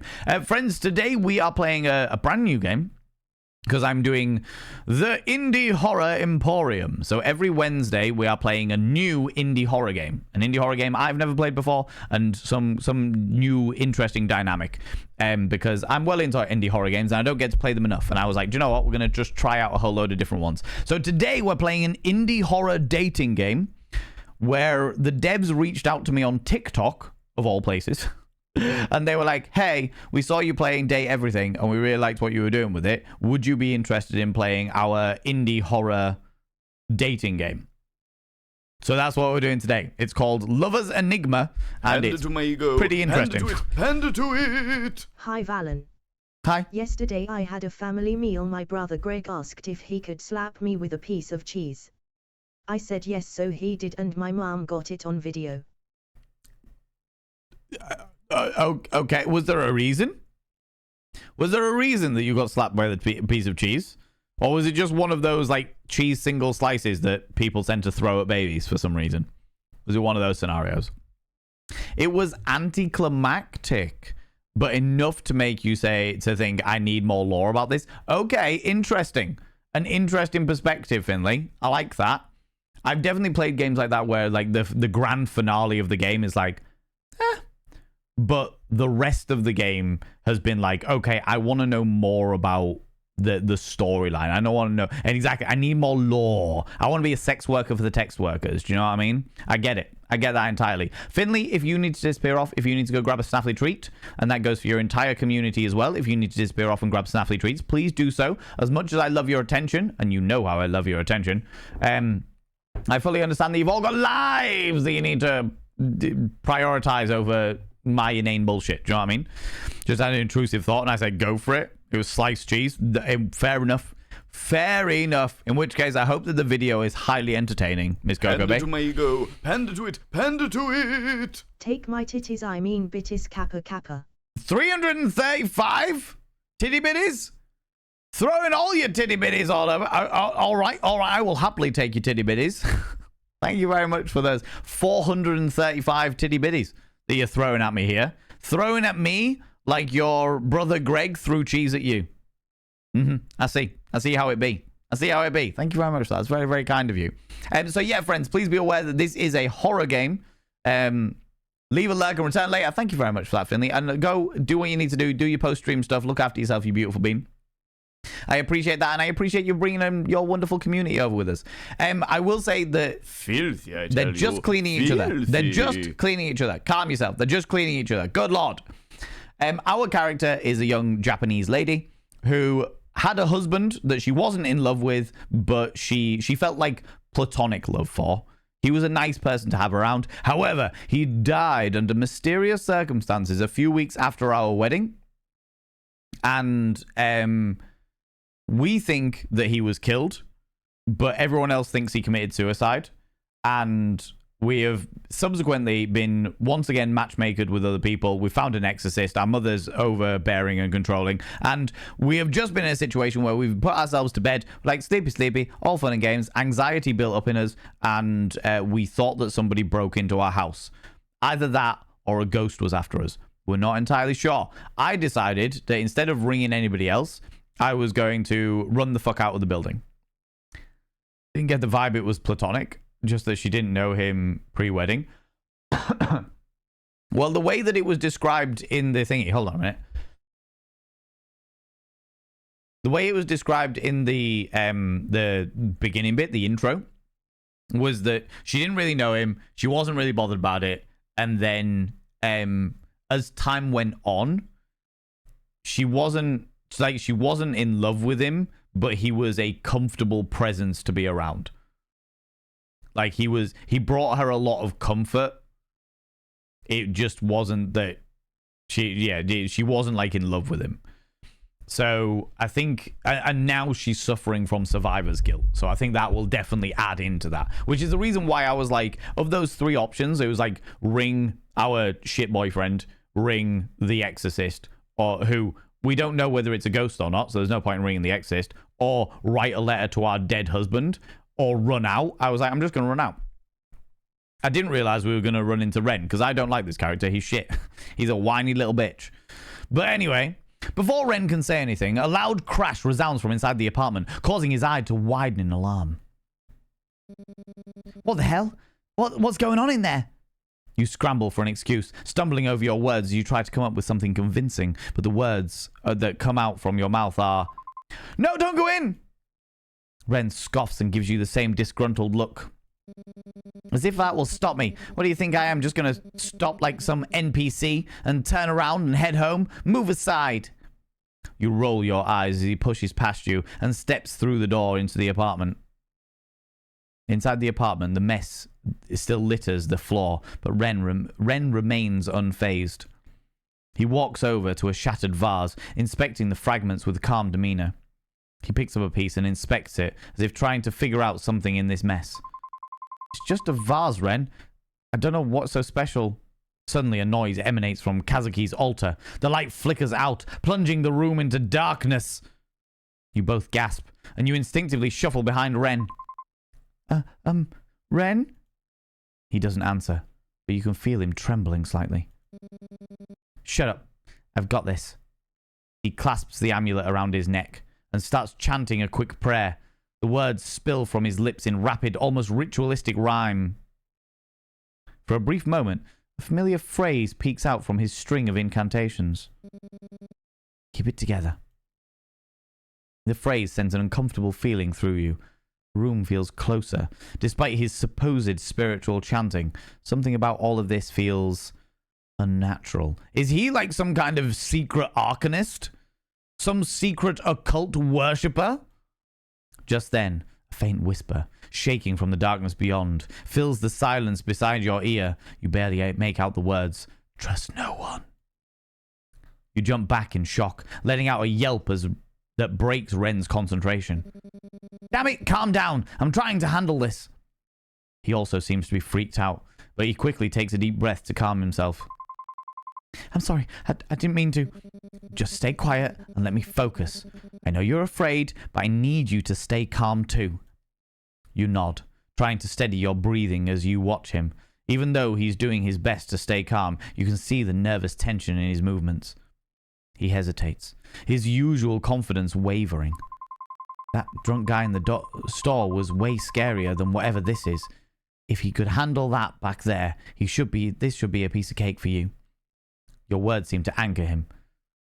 He nods, takes a deep breath, and presses the amulet to his lips, letting out a faint whistle. Suddenly, a sharp pain shoots through your wrist, but it's swiftly replaced by a soothing sensation. Ren takes a deep breath, and miraculously, the lights flicker back on. Huh. Didn't know you had the ability to use spiritual powers. Well, we all have our own talents. Yeah, but this is... Don't gawk too much. Besides, if it was an elder, he could have handled this easily. Elder? Ren's eyes widen, and he quickly clamps his mouth shut, almost as if the words had slipped out unintentionally. Do we think he's part of the cult? Do we think he's part of the cult? Forget about it. He coughs and mutters loudly. Well, who would have guessed? All those noises in your apartment were actually ghosts. You should have told me sooner. If I knew, I would have gone easier on you before. In that case, I think I deserve an apology. What? No way. You're still noisy as hell. If anything, you should be the one apologizing for turning this place into a stigmatized property. Now I have to deal with the rumors about ghosts and creepy shit all because of you. This guy. Yeah, always the sunder. Ren narrows his eyes at you, clearly annoyed, but a faint blush creeps up his cheeks. He huffs and looks away, his tough exterior faltering for just a moment. So, how'd you know how to do all of this? Ren hesitates, his usual confidence in his eyes faltering. He's clearly not used to sharing this part of himself. I've had bad luck since I was a kid, but someone saved me, my master. He taught me a bit about spirituality. For a brief moment, Ren's voice softens, revealing a side of him that is rarely seen. I want to help people, like my master helped me. Well, we'll find out what happens next after the adverts. Da, da, da, da, da, da, da, da, da, da, da. How are people feeling about the game so far, friends? How are you feeling about it? It's an interesting one. I really like the aesthetic between the monochrome nature of things and then like a little snapshot of color. Like the memories like pop up in color as if they're somewhat less diluted. Like the worlds that we are living in, especially because like the first image we had was all in color and like it was of our husband, and the fact that that was all in color, and then it's like, oh, and then he died, and suddenly everything's in grayscale, everything's in monochrome, and it's kind of like the world has become diluted because our character feels that survivor's guilt, it feels that that pain, that loss, that fear, that grief, as well as our like self-confidence issues and stuff like that. You know, you're enjoying the pace, that lightheartedness. Yeah, it's definitely got that. I'm wondering where it's gonna go. Obviously this is just the demo and stuff, but I'm wondering where it's gonna go because it feels like it's gonna be, well, it feels like it has the potential to get really fucking dark, but I don't know how dark it could get, if that makes sense. Like there is a limit to how much darkness this can happen. There's the store page, by the way, in case people are interested. Let me have a quick look in the images on the store page. We've got a lot of it's just like images from, yeah, a lot of it's just sort of images from what we've seen already. So from the demo, which is interesting because then it doesn't really give away how dark it could get. Like it's not on the same level as like obviously Doki Doki Literature Club, but the one that springs to mind for me is, fuck, what's it called?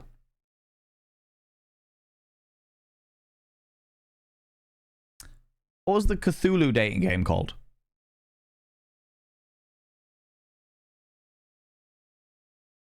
Kind of feels like it was written by a young adult teen, manga tropes. Yeah, it's definitely got a heavy anime influence. A heavy anime influence. Hold on, though, where is it? Sucker for Love, that one, yeah. Sucker for Love, yes, thank you very much, Darkly Divine Darling. It's definitely got some Sucker for Love elements to it, but I don't know whether it's going to go down those routes of, like, really fucked up people paling their own face off and shit like that. Not in a bad way, almost in an innocence way. Yeah, a little bit. A little bit. It does feel at the moment like a very... I don't want to say slow-paced, but definitely a slower-paced, like, anime horror, which is interesting. I generally don't like games that portray women as helpless children who need a man to handle things. But it's a cultural thing, obviously. I agree with you. Absolutely. Which is the reason why I chose to run out instead of being like, okay, I don't need to ring my boyfriend. I don't need to ring this exorcist guy. I don't need to write a letter to my dead husband.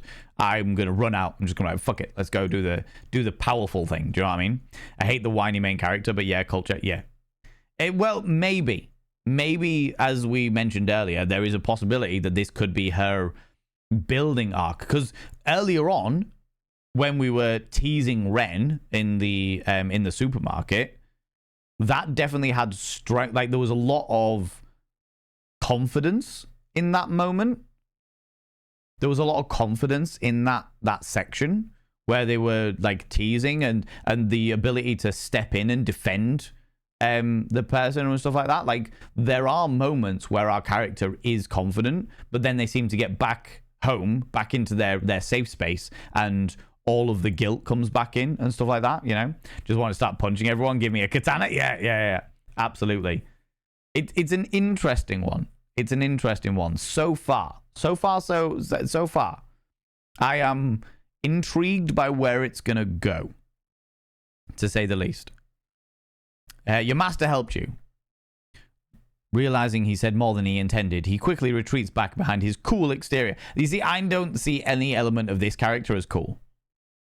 And I don't I don't know whether it's maybe like a teen culture thing in Japan or like an anime culture thing, but none of the anime cultures that I've seen would have this character as particularly cool.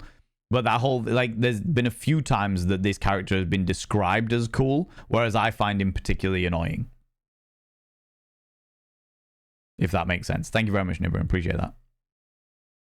It's just like, okay, behind his cool exterior, I didn't find him cool. The first time I saw him, he was peeking out of a door being like, can you shut the fuck up? He's like a little old lady in a fucking teen emo goth body. Do you know what I mean? But don't get any ideas. I'm only doing this to stop the noise. Of course you are, because you're a little brat. You say that, but still. Thank you. You're really cool. Ren's cheeks flush slightly as he quickly looks away. Making a big deal out of it. He hesitates for a moment, but then mutters in a quieter tone. You should take care of yourself more. Without waiting for a response, Ren turns and heads towards the door. A brief moment of vulnerability already fading as he slips back into his usual demeanor. Sanity increased. Affection with Ren increased. I'm gutted about that. I don't really want affection with Ren, but it's fine. We'll crack on. We'll crack on. Let's check the shrine to our dead husband. Why do I have to re-enter chat when you're saying particularly annoying? I wonder, Stupedia. Maybe it's fate. Maybe it's not cool as in popular, but cool as in cold. Interesting, Carry On Fisher. Maybe. Because as I understand it, from what I have come to understand, this is a Japanese indie dev team that are making this game. So it could be like a translation scenario where I'm like, oh, cool as in super cool. Whereas they're like cool as in he's got a particularly frosty approach. Yeah, maybe. That's an interesting perspective. Right, let's check the shrine. Kazuki's shrine. You've tended to it today. You take a final look before turning away. Today has been so much already. We should probably shut the window, shouldn't we? The sweet smell of jasmine wafts through the air. Oh, I can't shut the window. Bathroom? Mom's nagging appeared out of nowhere. Too much time on your phone is bad for you. Do something more productive, like use your computer instead. I have a computer? Door? Afraid that strange word will come back. It'd be best not to leave that. Yeah, so basically, the end of that day has happened. You have no choice. Go to your bedroom. Go to sleep. As you drift into sleep, fragments of another life flicker through your mind. Faces and voices swirl around you, familiar yet distant, leaving you with an unsettling sense of déjà vu. There's a leader's presence, a protector's shadow, a friend's warmth, and a wanderer's wisdom. A wanderer's wisdom and a companion's loyalty, all tangled in memories you can't quite grasp. Leader's presence feels like an association with Ren based on what we've just did. Oh no, maybe the cult instead of Ren. Protector's shadow could well be a friend's warmth feels like Kazuki. That could be Kuraki's.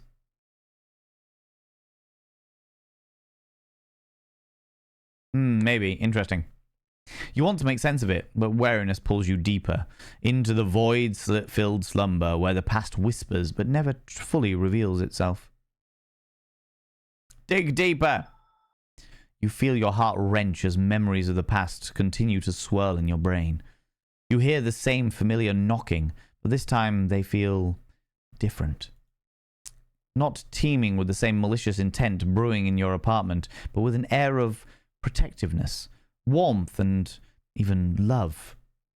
Someone loved you very much. He cared about you in the past. When you were chased out of your village, he took you in. Is this a past memory? A memory of a past life, perhaps? Yes. Him. He had everything. A mansion, servants, and power. Unlike the people at your village, he wasn't afraid of you, even though you brought endless calamities. He was potential. He saw potential. He saw strength, and he saw kindness.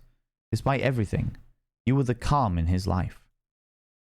Until Ah, yes, protagonist is a reincarnated feudal princess. Maybe. That could also explain the Great Emperor Unintelligible. We picked up a book about the history of the village or whatever, history of the town before we lived there, or from the past, and it was like, the Great Feudal Lord Unintelligible. So it could be that. Could well be that. Until... dig deeper. Until the calamity. Yes, you ruined everything. You had someone who loved you, but you couldn't help it. You had to ruin it all, didn't you? You had people who cared, yet that wasn't enough. You had to destroy everything. Are we a demon? A persistent ache gnaws at your temples as you toss and turn in bed. When you finally drift off, you find yourself trapped in a state between waking and dreaming, with the oppressive weight of sleep paralysis pinning you down. All around, the shadows dance and morph into haunting figures. Muffled voices, distant and unintelligible, echo in your ears as they scream your name. You see the people who loved you melt into a horrifying mass of flesh and blood. You try to scream, to move, but your body disobeys your desperate commands. Just when you think that you can't take it anymore, the darkness recedes. You wake up drenched in sweat and trembling. The nightmare's clinging remnants leave you shaken and exhausted. Oh, I lost 15 sanity? 15 sanity from having a nightmare? God damn it. Day 3. Maybe you were the ghost all along? Yeah, maybe. After work, as you're stepping off the train with Ryota, your phone suddenly rings. Ah, yes, meet Blobs. Seeing that it's an unknown number, you excuse yourself and step aside to answer, leaving Ryota to wait for you curiously. Hello, is this Officer Watanabe? Hello, this is Officer Watanabe. Yeah, Watanabe. I'm calling to discuss Kazuki's case. Yes, what is it? Have you found something? Did you find his body? Oh, they don't even have his body? God damn it. I too have no sanity. You lose 15 sanity when you tell dad jokes? I fucking do, stupid idiot. Good lord, it's a miracle I have any sanity left at the end of the stream. Actually, we didn't find anything. We've thoroughly investigated the matter, and the evidence all points to a tragic suicide. We believe it's time to close the case. I understand this is difficult, but continuing to push won't change the outcome. You can't be serious. There are too many unanswered questions. I know there's more to it. Kazuki just wouldn't end his life like that. His body wasn't even found, and that suicide note was clearly fake. Again, I sympathize with your situation, but all the evidence supports our conclusion.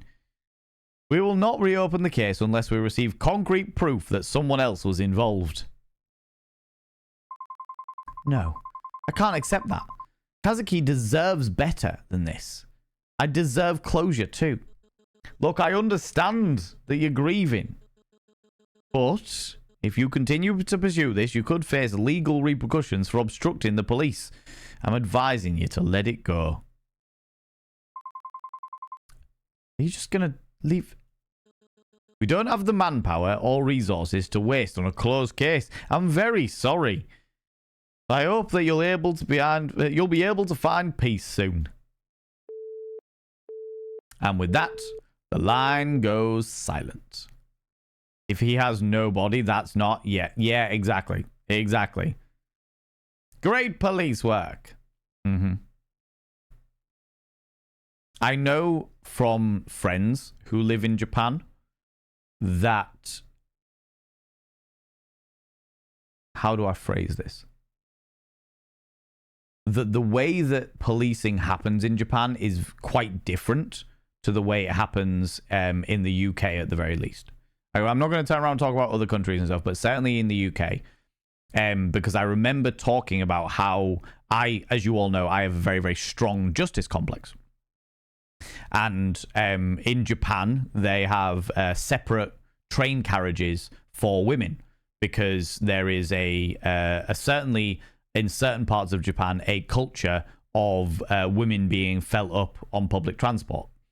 And I was saying to my friend who lives in Japan and has lived in Japan for fucking hell years and years and years and years now, that I wouldn't be able to stand by and just watch that. I personally would not be able to stand by and see something like that happen without getting involved. I would always get involved because morally, my own personal feelings towards especially that crime, I would just get involved. And my friend, who, like I said, has lived in Japan for fucking well over a decade now, was telling me that the police officers, like these, the transport police officers and what have you, are more likely to arrest me as a foreign person, causing an issue with a Japanese person than they are to arrest the Japanese person for sexual assault. And I was like, that's madness to me. But and this is, like I said, my friends lived there for a very, very, very long time, and they were saying that if you the way that it tends to work is they will prioritize Japanese people over the police that they are aware of, at least. They tend to prioritize the Japanese public over any foreign party in every circumstance, even if it means that the Japanese person was the one doing the crime. If I, as a Western person, get involved and stop that crime from happening, I'm more likely to be arrested for interfering with a Japanese person than the Japanese person is to be committing sexual assault on Japanese soil, which is mind-boggling to me. And from that one circumstance alone, I know that there are obviously quite big cultural differences in the way that law enforcement works over in Japan. Now, I don't know. I think this is necessarily the case. I think that maybe this is just a storyline that has been written like this.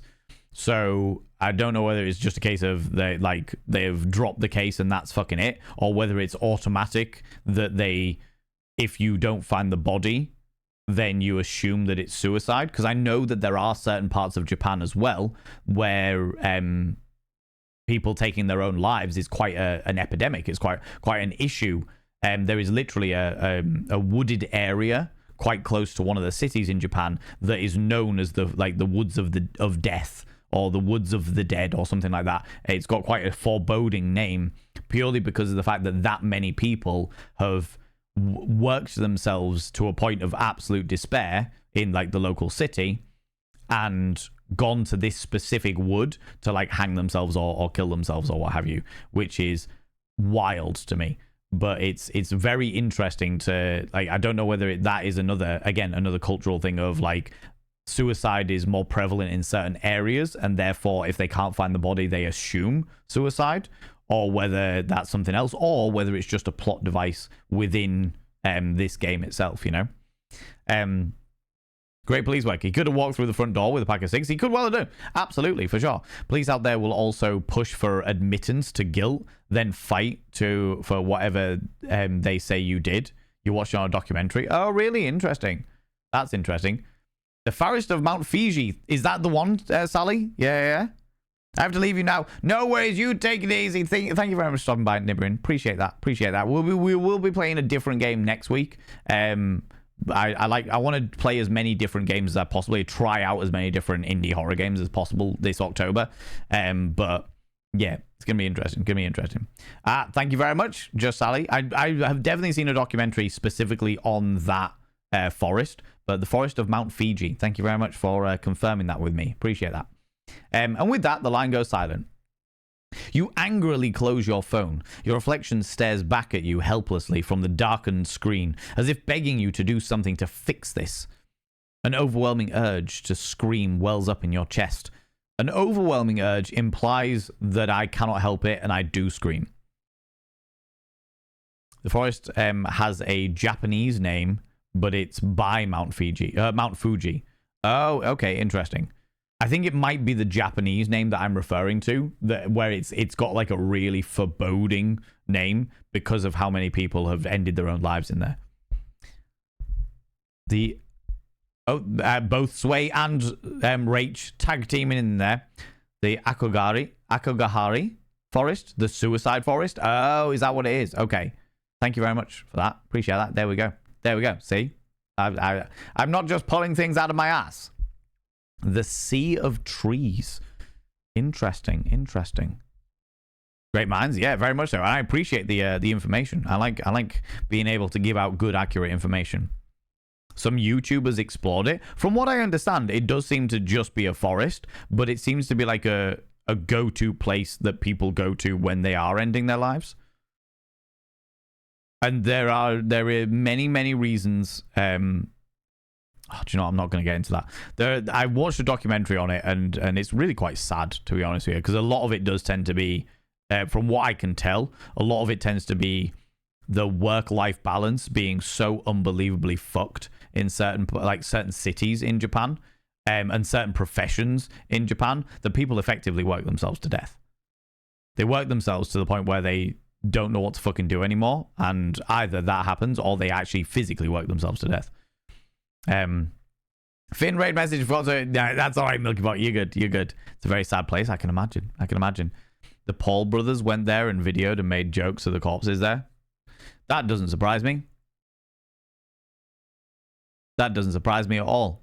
In fact, I will say that kind of attitude of YouTubers is fucking disgusting and boils my piss. But I am very, very glad. That's why one of them got cancelled. They didn't get cancelled, Carrie Ann Fisher. They just waited. That's what they do. That's what these people fucking do. If they're smart, they stay quiet for a while until everyone forgets about it, and then they crop up with something new. If they're smart. But then you get people like this Johnny guy. What's his name? Johnny something or other, who's in Korean custody at the moment for being horrifically racist. And he's looking at spending 18 to 20 years in Korean prison. In fact, he recently got let out on bail because they were like, okay, we'll let you out on bail while we process some of the court bits and pieces. And he went around doing exactly the same thing, filming all of him being horrifically racist and horrifically vile to people in Korea. The sign at the entrance that life is a gift and for people to think about their family before doing anything. Yeah, I respect the sentiment, but it does show a bit of a misunderstanding of what kind of state people are in when they're in that position, you know. Sad, but they regularly people there hike, even tourists, to find it beautiful despite its sad and darkening history. I mean, the thing is that it should also, as much as it is sad and it is dark, it should also be a point of perspective, you know, understanding why people do these things, understanding the psychology behind it, you know. Logan Paul isn't cancelled. What's his brother called, though? Johnny Somali. Thank you very much, Razotta. Yeah, Johnny Somali. I fucking love what's happening with Johnny Somali at the moment, because there is literally a pinnacle fucking case of behold the consequence of your own actions. He's not allowed to leave Korea pending his trial. He's not allowed in Japan. Yeah, he's just horrific individual. Jake Paul, yeah. Jake Paul disappeared for a while because he was a boxer or something like that. I don't know.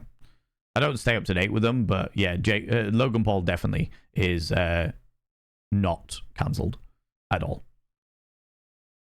And has there's some, what I will say is there's some very, very interesting CoffeeZilla videos on Jake Paul. Not wanting to be sued for slander, there's some very interesting videos that CoffeeZilla has done, specifically on Jake Paul, around cryptocurrency and other such interesting things, you know. think it's the equivalent of us having notices on bridges that offer help to jumpers. Yeah, I think so. I get it. I understand why it is, but yeah. Was it that, Gem? He did it in Japan. Yeah, Duchess Demona, I'm surprised. I'm genuinely fucking surprised that he survived Japan. I'm really surprised he survived Japan. Because I've seen some of the videos of some of the Japanese gangs finding him. I'm amazed he survived Japan. But he did. And then he got forever permanently banned from ever going to Japan ever again. And then now he's in Korea. And he's done some horrific things in Korea. And they're like, cool, we're going to imprison you. And in a Korean prison. And I would be surprised if he gets locked up if he survives his experience in a Korean prison. Because he's looking at a minimum of 18 years. Somali will get jail time. He will get jail time. There is no way around it at the moment because he cannot leave the country. He talked about getting a boat to try and leave the country and sail somewhere, but everywhere, all of the places around Korea that he could sail to, he's already banned from. So he'd just get deported straight back.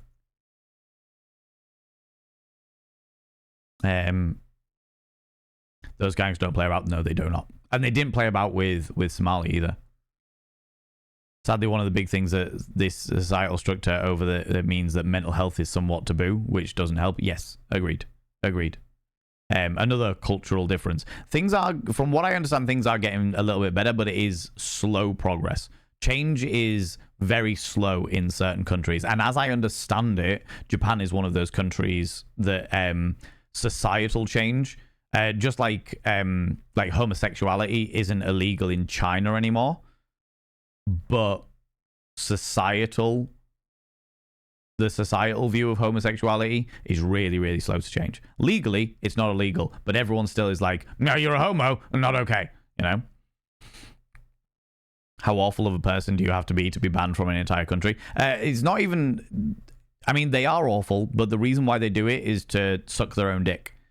They are obsessed with controversy. Well, they're obsessed with being in the limelight, and doing as many controversial things as possible puts them in the limelight. What they desperately need is sectioning and therapy, is what they need. Because there are some really, really... I have no doubt that their need for that internet approval, for that constant need to be in the limelight, that constant need for attention in some way, shape, or form. If you ever watch any of the stuff that they do, it's fucking vile. But they are constantly like chasing the dopamine of the thrill of doing something really controversial. They need therapy. You can be banned from countries if you have any legal charges in your home country, so it isn't hard to be banned from a country, but he went above and beyond. Yeah, he was just horrifically racist, horrifically disrespectful, and was a vile individual. But one of the countries next to, or one of the countries near Korea that he was in just before he went to Korea and got arrested and stuff like that, he tried to sexually assault or threatened to sexually assault a female police officer when she was like doing her job and dealing with this shit, and he was like, I'm just gonna feel your ass, and she was like, I'll arrest you. And he was like, yeah, it's not gonna stop me from feeling your ass though, is it? Yeah. And it was just like, are you fucking for real? What the fuck? He just doesn't, that whole comprehension of right and wrong, and it's so warped in his mind. There is nothing that is more important than getting the views and being in the limelight. As is evident at the moment, because he's only just been given back his phone after being in Korean prison and or being in Korean jail, for lack of a term, like under house arrest, as it were. He's only just been given his phone back, and as soon as he was given his phone back, he immediately went live, committing the same crimes that he is currently being charged for. Being a public nuisance being the mildest of those. Because one of the things that he did, to put it into perspective, as the kind of thing that he is being arrested for, that he is being soon to be imprisoned for, in South Korea, it is a prisonable offense to sing the North Korean national anthem because of the big conflicts that are going on between South Korea and North Korea and have been for generations and generations and generations. And he would be going on public transport and just singing at the top of his lungs the North Korean national anthem. Just to infuriate as many people as possible. And get it all on film so that he could film their reaction to him being a dickhead. I will say, as a Black American, I was getting secondhand discomfort. I pray they see him as an individual and not as a whole group. Yes, Duchess Demona. And I think that they do. I think there is enough black people visiting Korea that have been super respectful.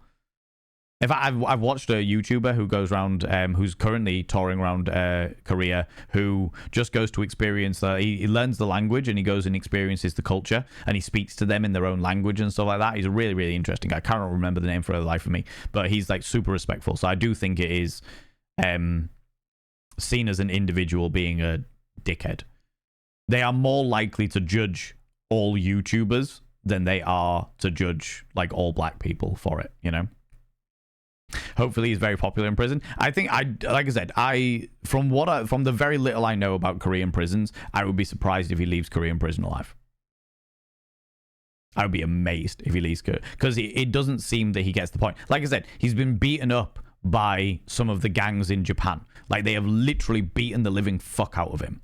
And he hasn't learned from that. So he's not going to learn from being in prison, which means he's going to say one stupid thing to one person that takes it the wrong way, and he's going to get offed. Like, I don't see any other way around it. Do you know what I mean? I don't want that to happen because I don't believe in death penalties, or I don't believe in murder and stuff like that, but I don't see how else it's going to go down, you know?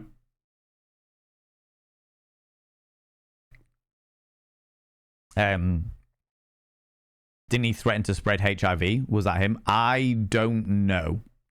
I don't want to confirm or deny that one because I don't know, but it does sound like something he would do.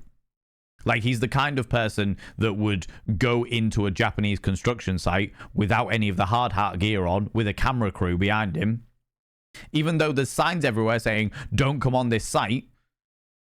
And then when the people on the site turn around and are like, hey, you need to leave this site, you need to leave this site. This was in Japan. And he'd start shouting, like, Hiroshima. He'd start shouting the names of places that have had the most horrific experiences in Japanese history. He was a vile individual. And he deserves prison time. And I'm glad that he's getting it. I just don't see him coming out of it. Do you know what I mean? Look forward to not hearing his name again once he's in prison. Yes, yeah, very much so. But I think his name is very, very important because he is the perfect example of how you can fuck up as a content creator. You chase that fucking attention that badly, then it will catch up with you. Doesn't matter who you are, it will catch up with you. And there's a few other big names at the moment that are falling off the radar because they are nasty, nasty people and they are becoming irrelevant, that are desperately chasing clout. And I feel like they're going to get the same. They're going to end up with prison time. Very good friends with who I'm family in both Japan and South Korea. I was getting upset on their behalf. Good. I mean, I was getting upset. I don't know anybody in Japan, South Korea. Oh, I know a couple of people in Japan, but like, I don't know anybody like on a person-to-person basis that it like comes from those countries and stuff like that. But I still got upset on their behalf. It's just fucking rude, disrespectful, just fucking horrible, horrible human being. You know, that's probably not a great outlook, but people who do content like that deserve what comes to them. No, completely agree. That's a great outlook. That is a great outlook. Jamjar, I am very much of get the consequences of your own actions. The consequences of my actions is I like to think I'm a wholesome individual who supports others and represents others and pushes others being wholesome and being their best selves and being able to be their best selves. Do you know what I mean? I support hedonism in a moral and ethical way, you know? And the consequences of those actions so far have been having an amazing community, having people around me who love me, having, like, I have got a lot of great benefits, which are the consequences of me trying my best to be the best person I can be. He is a vile person, and I hope he gets all of the consequences of being a vile person. Do you know what I mean? Like that. I agree with that. I agree with that. Growing up old school, I'm a firm believer in fuck around and find out. Behold the consequences of your own actions. Just researched it. He threatened to spread STDs and inject people with HIV. What country was that in? Do you know, Rach? Out of interest. Somebody needs to be making a. Oh, that's an interesting one. Someone needs to be made an example out of. Too many people have gotten away with it. I agree. Too many people have gotten away with it, and I think that of all the things that he has done, he is a good person to be made an example of. He's the kind of person that he is. It's not whatever happens in the courts and whatever prison sentence, etc., that he gets. And I'm not talking about like people taking the law into their own hands or anything like that, but I'm talking like whatever prison sentence he gets as per the country of Korea. He is not undeserving of that sentence. And therefore, the example that will spread to other YouTubers, especially young YouTubers, will not go it couldn't go to a more deserving person. Do you know what I mean? Sounds like an episode of South Park. I'll ask chat not to list the stupid shit any rage baiters have done, as it's honestly giving them what they want. Yes, I do agree that. But as this is on topic, yeah, I get that. Yeah, we'll do the line. Yeah, because I do want to keep playing this. Thank you very much, Jam Jam. Appreciate that. He's some crazy shit in Thailand. I don't know about Thailand, but also in South Korea, in which case that'll be one of the things that he's being tried against. If I remember correctly, there are 18 current charges that he is being faced with. It's like 17 or 18 current charges that he is being faced with in the Korean courts. And of course, because he's videoed everything, they have all of the evidence. Because it's all there. It's all been captured in 4K definition. Fucking idiot. Anyway, back onto it. An overwhelming urge, much like I felt when I was reading the stuff about John Somali, the overwhelming urge to scream wells up in my chest. Sorry about that. His voice surprises all the rage out of you. In your agitation, you had forgotten that he was still there watching the whole debacle unfold. You turn around, mortified. Sorry about that. It's just the police again. Oh, this is me. Sorry about that.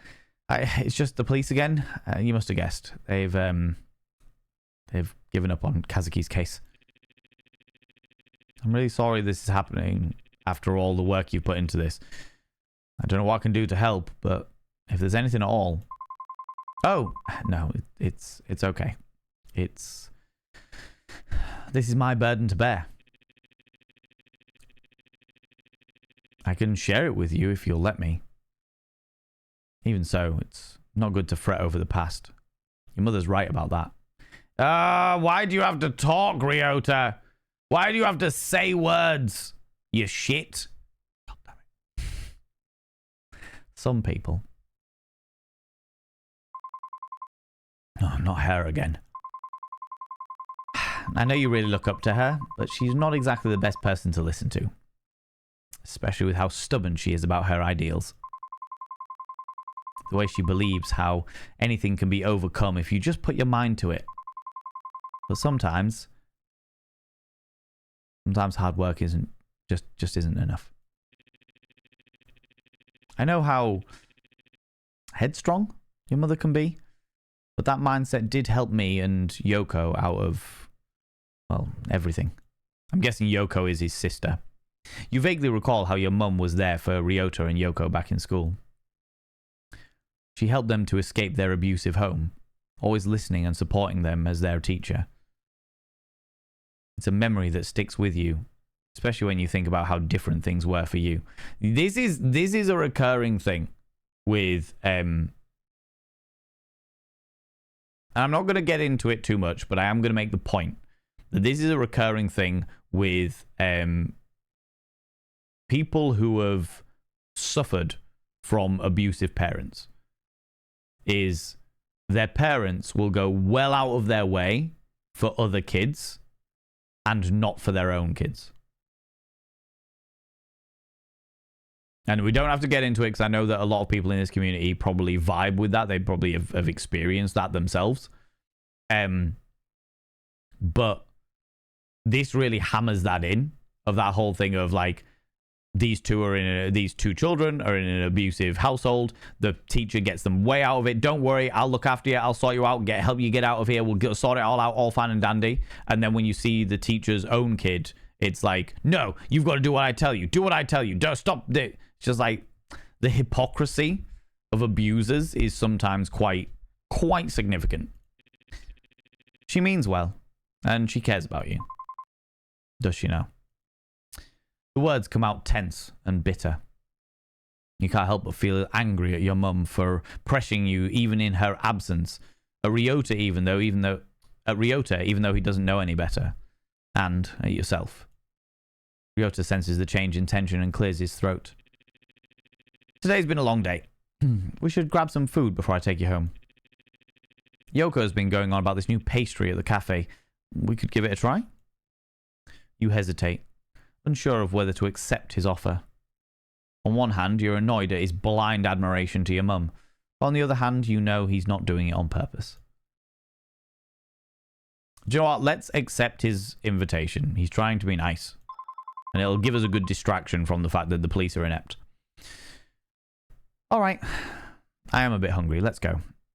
Ryota smiles warmly at you, his concern momentarily fading. Alright. Let's go.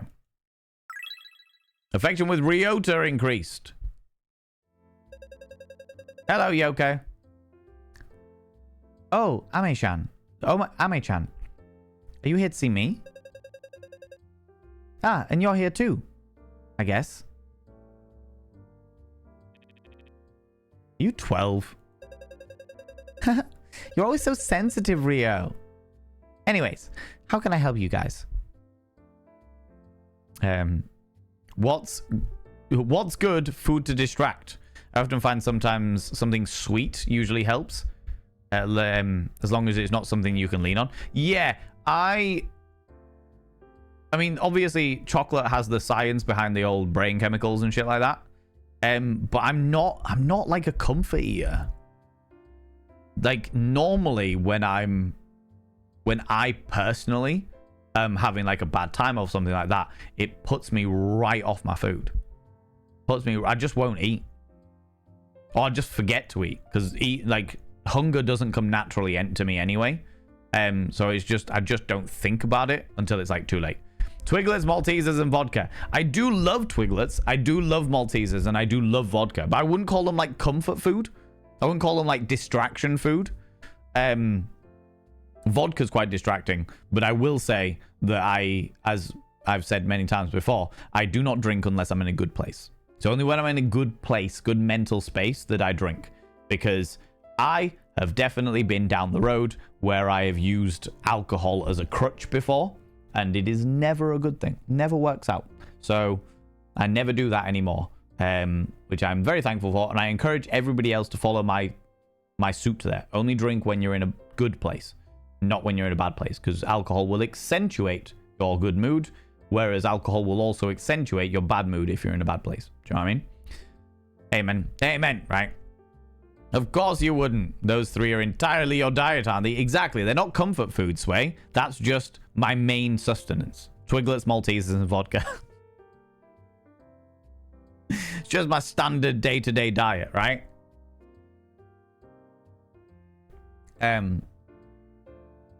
Actually, just here for a quick bite. Oh, I came here to talk to you. What? No, I'm just here for a quick bite. Ah, playing it cool, huh? Anyway, we've just gotten some new pastries that are to die for. What'll it be? Purchase one of the following. How much money do I have? And Yorkshire tea? Fucking yes. That is a comfort. Not as like comfort food, but certainly a comfort drink. A good Yorkshire tea? Yes. Yes, yes, yes. A chocolate crepe, an eclair, a Mont Blanc, or a Castella.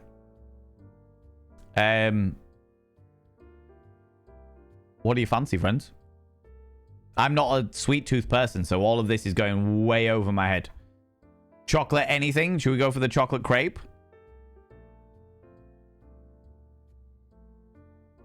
A chocolate crepe? Totally. All right. Chocolate crepe. Sounds great. I'll take that over there. Ah, chocolate crepes. Thin and golden, filled with gooey chocolate. Add a drizzle of syrup and whipped cream, and it's a dessert heaven. Tasty. Thank you very much for the shout out for Wild Annie. Wild Annie is a glorious individual who all of you should go and follow. They were playing Being Wet in a Boat earlier. It was very entertaining. That game, Wild Annie, by the way, that game looks like it could be a really, really, really interesting sim game. If you understand the way that inertia works. Being Wet in a Boat? Yep, absolutely. But the game was like fucking inertia simulator. It was like, okay, you drive this way, and then you stop the engines, but you keep moving. Then you drive this way, and then you stop the engines, but you keep moving. Or you drive this way, and then you end up staying right this. Oh, it was wild. Like yin and yang. It was very interesting. I thought it was really interesting. I also find it very entertaining to watch Annie go, why is it not why have I not stopped? I did the thing. Why am I not? Why? What's going on? Loved that. Enjoyed that very much so. You know? It was fun at first when I didn't realize it was using a simulated rudder. Oh, okay. I see. That makes more sense. That makes more sense. I was wondering what was going on with it. I was like, literally, I was like, this is just inertia all the time. What the fuck's going on? What about you, Rio? Yeah, Rio. Just a coffee for me, thanks. All right, coming right up. You two find a seat and relax. This delightful individual, will get you your stuff. As you find a cozy corner to sit in, you can't help but notice the warmth in the cafe, a stark contrast to the cold conversation with the police officer. Ryota's attempt to lighten the mood doesn't go unnoticed, and you start to feel a bit of the day's stress melt away. Oh, look at Ryota is actually making a go of it. So far, he's just been dead behind the eyes. It's been shit conversation, but they're actually making an effort, which is great to see. Bear with me 2 seconds.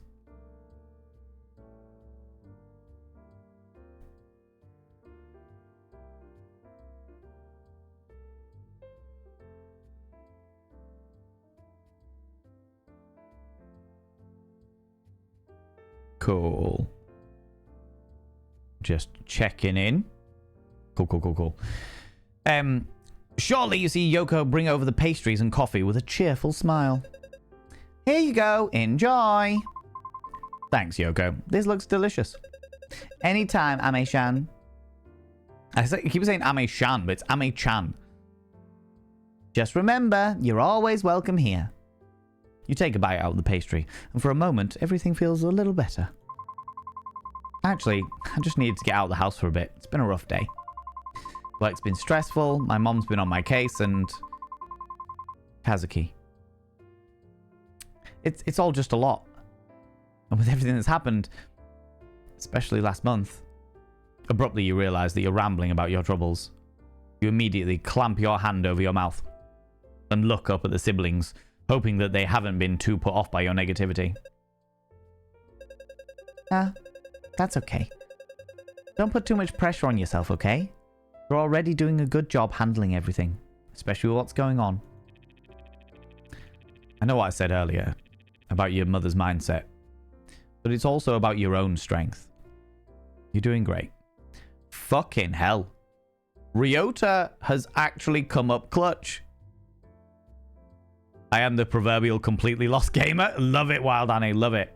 This is Ryota. This interaction so far has been the best interaction, despite the fact that so far he's been very dead behind the eyes. But him actually be like acknowledging the fact that his mother, like my mother's approach isn't always the best approach, but being like, do you know what? It's not just about her mindset. It's also about how you and how you're doing. And you're doing great. I'm impressed by that. Thank you. You can always rely on us. You know, we're always cheering you on. Ryota nods in agreement. You feel supported, despite everything. You are loved. You spend the rest of the night with them, talking about mundane things as you enjoy your dessert. But I didn't buy the incense for my dead husband. Maybe you'll be alright. Not in the long run, but just for tonight. Eventually, the cafe closes, and you part ways with Ryota and Yoko, feeling a little bit lighter than before. The walk home is quiet. The night air cools against your skin. As you step into your apartment, the weight of the day's stress seems to settle back in, but the warmth from your night out lingers. Another exhausting day of work is finally over. I hope tomorrow won't be as bad as today. Just as you're about to close the door, you feel a pressure on the other side. A foot wedges between the door and the frame, stopping you from shutting it completely. It's the cult! It's the cult! Hello, miss. Not this again. Although reluctant, you didn't have much of a choice but to reopen the door. Yes, how can I help? You trail off as you count the group of 4 men standing outside the apartment. Cult of bag-wearing men? Yes, they all dress in bin bags. They don't look particularly friendly. There's something unnerving about them. Apologies for the late visit. I believe your mother has mentioned that you have been experiencing spiritual issues.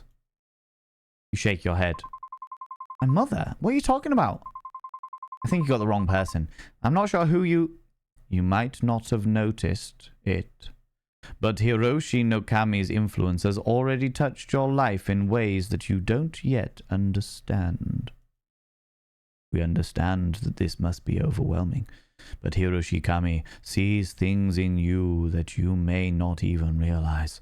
His guidance has already found its way into your life. As Gandalf kindly like the start of the first film when he's talking to the hobbits. Hello, my baby. Hello, my honey. Hello, my ragtime gal. That is exactly what Gandalf does. That's right. Yep. I remember that moment. Hello, my baby. Hello, my honey. When he's got his staff up and he's doing the little thing, and he's got a weird little bit of like wood on the back of his cart, and he does the tap dancing bit. Yep. No, I remember that bit. Remember that. How's it going, Taken? How you doing? I don't understand. What do you mean? You try to shake off the confusion out of your mind, but the mention of this Hiroshi Nokami fills you with unease.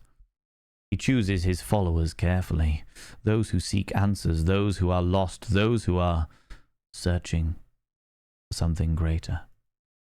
And you, miss, have already begun your path without realizing.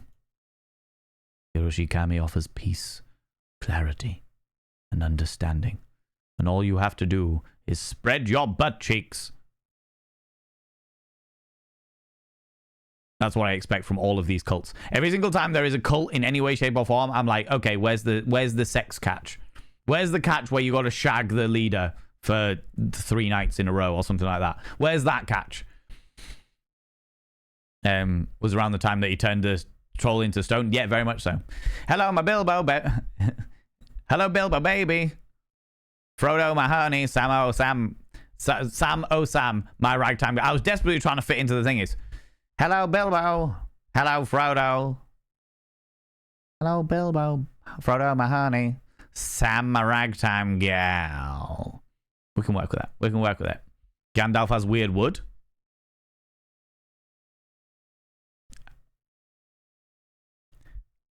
I mean, wood comes in all shapes and sizes, all right? His light can guide you through the darkness and alleviate these spiritual issues that you have. All you have to do is let him. You take a cautious step back, trying to shut the door again, but you can feel their pressure looming. The cultists hesitate, their eyes scanning you like they're deciding what to do next. The man who spoke earlier steps forward, his gaze focused and intense. Miss, we understand that our arrival is sudden, but this path we offer isn't one you should turn away from. Hiroshi no Kami's light is already in your life. It has touched you. In between your outie hole and your innie hole, it has touched you in your dreams. And it can give you more than you could ever imagine. You tense up. It's not like last time. There's a force behind his words that makes you feel trapped. I don't know what you mean. I've had weird dreams, sure, but that doesn't mean I need your guidance. I'm fine on my own. Another cultist firmly pushes a little closer to the door. That's where you're wrong, miss. You've been searching for something, haven't you? You don't even realize it yet. But Hiroshi no Kami sees your struggles, your doubts. Light he offers can give you the peace you are craving, the answers you've always needed, but only if you accept him into your heart. Why does this sound like the beginning of a hentai?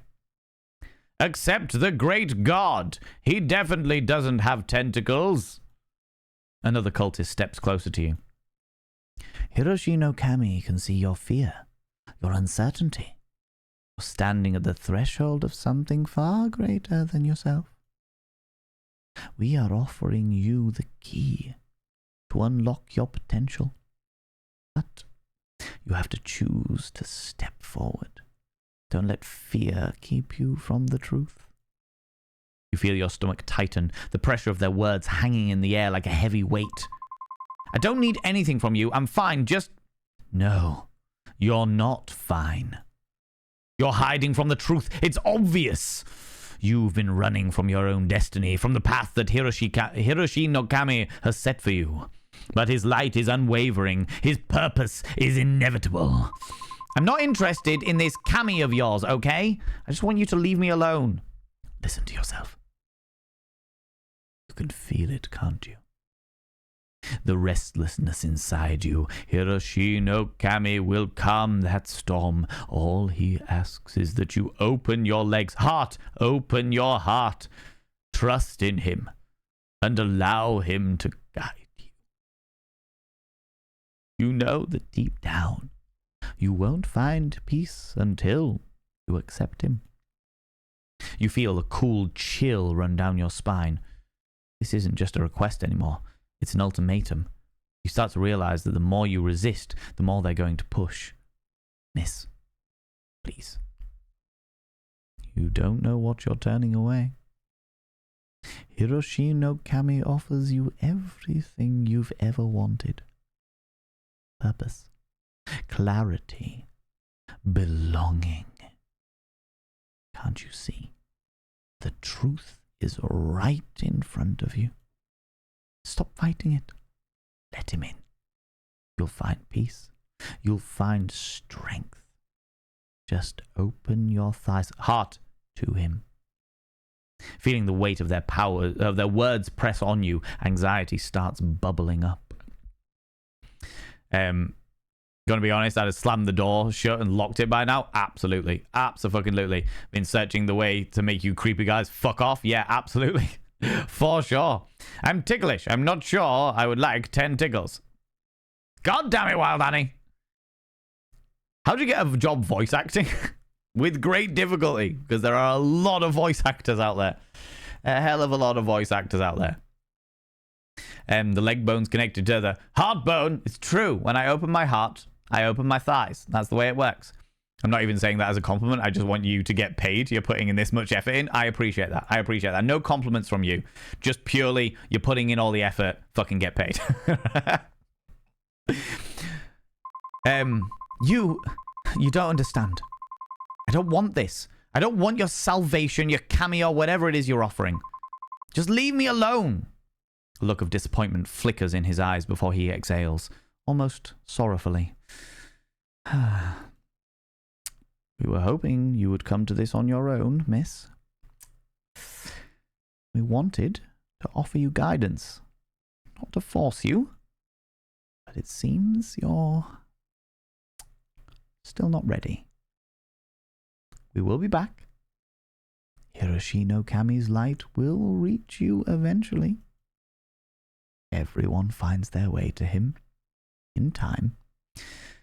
But you will have to face him, whether you're ready or not. The cultists begin to step back, one by one. Their eyes linger on you, almost as if they can see something that you can't. The weight of their gaze lingers, long after they disappear down the hallway. You close the door, your heart pounding, panting, feeling the strain of the encounter. They want you to accept their kami and aren't giving up easily. They're going to keep coming back and push me to their side. Well, they can fuck off, because I got a blowtorch. Financial advice, if anything, I'll take the financial advice. Always. How's it going, Alexander Davenport? How you doing, you beautiful being? Can I get a shout out for Alexander Davenport, please? I would appreciate that. I would appreciate that. However, before you can crash onto the couch as you usually do, you see her.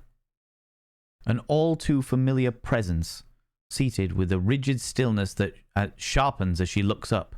Disappointment carved into her expression. Is my mother in the house? Did my mother let herself in? People go check out Alexander Davenport. Glorious human being we love very, very dearly. Phenomenal artist and a delightfully surreal sense of humor. Why are you doing this to me? Do you know who called me today? The police. Again. And why? Because of you. Prying into that Kazuki boy's death again. That Kazuki boy? That Kazuki boy. The Kazuki boy that she literally arranged for me to marry. Unless she didn't. Unless that was all in my head.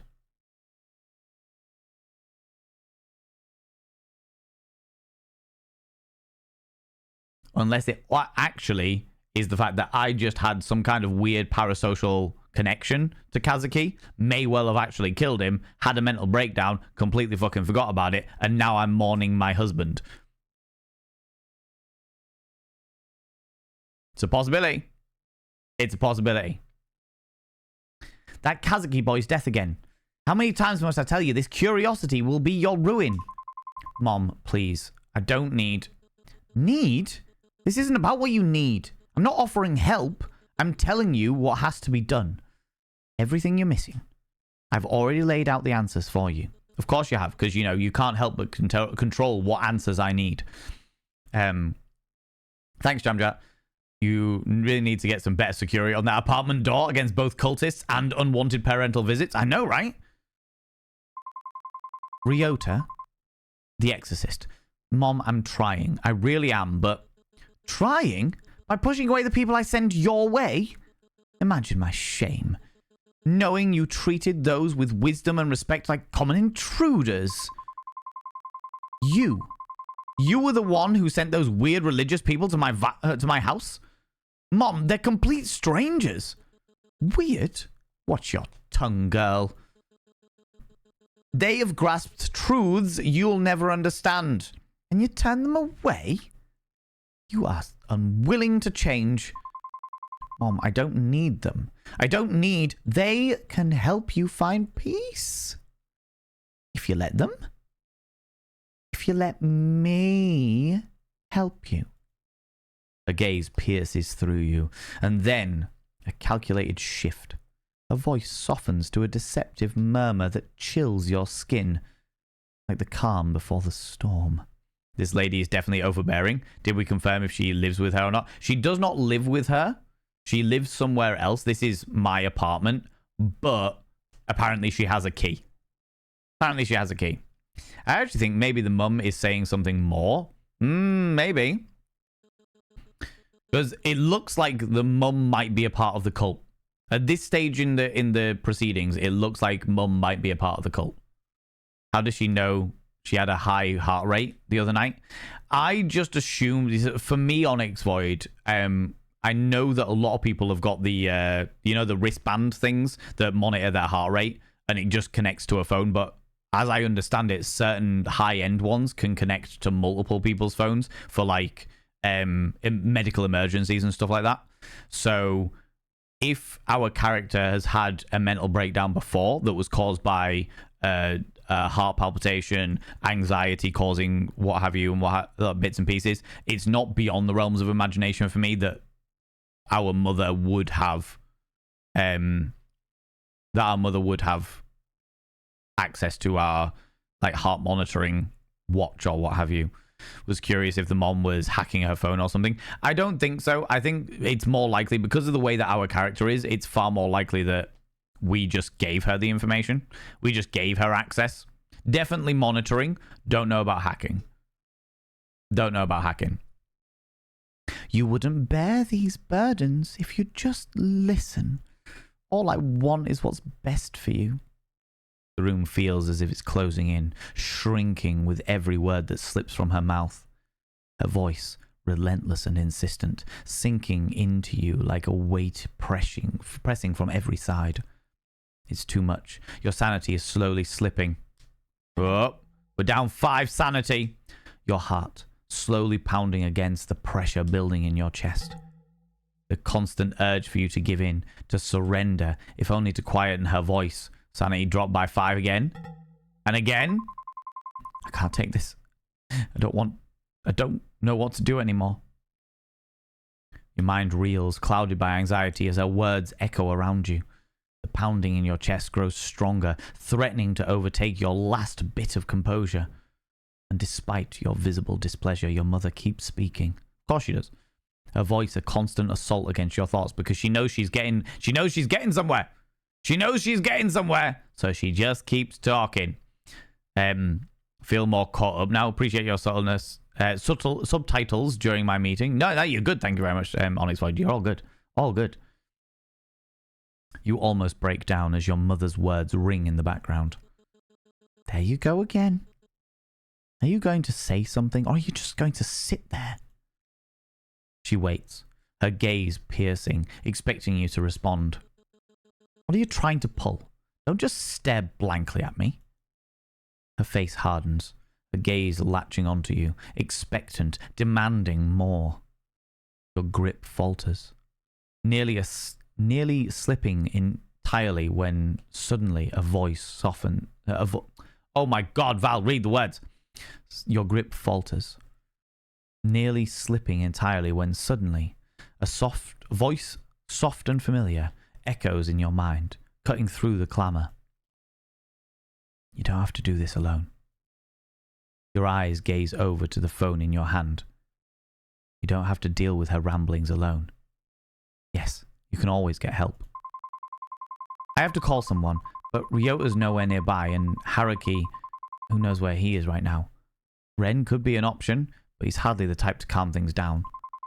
If no one's going to get here right away, then I'll have to keep her distracted until they do. Who should I call?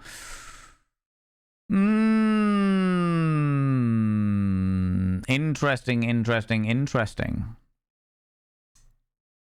I'm not a violent person normally, but wow, she needs a slap. Yes, I agree. So Ryota would be a bad option, because as much as Ryota is a lot more open to our thoughts and what have you, he idolizes my mother, so he would be a really bad call. Ren is a possibility, but he is a whiny little bitch. And Haruki is employed by her, so that seems like a really stupid idea. Let's call Ren. Ren seems like the most controversial option, and therefore the one I want to go for. Now, fuck. Shit.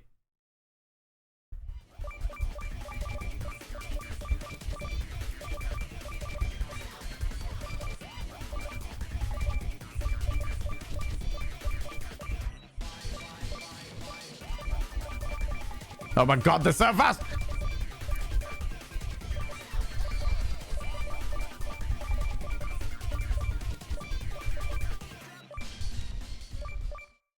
Fucking hell, the fact that I managed to score 75 off that was mad.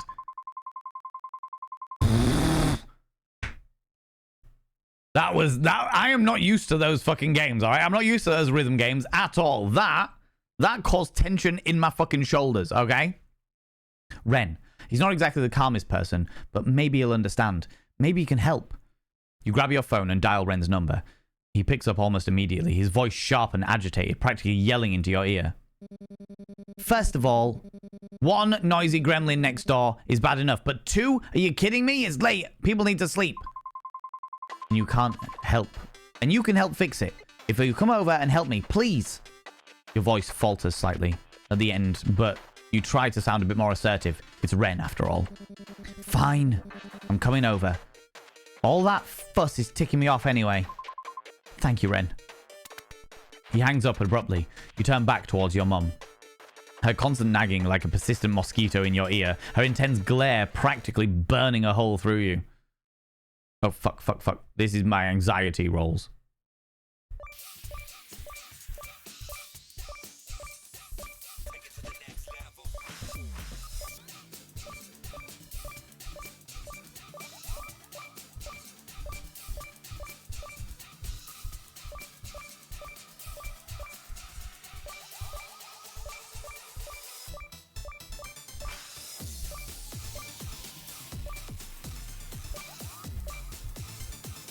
Oh my god. Getting tired now. My eyes are dry.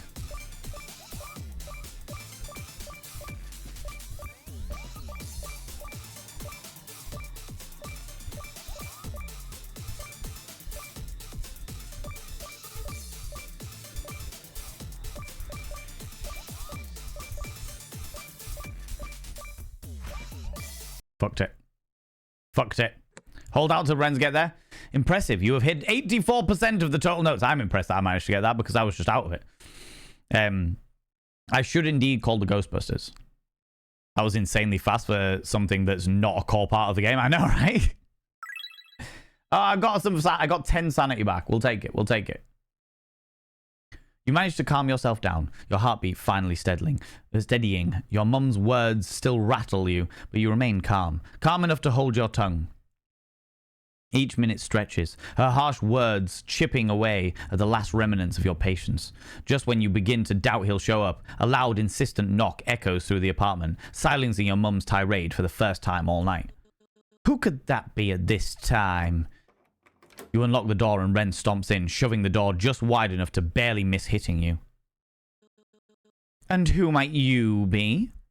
Ren looks her over with a mix of disgust and irritation, but there's a flicker of something else in his expression. Something you can't quite place. Recognition? Is this his master? I'm the poor guy next door that has to deal with all the noise. He points an accusatory finger at her in the classic haughty Ren fashion. And you must be the absolute nuisance and the source of the decibels peaking in the background of my microphone recording. You resist the urge to clamp a hand over his mouth, though you know deep down that if anyone can stand up to your mum's fiery temperament, it's Ren. How dare you? You barge into my home and call me a nuisance? Stay out of things that don't concern you. Too late. Your screaming was so loud. They'd call you the Queen of Banshees. I thought it was the damn fire alarm with all the heat that was going off next door. Stellar performance, by the way. Your mom's grip tightens at her side, her arms lifting ever so slightly, and for a moment you think she might actually swing at him. Despite the satisfaction of seeing someone finally stand up to her, you quickly step in before things escalate. Mom, this is Ren. He's my neighbor. I can see that. He's also rude, disrespectful, and completely uncouth. Ha! Takes one to know one, doesn't it? Fucking hell. Okay. Ren's just here to let us know that this conversation is getting a bit loud. Maybe we can continue it another time. Another time? Do you think there will be another time with the way that you're acting? Get a grip. You wouldn't even need a second chance if you just listen to me. I have all the solutions right here. Ren clicks his tongue and scoffs echoing through the room. And what might that be? Oh, great oracle of wisdom. Oh, and what might that be, oh, great oracle of wisdom? Enlighten us all with your divine brilliance. You see the anger ignite in her eyes as she storms towards him. For a moment, it looks like she might grab him by the collar, but she visibly reins herself in, hands trembling at her sides. Listen here, you little weasel. You're nothing, just a pathetic nobody who isn't even worthy of knowing what I have to say. Oh, please. And what pearls of wisdom might they be, huh? Some recycled religious mumbo-jumbo? Let me guess, the spirits chose us to carry out this divine mission, right? Get a grip, lady. Don't you dare. You don't know what you're talking about. Oh yeah? Enlighten me then. Tell me all about how I'm too blind to understand your sacred mission. I am warning you. You better stop right now. They both stubbornly step forth, neither wanting to back down. You think now might be a good moment to step in before anything else escalates further.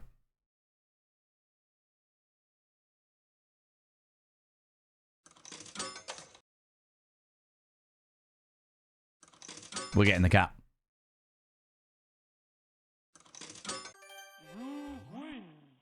The cat! All right, I think this is going nowhere. You raise your voice, trying to break through the tension of the room. Mom, I know how much your teachings mean to you, but I really don't think that they're helping right now. No, they are helping. It's just you and this cretin who are the problem. Ren steps forward, his tone suddenly calm but firm, cutting through the chaos like a knife. Wisdom is best received by those willing to seek it. Isn't that how it goes? Your mom's head whips around, her glare sharp enough to cut steel. What could you possibly know about our teachings? Yeah, so she's a member of the cult. She's trying to get me on board with the cult, and he's an ex-member of the cult.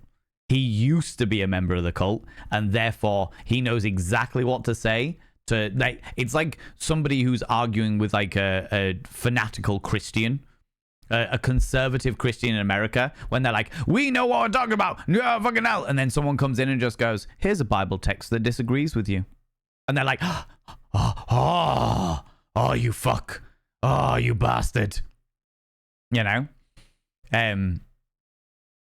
Careful not to trip on all that edge. I know, right? Fuck off, horrible mum demon bitch. Put her in the banshee in her place. I know, right? This is silly but well written. Yeah, it's all right. It's all right. It seems to be translating pretty well as well, because it's a Japanese game, so it's interesting.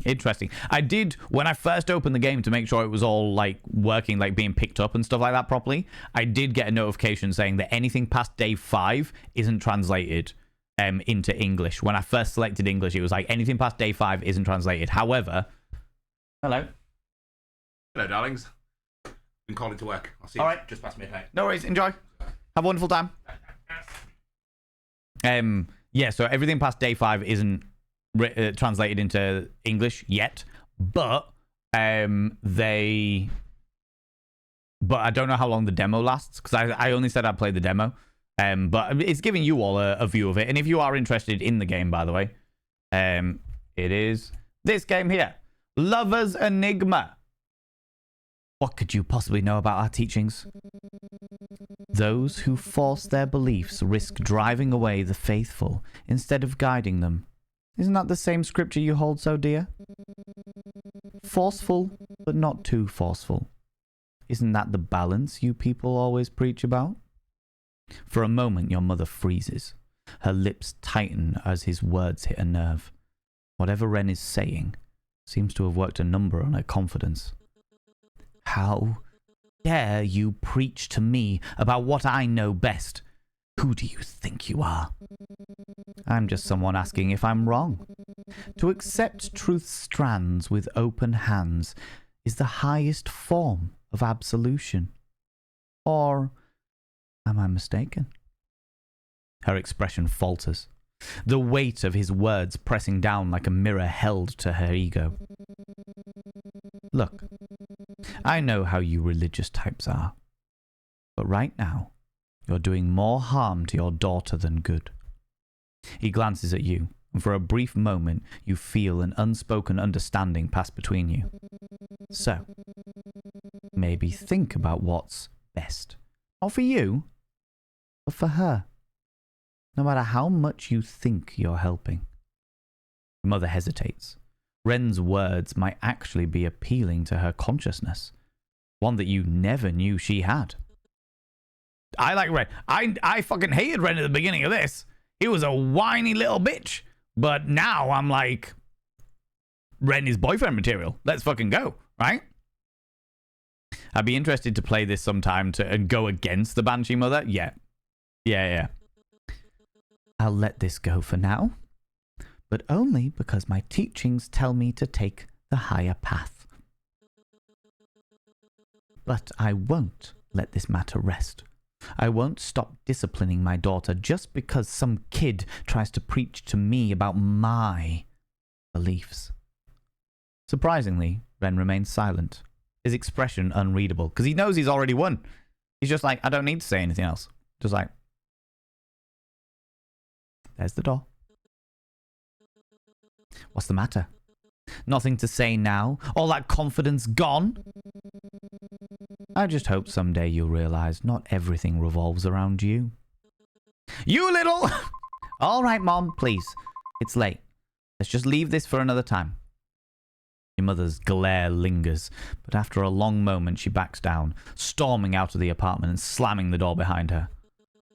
You'll regret this. Both of you will. The apartment falls silent. The tension still lingers in the air, until Ren's dry scoff breaks the silence. Your mom is a real piece of work. Yeah. If she was painted by a much angrier and resentful Da Vinci. Ren lets out a scoff. Well, at least she's gone for now. You hesitate for a moment, caught between your burning curiosity and the hesitation to pry. But your need to know wins out. Hey, if you don't mind me asking, how do you know exactly what to say to get her to back off from her religious fervor? Ren hesitates for a moment, that same uncertainty flickering in his eyes. It's always the same with people like that. You just throw out some religious jargon and they'll eat it up. But you knew exactly what to say. You had the right phrases, the right words. Felt like you've done this before. Ren's expression tightens, the uncertainty deepening. Look, I know people like her. Over time, you learn how to handle them. You start to recognize the same phrases they use to convince each other. You want to push further? But something about the way Ren's eyes avoid yours, no matter how much more prodding you do, he's dropped the matter. You bite your tongue. Maybe someday he'll open up on his own terms, but for now, you decide to let it go. But, thank you for coming to my help. Oh, yeah, no worries. I've got angrier customers to deal with, and you've got the female xenomorph to deal with. You bite your tongue. Maybe someday he'll open up on his own terms. Still, thank you, Ren. I really appreciate it. Ren looks away, in classic 90s Sujo fashion. Yeah. He coughs, then unexpectedly meets your eyes with more seriousness than you're used to from him. I just hope you'll be alright. I know how hard it can be to deal with people like them. Thanks. I think I'll manage. What's another 30 years of mommy issues, right? Mommy issues, spiritual issues, religious issues, trifecta, triforce even. You can't help but muse at his little quips. After everything you've seen of Ren, you realize there's more to him than just being snarky and hot-headed. It's not all arrogance or bitterness.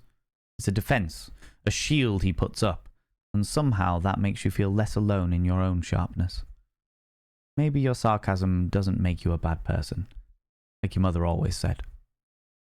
Ren is more than he lets on. Dependable, quick-witted, and, when it matters most, kind. You catch yourself wondering if you were able to see past this exterior of his. You hope, you pray, deep down. Maybe he might be able to see past yours too. Ren eventually says his goodbyes, claiming that he has important nighttime activities to attend to. He's going to go furiously masturbate over the confrontation. You want to tease him more about his unique choice of words, but you hold back. He's likely heard enough sarcasm for one night. After exchanging your farewells, you settle in for the night, a quiet sense of relief washing over you. In learning more about him... Pander to it! Pander to it! Hey Valen, last night I was playing Dungeons and Dragons.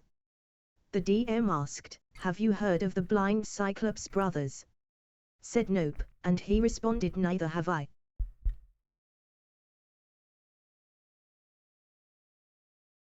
Oh, good Lord, Europapa. Oh, good Lord. Come on now. Bloody hell. Thank you very much for the 100 little panderings. I appreciate that. So hard to swallow the I lost the argument pill. Very much so, especially when they're particularly stubborn. Excuses bring the bringing the conversation back to your narcissistic viewpoint, bitchy woman. Yeah, exactly. Exactly. Righteous, I think you'll find is the word. Righteous, because of course she is a religious woman. Basically, Ren started off as Anakin Skywalker. I think that's insulting to Ren, and I didn't even like Ren to begin with. I didn't even like him. I didn't like Anakin Skywalker at all until he became Darth Vader. Why did I think, now this gimp is racing? Now this gimp is racing. Yeah, exactly. Exactly. Now this gimp is racing. Perfectly normal response. Exactly. I too like to wank. In learning more about him, you realize he's no longer just a neighbor. Maybe, just maybe, he's becoming something more. A friend. My sanity goes up. Ren was the right person to call. I feel like the others would have been terrible in this moment. Affection with Ren increased. We'll pop to the shrine. Kazuki. The air around the shrine feels oddly... Work was tiring today. I'm sorry, Kazuki.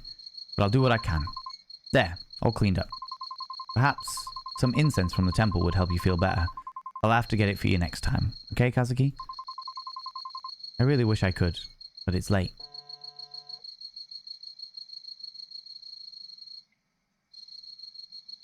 Did I not... These are my daily quests?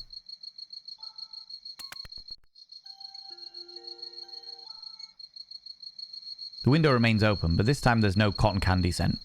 Instead, you see a child crouching in the corner, unmoving. No explanation, no reason, just there. That's a strange sight. In true classic horror movie fashion, do you keep the window open to check if he's okay? Just in case it's a neglected child? Or do you pretend you saw nothing and close the window? We leave it open. No. We'll leave it open. Neglected child. Go out the door. Can we go see him? No, I can't leave the house apparently. Right, bathroom routine. Keeping it together pretty well. But there's no harm in making sure you're extra calm. We'll select music. Meow Trick 900 on easy. Let's go.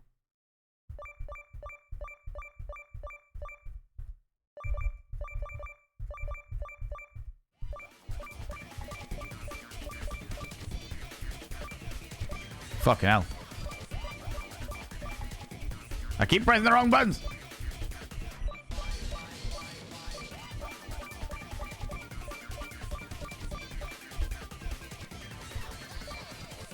It's fine. That was on easy, yeah. I think it's because of the music that I chose in particular. But, you know. Good job. I hit 73% of the total notes, even with my fuck-ups. And I got an extra 4 sanity. That's what I was after. You can't see the sanity because it's behind my massive skull. But.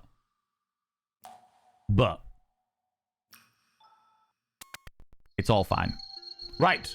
To the bedroom. To engage in my nighttime activities. Nice, relaxing rest. You finally enter your bedroom and switch off the lights. But they flicker and splutter before finally surrendering to darkness. Slipping beneath the covers, you hear the quiet hum of pipes, the low rush of cars on the street, and the usual footsteps of the neighbors from above.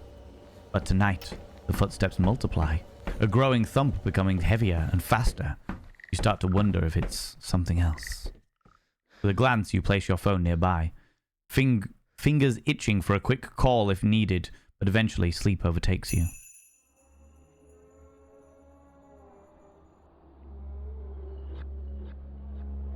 the depths of that night, you dream of Kazuki.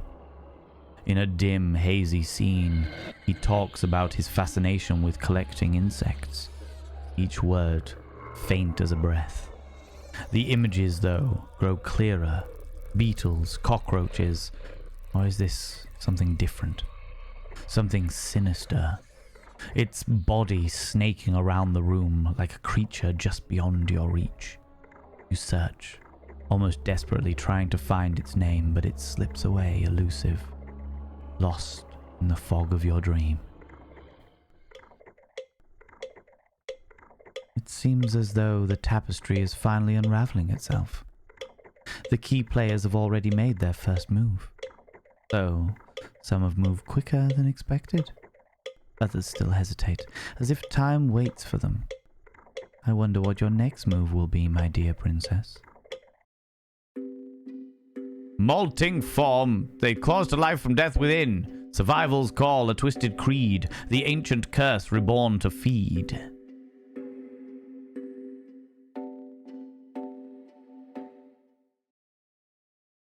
Day 4. Click to continue. You wake up to the familiar buzz of your phone. However, friends, that is where I'm going to have to leave it. The familiar buzz of my phone is where we are going to call it a day. Call it a day.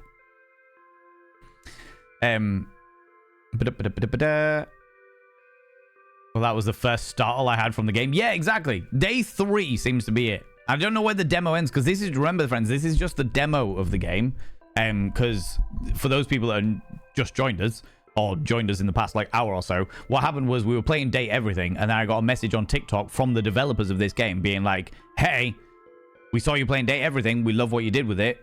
Would you be interested in playing the demo of our game? So they haven't sent me like a free key. They haven't sponsored me to do any of this. They just asked, would you be interested in playing the game? And as we're doing indie horror games every like Wednesday for the entirety of October, I was like, this would be a nice one to do. We've already been playing dating games recently. Be an interesting one to throw into. And it was interesting. I liked it. Lots of like little cultural differences that I feel I would like to know more on. But overall, I was enjoying it. I would definitely play more of this game, for sure. You know? It wasn't even a jump, it just felt weird. Yeah, it was just kind of there, wasn't it, right? Been streaming nearly 6 hours. I have indeed. Stop, that's exactly what I'm doing. Don't you worry, Taken. I've got a meeting in like quarter of an hour anyway. With Lilia, actually, so yeah. What? And I just got on. They should ask you as a voice actor. That would be very nice. I would love to do voice acting. I would genuinely love to do voice acting. Absolutely. But I know full well that the market is well and truly oversaturated. So it's not. I'm not going to try and get into it. I'm not even going to try and get into it. Do you know what I mean? And Devil's Parlor stuff. Very much so. Very much so. Devil's Parlor stuff. We're going to see how it goes. See what happens and what have you. But yeah, it's going to be interesting. Thanks for the fun stream and the fun game. Thank you very much. Appreciate that. And also, thank you very much for the developers for reaching out to me and being like, hey, would you be interested in this? Because it turns out I am interested in it. It was a good game. I enjoyed it. It was good fun. And I'm intrigued by what will happen next, you know? And this was just the demo. We didn't even complete the demo, you know? Not usually my style of game, but I'm kind of curious as to where it goes. Right? Tell me about it. But next week, we'll be playing a completely different game is what we're after next week. And of course, friends, we are now going to go and raid somebody. We're going to go throw some love at another wonderful individual. Friends, before we go anywhere though, could you do me a massive favor and throw out some mod loves in the channel? You can use any kind of mod loves from any kind of channel. You can use any kind of love hearts from any kind of channel. Say a massive thanks to those wonderful moderators. Mods! Thank you very much for all you do. Thanks so much for all you do in and out of stream. All the stuff you do for me behind the scenes. And all the stuff you do for this wonderful, wonderful community. I really appreciate it, you beautiful bean. And see you later, Taken, you beautiful beans. Appreciate that. Yeah, thank you very much, mods. Throw out those loves, friends. Because the mods do this all free of charge. I don't pay them anything. They do it out of the love of their own heart. Bastards. Thank you so much, mods, for all you do. Thanks so much you do in and out of stream. All the stuff you do for me behind the scenes and all the stuff you do for this wonderful, wonderful community. I really, really, really appreciate it. Friends, we're going to go raid a good friend of mine. If you are a subscriber, please copy and paste the first raid message. If you are not a subscriber, please copy and paste the second raid message. That's the first bot of vein raid message for subscribers. The second bot of vein raid message for non-subscribers. We're going to go raid a wonderful bean. Ooh. Talking of voice actors, we're going to go raid one of our wonderful friends that is a voice actor, professional voice actor. We're going to go raid Jay Britton. We're going to go raid Jay Britton. Because Jay Britton is a phenomenal, phenomenal voice actor. And many of you may know them from the games that they have been in. The games they've been in. They're doing some Just Chatting. They're in a different setup. A janky as fuck setup from what they're saying. So they're going to do some stuff. But friends, if you're not in the raid up here, please, please, please, please, please click on the links that I have just thrown out there to go throw Jay some love. Even if you can only stick around for 5-10 minutes, I would love it. Love to go throw you over there. Show some support for Jay. And I will be meeting up with Jay in a couple of months' time, if I remember correctly, which is very exciting because I haven't met Jay in person before, but we've been mates for a very, very long time, so it'd be nice to go throw him some love. Friends, I will not be back for the rest of the week. I have recently been doing extra streams on Thursdays, but no extra stream this week. I got too fucking busy, and we've run out of reward streams to give you all. But I will be back next Monday at 7 p.m. BST. That's 7 p.m. British time, where we will be chatting some shit. In fact, next week is the Streamiversary party. The Streamiversary party, because I have been a streamer for 7 whole fucking years. So next week, 7 p.m, Streamiversary party. Friends, thanks so much for being here. Thanks for the raids and subs, the gift subs, all the cheeky little bitties. Thanks so much for hanging out and chatting with me. Thanks so much for lurking and listening to the story. Thanks so much for all you beautiful lurkers, all you beautiful chatters, and of course, all the people that are on the VOD, that are watching the VOD. I really appreciate it. Until next time, don't do anything I wouldn't do, because if I wouldn't do it, it'll fucking kill you. I'll see you all later. Bye-bye-bye.